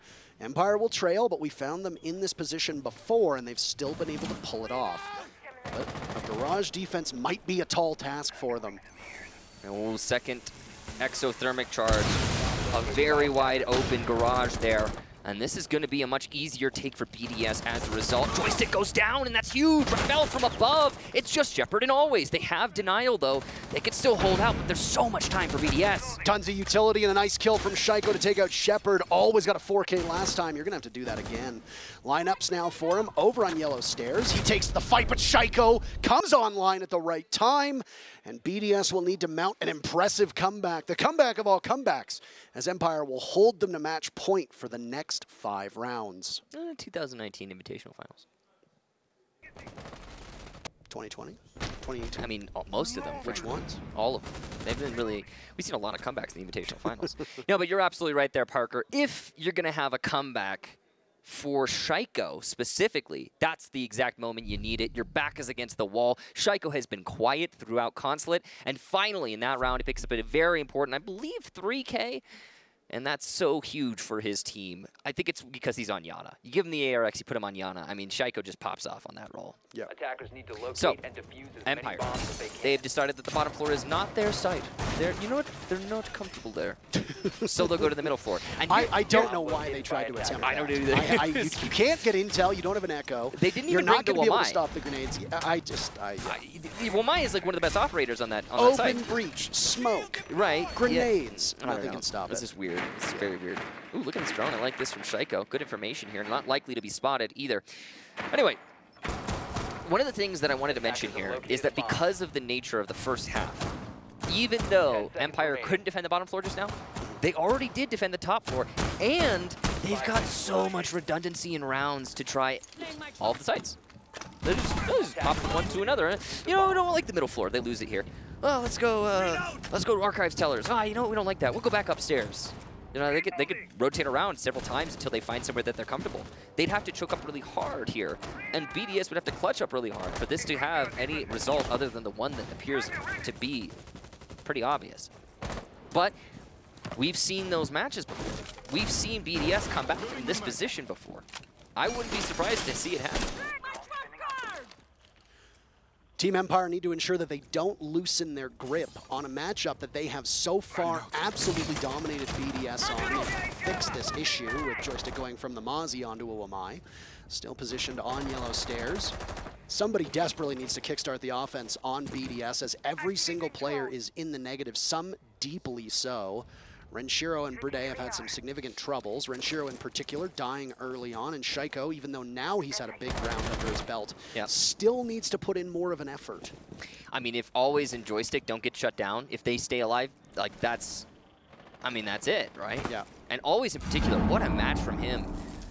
You'll see these grenades will be taken to great extent here as damage is done to Dan from a frag grenade that gets dropped on in. Yep. Still watching. This is a lobby defense, by the way, as the console office bomb site is locked down, and Empire don't feel particularly keen to go down to Teller's Archives. And they already tried that bottom floor, did not work out. It absolutely did not work, and Teller's Archives did not work out effectively for BDS on one of those two occasions. Lem's coming down Spiral here, and he's got a good line, actually. If nobody spots him, he could do a lot of work from this position, especially if we see Always peek out here. Empire doesn't seem to have a good read on these sorts of things, as Always will be fed the machine of a Lems. If Always doesn't look the right way, it'll put a Lems on even footing. There you go. He picks off Dan, immediately runs back up Spiral. Joystick is next one to take some damage. He's under too much fire. Out he goes, and a Lems can net his second before Rafal goes down. So the advantage is in favor of Team BDS. Empire only one down, though. The real tricky thing is how much time BDS has left to clutch this out. They can't just wait and expect another defender to push into them, potentially getting a pick. Alem sees the feet of an exposed defender downstairs, but uh-oh, it's Shepard on the push-up spiral. Are they going to be ready? It looks like yes, but Shaiko can't win that fight, and Shepard will just retreat now to Banana as he evens the man count. There's Alem's looking for his third, but he can't due to the railing. The C4 goes out, but it's a little too slow. It'll open up a window for Alems to look down in the final 20 seconds, and now Shepard has lost access to that Nitro cell. A common default plant spot, and Shepard can't win the fight. Brede does.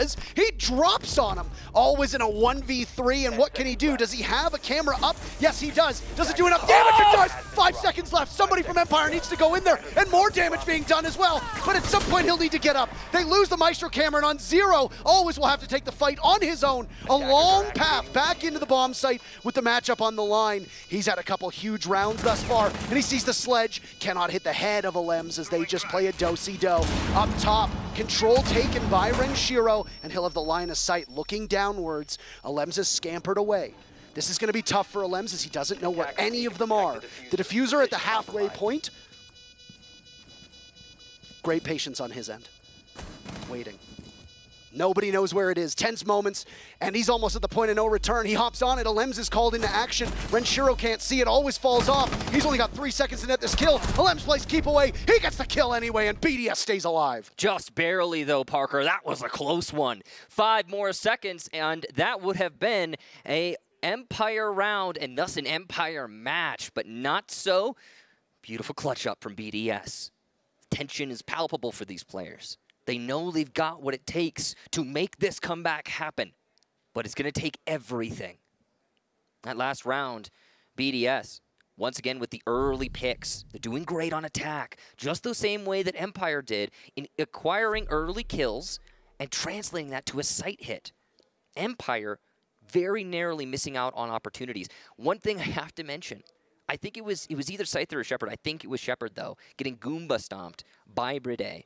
That's a problem. You can't be having that. SMG-11 at that angle, in that situation, you should win that. And had he won that, Empire loses, or sorry, Empire wins that round, and we're already done. It's one kill, Parker, that separates us from being finished and continuing on in this match. This feels like the grand finals. It kind of does. This absolutely feels like the grand finals. All of a sudden, out of nowhere, BDS are very much back in this. Now, we talked about the operator bans making it so that the attackers had a huge advantage. And Empire winning their very first defense has put BDS in an extremely tough spot. But if there's any team right now in this event that can claw their way back, it's BDS. They did it against Furia, and Furia proved to be a mighty tough contender. But Empire just right now look to be on another level. They can't commit mistakes. An early pick from Empire to regain some lost momentum could be the killing blow to BDS. As, for now, both teams still have their timeouts available, and Empire's buffer right now is 3 rounds before overtime. I was going to mention how a Valkyrie would be great for Empire right now, and that's exactly what they bring. Scyther's going to get some great information here, and he's going to mark the opponent. Here's the rappel, goes for the vault, and there it is! Scyther gets the kill that he wanted the last time he did that, but he'll die. But it's still putting the enemy on the back foot. I will say, Renshiro has been asleep through this map. So, not the most impactful kill. Third time's a charm, by the way, on that one. Yeah, he's done that a lot. he just keeps doing it. But anyway, you know, a kill's a kill. And, yeah, it's better than nothing. Now, Alem's going for the nade kill. He knows that somebody's going to be playing inside a projector. This is a good way to get that kill early on in indirect fashion. Not the greatest nade placement there. Shaika will give away his position on Visa Staircase as he starts firing out the tracers, uses the Gon 6. Dan wants to play. He hears the nade, and he backs off a little bit there. Dan is wondering whether it's prudent to take the risk with Shaiko. Alems is getting the marks, and he messes up the nade, and it doesn't land. They can't collapse on Dan right now, playing by the table. Joystick picks off Alems. The Valkyrie camera's still above. That's the real deal. Shaiko walks in, annihilates always, but then immediately gets out of there, only shrugging off about 60 points of damage. Joystick, low profile, but there's Shaiko. He's in right now, outdueled by Shepard. 2v2, all this action occurring in the first half of this round, setting us up with Brede holding the case and Rafael to focus on helping him out. But these might not necessarily be the 2 players from BDS you want in this position. And now possibly the long pause as BDS just slow their roll. Valkyrie Cam's giving tons of information. They need to be concerned about that as the action starts to mount up again. Joystick stunned in his position, still playing around the deployable shield. There's some drones on in to give BDS information. And the 3 players from BDS who are dead, you know, will be calling on cams. And if they're not successful, that's it for BDS's run. Empire are only 45 seconds away from the grand finals. They've won a major before. They're looking to do it again. They've got 2 targets to find. Brede breaches into the site. He's got the case in hand. He takes down Shepard, and it's Joystick, the most notable member from Empire. He needs to pick the right angle, left or right. He gets the case. That's it. And Joystick is stopped for Rafael at the last second. BDS have taken 3 rounds in a row. Just 1 kill, Parker, and we see it 1 round after another. Once again, it's Rafael with the big clutches for his team. And now we see Empire finally starting to sweat. It's a timeout being called by Empire, and probably the right time to do it. You have now lost out on 3 separate sites. You went to garage downstairs, and maybe, just maybe, going to that site killed your momentum more than you wanted it to. An unsuccessful defense on lobby and console office now leaves you in a position where BDS have assembled a very nice body of work here on attack. Empire still just need 1 successful round. That is it. But the light at the end of the tunnel is getting farther away. Yeah, that's the tricky thing, Parker, because 2 rounds is all BDS needs to get this to overtime. That is not a tall order for BDS, and they are definitely carrying the momentum right now. I don't think this tactical timeout is going to blunt that. They seem to be catching their stride. And the ebb and flow of this match has been that neither team can be in stride while the other is. So it started out with BDS. Empire got theirs. Then the flow back to BDS. Then Empire caught at the end of map number 2, Coastline. And here and now, Empire started this map so well. And now they're starting to get the shakes a little bit.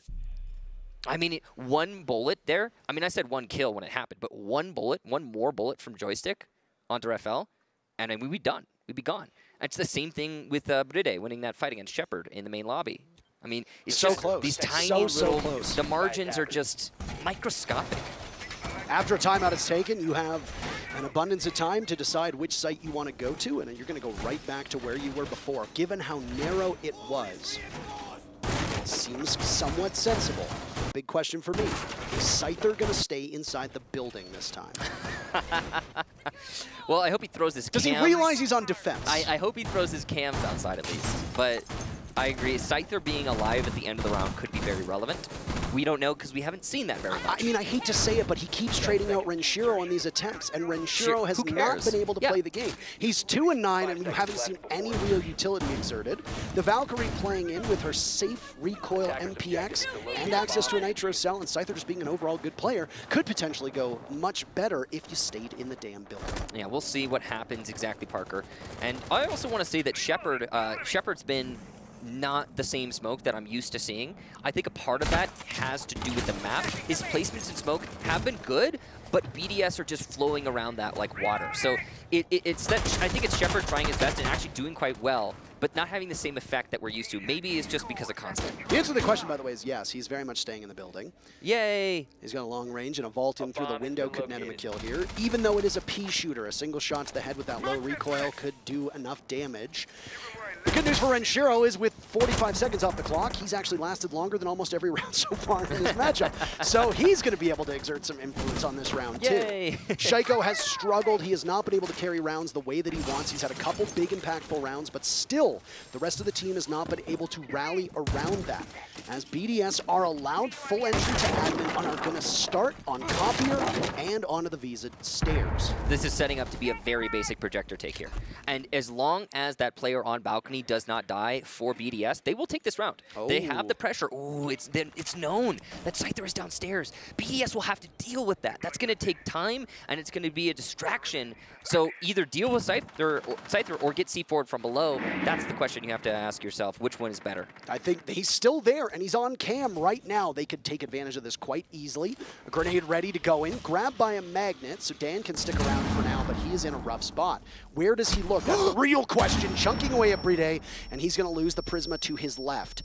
Shaiko previously had just walked in and killed, and now the grenade goes down. Dan evades it, droned out again. Another grenade goes in. He's under siege. This is why the Jaeger ban is so influential. He needs to outduel Shaiko. Can't do it. Nobody can right now as Shaiko continues his assault, heading over towards Long Desk with BDS up by 1 in terms of man count. They also have firm control of Projector. This is going to be huge for BDS. They can turn this into a plant if they properly isolate the angles. They're still going to need that balcony pressure, so I expect to see someone there in due course, but it's just not happening yet. Nobody's covering Long Desk. They allow Alems to get towards the top of Spiral Stairs. He'll be on flank watch for the Valkyrie. Scyther will need to know this as he's still being marked. Down goes Always, and Alems will contest the duel. Sees the head. BDS are just crushing Empire on every single way, and now a breach into the site. Oh. Joystick stops Bride. Diffuser down. He and Shepard hunker down in the same area, and a case will go down to cover it as Joystick watches towards the vending machines. He'll scamper off. One of the clones goes by, and Alems will watch it. More flashes go in. Rafel's turn to get the case, and he'll do so successfully. BDS have so many people watching, so many eyes on the case as it's going down, but Rafel stops. From below, Joystick is there, and Nitro Cell goes up. It'll stop it in its tracks. 5 seconds remain for Joystick to get back to the site. Shaiko will look to drop from below. Can they get it in time? Yes, Renshiro holds onto it. Wait! But who's watching? Who's watching him? Nobody's watching him! But Shaiko stops him! What in God's name is that? BDS takes the round. A huge mistake from BDS. 2 players drop, no cover whatsoever, and it's only Shaiko turning around on the drop to get the denial on the retake. What? I don't have words for what we're witnessing right now. This is a semi-final matchup. These teams have played each other countless times, and yet it feels like the weight of a grand final Oh my goodness. And the thing is that Joystick could have gotten the kill He without could've. pushing it He too. didn't need to go He could in. have played farther back. He didn't know. He saw it, but he wanted to be safe. And by doing so, he walked right into Shaiko's waiting arms. And if Empire lose this, everyone will come right back to that moment. Joystick right now finds himself the top performer in the lobby without question.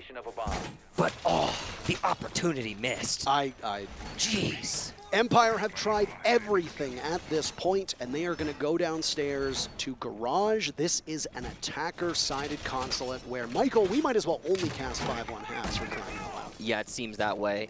It's been like that through most of this tournament, for you and I at least. I don't have words for what we're witnessing right now. Yeah, it's quite strange, Parker, and that last round, wow.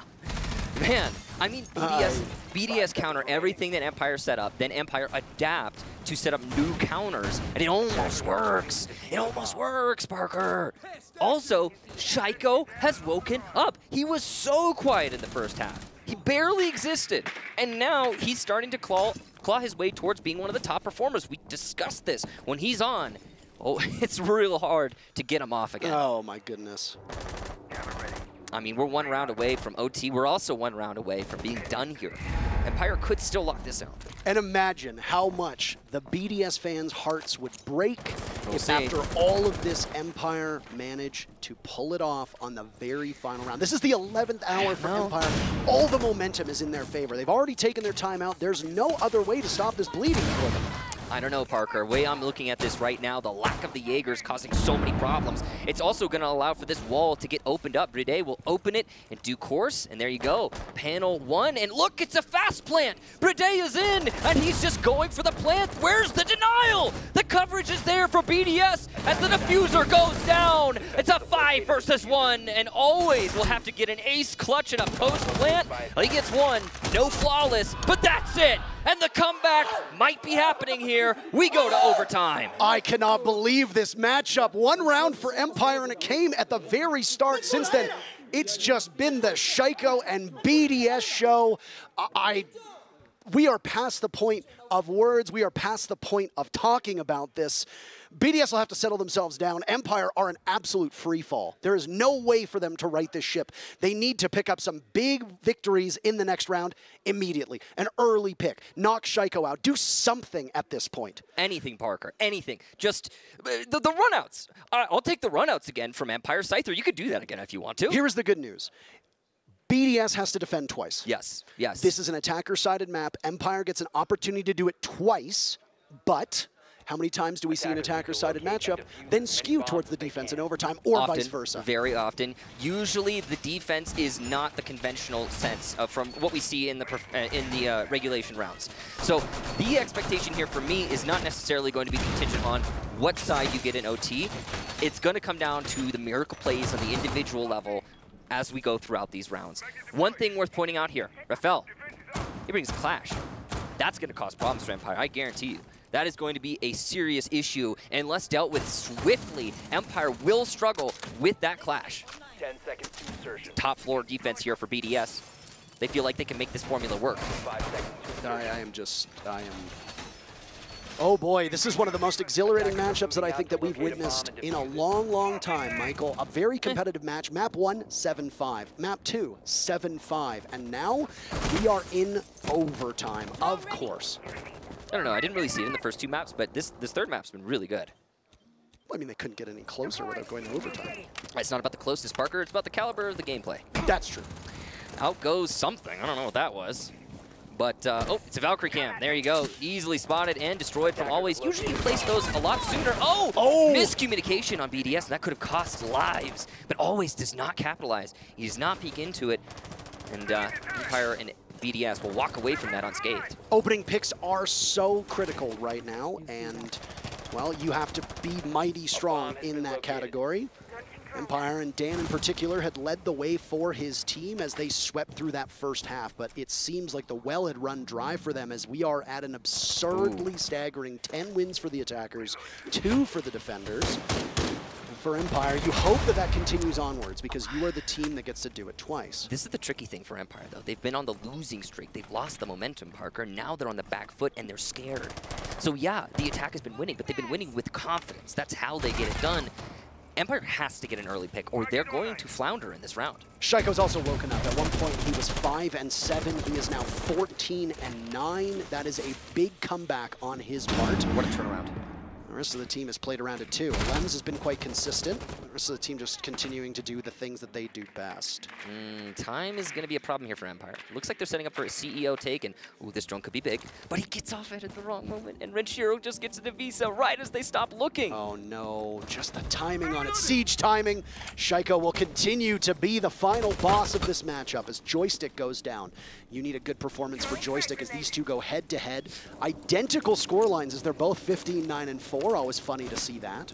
Grenade primed and ready for Scyther now as he'll go to drop it in, but a magnet clutches it out. He sees an arm. Shaiko absorbing a lot of damage, now pushed up towards yellow stairs. Somebody from Empire will have to capitalize off of that. It could be Shepard to do it as Shaiko continues again. Rafael comes to the rescue, and on the window he gets out-dueled by Scyther. Dan inside a bathroom. He's only got one avenue. A Nitro Cell goes off from below, but it misses. Renshiro taking damage in the process. 30 seconds remaining, and the assault will come onto console office as you talked about. Always is downstairs. Will he be able to do something about Renshiro, who looks to retake from the top of Spiral? You've only got 25 seconds left. You have to go. Shepard, you have the case. Get in there. On the window, Rappel, but he doesn't have clear access as now Scyther goes down to a Lems from below. Rafael the Clash sees it, but what can he do?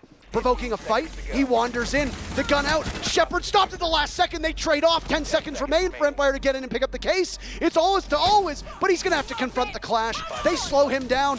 BDS have Team Empire at their throats, and it's a killing blow. BDS on match point, series point. They need one more, Parker, for this amazing comeback, and it really has been something, but it's not done yet. It's Empire's turn to go on to defense. We'll see how they fare. I talked about it in the prep phase. If they didn't deal with the Clash, it would be a problem. And guess what, Parker? It was a problem. It was a massive problem.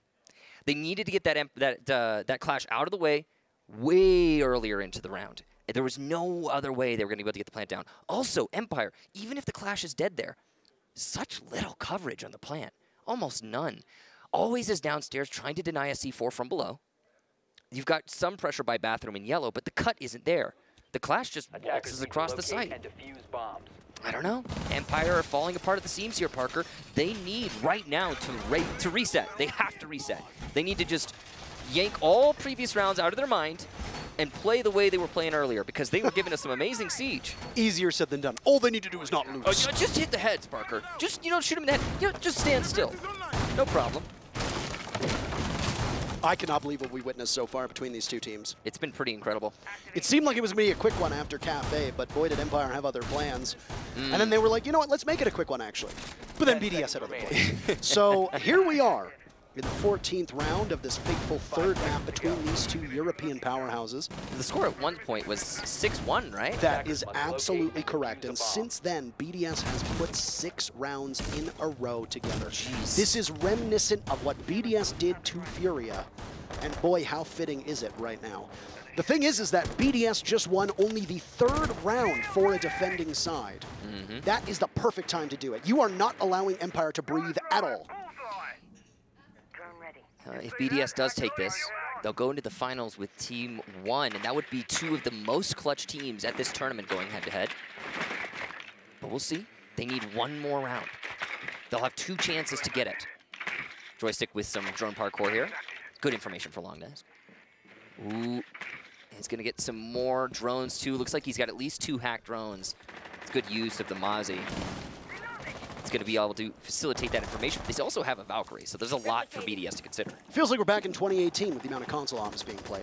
Kind of does. The most played bomb site by a country mile thus far. This is its 7th of these rounds played. Exactly half of the 14 thus far. Valkyrie camera spotted out now as 1 minute goes off, and there's the very first magnet. Dan has had some struggles holding on a projector because Shaiko just walks in through the Visa stairs door and kills you and then just walks away. Right. The biggest problem for BDS on this attack has actually been their lack of balcony pressure, but it hasn't always stopped them from winning the round. And then you can see that's why Dan is playing on that side of the bomb chassis now, because if he doesn't need to worry about the balcony, which he does as somebody gets on rappel, no, Renshiro's off. Okay. Renshiro's only 2 kills through this map. So not the best player to have in that position, and Joystick looks to want to counter from the basement. He's going to have the angle, but I don't know if Renshiro actually going to challenge that. Just slow roll here. Joystick has so much information from that drone, and it's not been spotted by BDS. He's going to be able to relay this to his team, and you can hear the comms coming out practically as his lips start moving. Dan is going to play off of this as the Nitro Cell goes out, but it's botched. It doesn't do any damage. He moves to maybe give the illusion that he's going to drop through the hatch. One concussion goes and an impact as well over the shoulder of Dan as Renshiro doesn't feel like contesting this fight whatsoever. X-Kairos are put down by BDS as a grenade goes out. It'll sail all the way down long desk, but Joystick is still calling this, waiting for him to swing. At some point, Dan will have to engage. Shotgun out. He gets droned. He's in a tough spot. Shaiko can't capitalize, though. Joystick is on the bottom floor, waiting to retake. He has that long-range sight, remember? But what can he do with it? He's not worried about what comes next because he's going to have to take these stairs. Nitro Cell goes out. That's Shaiko down. A huge first kill for Empire, but they've got more work to be done over the next 20 seconds. Renshiro fishing for his third kill, but the hook comes back empty as the rest of BDS need to push in. Case surrendered as BDS goes down, but Alem swats them away, and all of a sudden BDS has an advantage. It's gone. Joystick doing his best to ensure it's not there anymore. Alem's trudging in, diffuser in hand.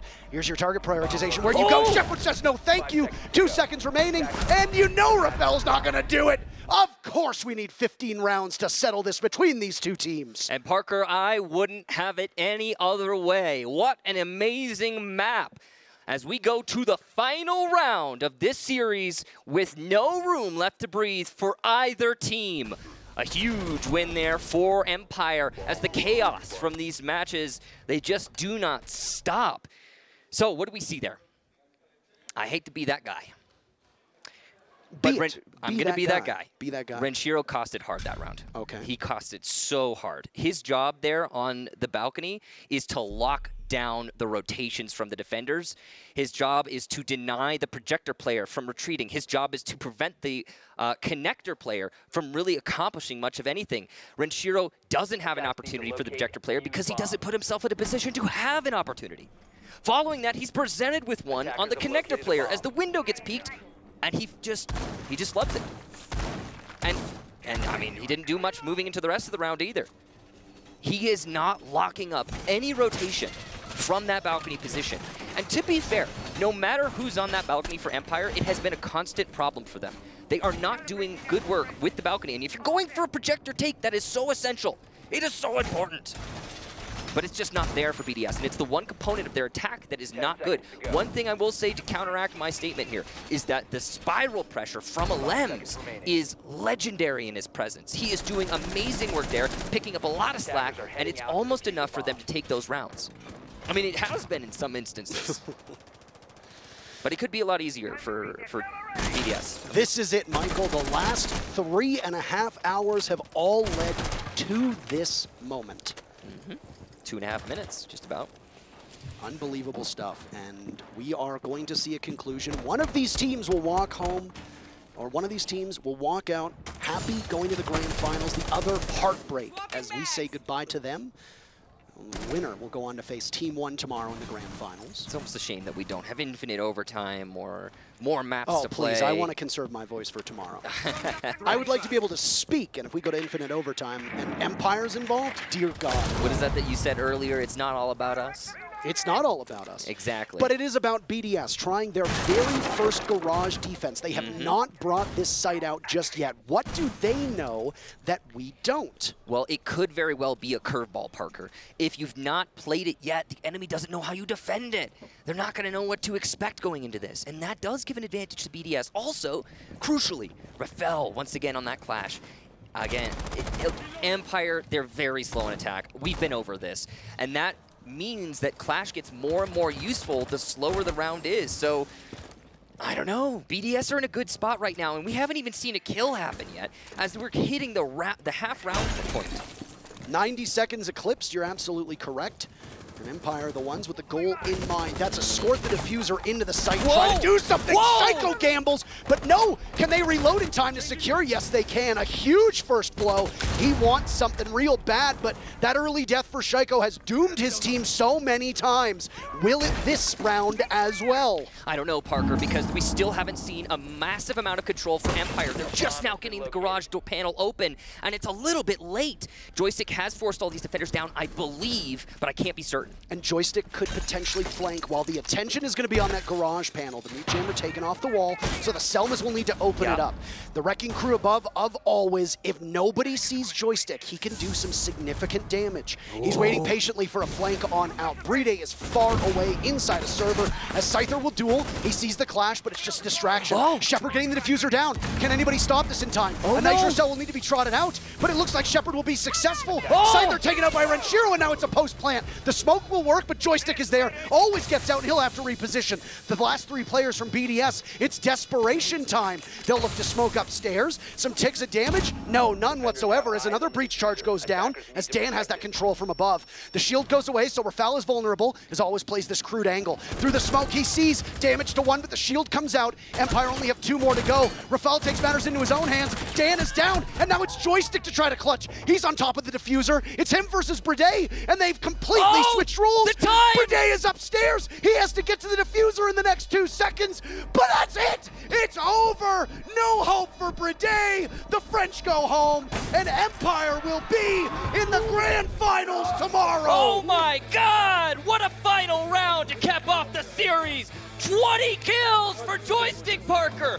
20! He just went absolutely ham at the end, and BDS just couldn't manage, despite the Clash's presence. There was no denial for the plant. That's the only thing you need at the end, Parker. You have to stop the plant. There wasn't much time left for Empire, but they couldn't. They just didn't have the tools. The roam was unsuccessful, the denial unsuccessful, and Empire take full advantage. What an unbelievable matchup that was, and if your team won, you just witnessed an impressive showing between 2 teams. No matter who came out of that last round alive, you're going to be sweating bullets going up against one of these 2 squads, because both of them proved that they are perfectly capable of hanging with the best. It was decided in the final 30 seconds of the 15th round of the 3rd map, at which Empire broke out to a huge lead, but then match point wasn't good enough, and the defenders started to do well on defense or on regulation, and then or in overtime, and then they didn't. I am so lightheaded after that matchup. My voice is dead. That was one for the absolute ages, and we just witnessed one hell of a show. Yeah, that was something impressive there, Parker. That last map, Consulate, was piece de resistance to cap off. What an incredible series. I don't know what to say.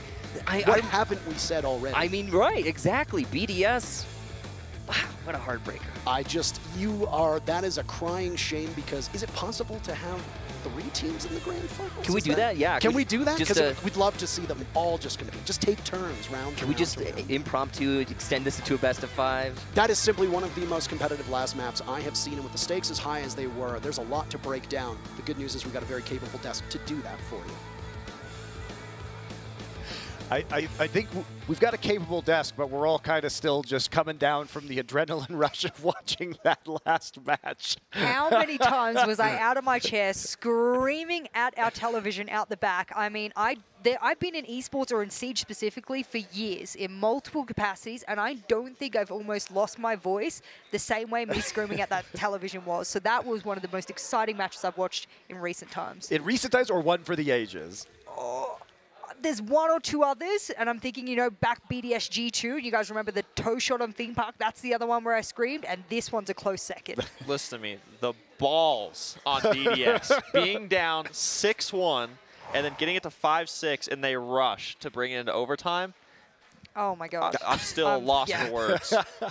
I'm lost for words. That's not only that, but they were managed to win that round, and then the next one too, putting themselves at the advantage in OT, and then Empire able to bring it back. They hadn't won a round in the last 7, and they bring back and win the final 2. BDS starting with 5 opening deaths in a row and then bringing it back like that. Again, this was a game of composure. Wow.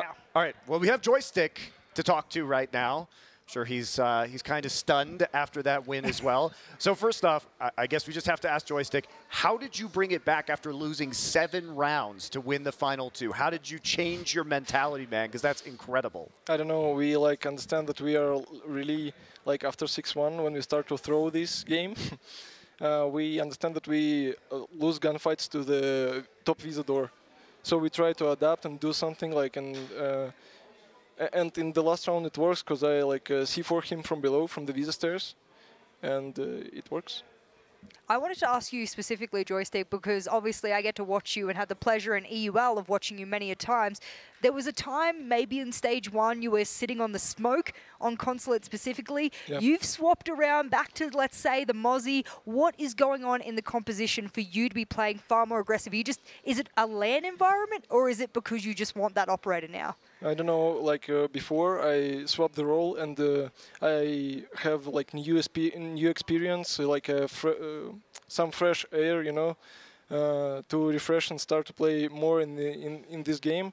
So when we understand that that I'm not so good at this role, so I swap again to the like open fragging and like Mozzie on defense, Jäger on defense, and yeah, I'm pretty confident right now at LANs and online events in this role. Well, I'm going to back up that question with another question, because you guys have just started to change back to the old Empire, the Empire that almost managed to sort of top G2. Remember, back in the Coastline game, you're playing everything really step by step again. Is this something we'll see into the future as well? I mean, you guys are pretty strategic again. Yeah, we have Untitled Chapter, and he tell us that he don't like this playstyle at all, like random chaos playstyle. He don't like it at all, so we understand that we need to like hear him and understand. So if he's agile, he need to tell us what to do. So we are doing that in his mind. I don't know how to explain. So. When the game started creeping away from you guys were up 6-1, obviously, and the game started creeping away a little bit. What was the composure of the team? Was there anybody specifically that was keeping you guys held high to finish it out? I don't know what to say. Like we start pretty well, and after that we are really struggling in defense. So maybe we just feel more confident in attack than in defense on this map. So, and I want to say that BDS are a really good team, and they just have really good rounds, like fast push. It's like match point, and it's the same as in our game versus Space Station Club. So it's so risky, and I really like BDS to play versus them. Well, I wanted to ask, sort of to back onto what Alex had just asked you, are you the kind of guy that hypes up the team? I see Dan, he gets quite loud sometimes as well. Who's the guy on your team that when you are getting reverse swept is the guy to get really loud and keep you guys hype? I think when I have like a good match, I can hype up my team, but I can't do it consistently, you know? And Dan is this loud man, but when I have like 20 frags per game, I'm so hyped, you know, to win this game. So that's all. All right. Finally, I'm curious about Consulate here, because this is a map that you guys struggled against Team Liquid on in group stages. Why did you want to go to Consulate here for Game 3? Because BDS have a pretty same map pool. And we know that they're really little bit struggling on Coastline. So after that, it's like it was 3 maps. It's Chalet. I don't know. We just expect that we will play Consulate because we played it a lot, and it's a good map for them. So we just prepare really good for it. But I think only in attack. In defense, it was almost throw. But it was so many good runs, so like close, so close. So comparing your games that you had against Team Liquid, where you lost 7-5 both times, was there any adjustments you made specifically for this match against BDS, or did you guys kind of just run with the same thing that, you know, Shepard had said, you guys like to play your style, so did you guys just go that same route, or was there any adjustments you had made before the game? When we were going to the major, we played some scrims versus Brazilian teams, and we like see how they play Consulate, and we really like this play style, like repelling on every window and trying to kill everybody, because everyone just running around, and sometimes you don't just even know about that someone is repelling like here. So we try to play like that. Finally, you're going to be playing Team 1 tomorrow. First off, is this the opponent you expected to face in the finals? And second off, what do you think of their style? Because it's very different than your own. Honestly, I thought it will be like Team Liquid, but right now we see that it's like team one. We didn't expect that, but they played really well, and we faced them in CI, in previous CI. So we know their play style, we know how they play. So I think we're ready. I'm hoping you guys get to play Coastline against each other, because that's been a pick for both of you guys. So that's what I want to see. All right. Anything finally that you would like to say, Joystick, to your fans in Russian? You know what to say, Joystick. Yeah, this is course, the guys. moment. Thank you all for the support, for your messages. Love you guys. Don't forget to support your teams, our team and others, and don't forget to turn on your stream tomorrow and see this epic final.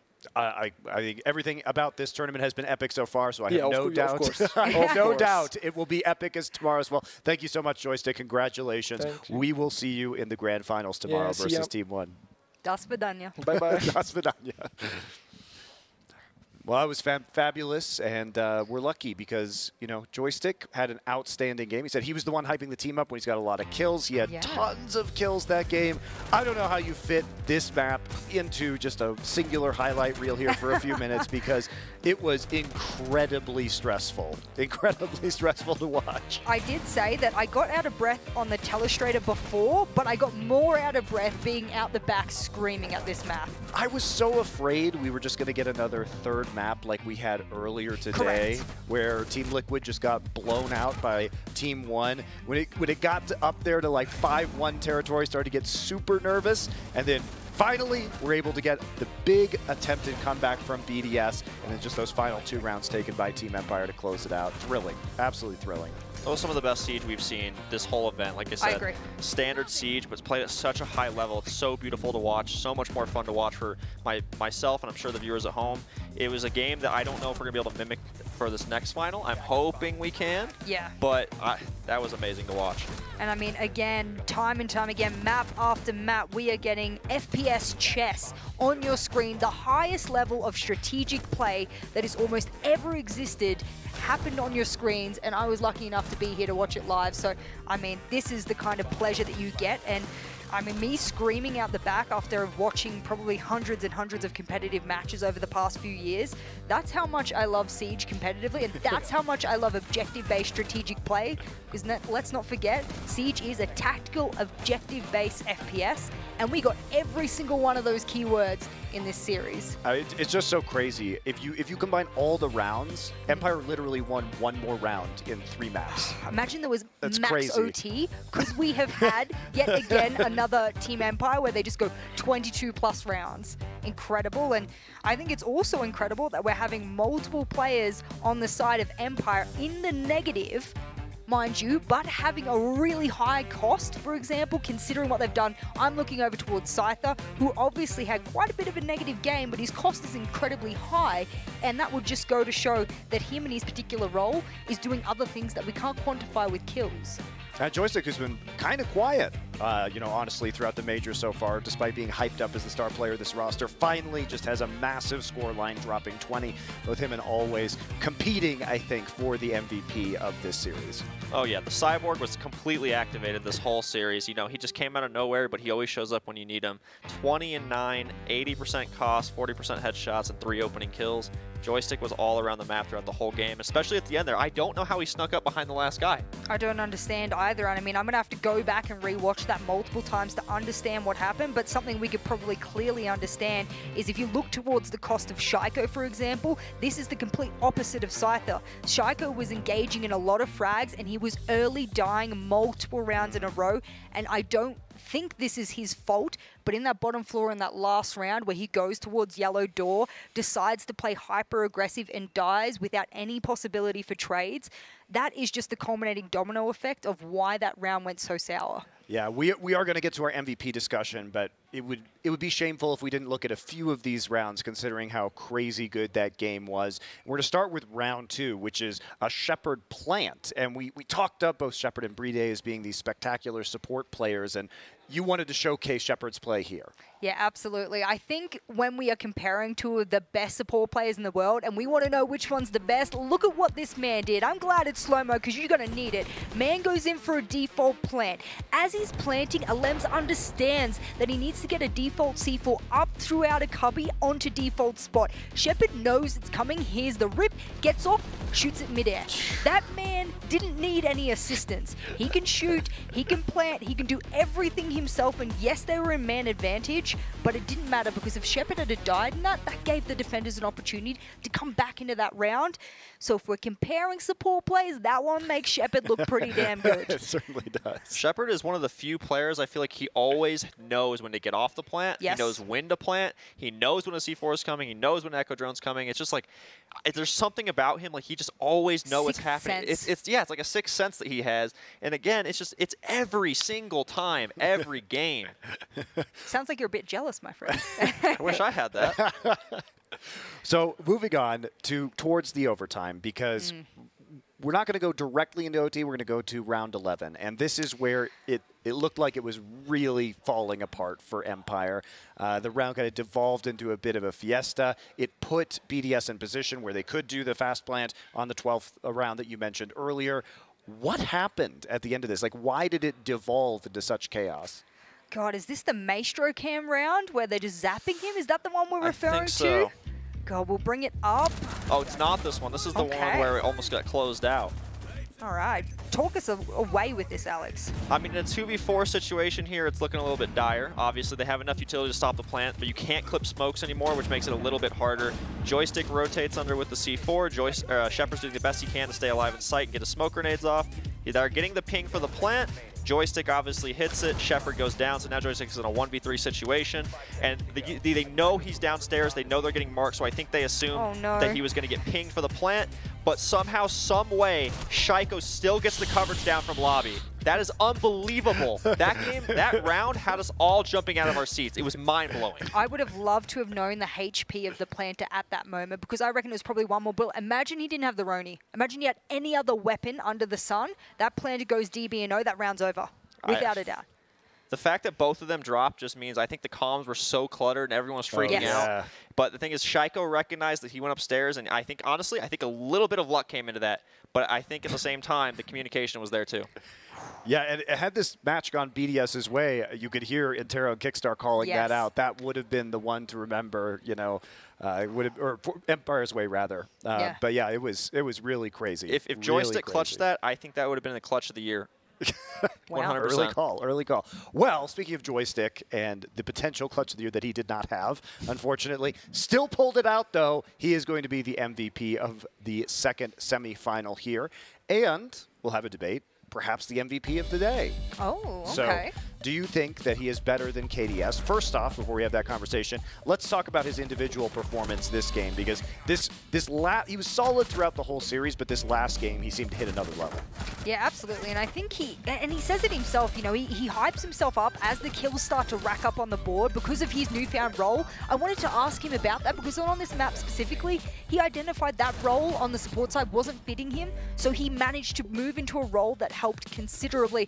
And whilst his KD doesn't look too positive, each and every time he was getting a kill, it's felt impactful. And whilst he might have been getting traded, he was making the space that Team Empire needed to do what they needed to get done. I think Jess nailed it. I think this is the same situation as Dan versus SSG. His stats weren't crazy, but the amount of impact kills and space that he made for the team was just everything. I mean, the stats really weren't there for Empire today overall until the very last game. Because remember, even in the map they won, we talked about this earlier, the best player on that team had an even kill differential, right?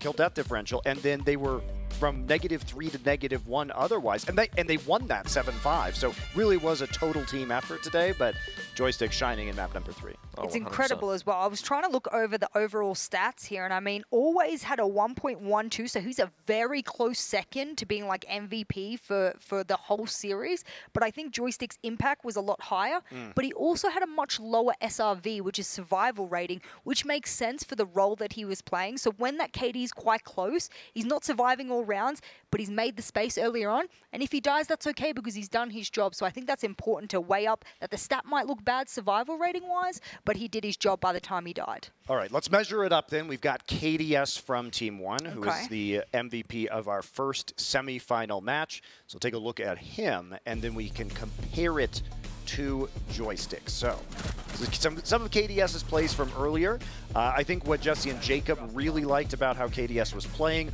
was how he was kind of flexible in his positioning and constantly moving around the map in order to make some of these plays. Meanwhile, on the other side, we have Joystick, who drops 20 in map 3. Like you said, had huge impact across the entire series. I'm going to have to do the typical Jesco thing of pointing out that the stats don't show that KDS should be the MMVP of today. Just overall. I know they're not showing on the screen right now, but let me allude to what I'm saying. And I mean, KDS was actually the lowest rated player on the side of Team 1. Look, I didn't pick KDS. I'm just saying. We've got our hands in the air. We talked about this. He actually did have a -2 KD, I believe. I think it's 27, 29. Almost -1, yes. Yeah. So, but they decided on this because his impact. With a 55% cost. Look, I'm not trying to question. I'm not the expert here. You go fight with them. I would say Levy on the side of Team 1 oh, personally. God, yeah. But in this situation here, I'm going Joystick. Okay. Yes, absolutely. Absolutely, in every way, shape, or form. I'll have you guys fight over this tomorrow. It'll be fun. You know what? We should all get in the ring without masks and, like, just absolutely battle it out. Do you have the mask there? Can we get this on camera? Because I do, this, actually. I know we're bringing up Joystick stats, but you brought yours to the desk. You guys are in for a nice surprise. Once we get away from Daniel's beautiful face, you will also see a crazy version of what Ubisoft Mexico has provided us in the beautiful mask. What's their name? How do I? Oh, Lucha Libre. Yeah, the Mexican professional wrestlers. So these are handmade masks for the major that were made. How beautiful are they? They're absolutely lovely. And we all got one. And now we have to put them on tomorrow and battle it out. On the desk, that's right. So thank you very much. Absolutely awesome to have these. Really special for our time here in Mexico City. Mm-hmm. Yeah, Ubisoft Mexico going above and beyond here since we've been here, so it's really good. Yeah, that's all we got. That's it. Except for the brackets, we got that. So let's take a look at those because now we have our grand final. It is a best of 5 tomorrow with $200,000 going to the winner, $80,000 going to the loser, 375 SI points to the first place team, and 300 to the second. So Team 1 versus Empire.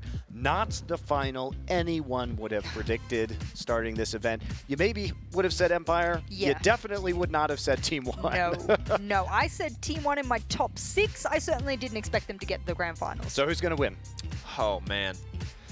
Oh, it's two completely different play styles, Same situation as yesterday. I know, isn't that exciting, though? Isn't that exciting that you see these two very different play styles going head-to-head?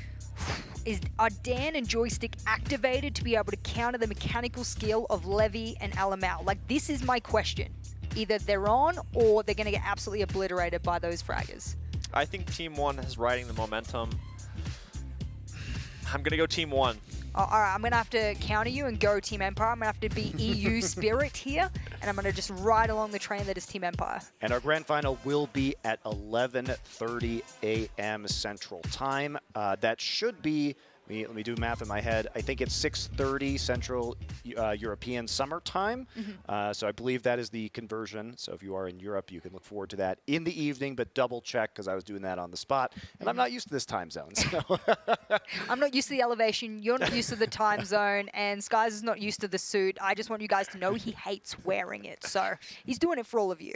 That's very true. I just chose not to wear a suit, so there you go. I mean, you get away with it. I'd rather be wearing some sweatpants. I'm still wearing a tie, the tie of the bolo tie of my people from Colorado. So you come from cowboy states, you can get away with it. You live in Texas, right? I don't, but that's where I grew up. He got thrown out of Texas. There you go. Got thrown out of Texas, but you can rock the bolo as well. You know it. Yeah, of course. All right. Thanks, guys. We will be seeing you tomorrow for that best of 5 grand final. This 6 major has been thrilling here in Mexico City, so you won't want to miss it. Till then.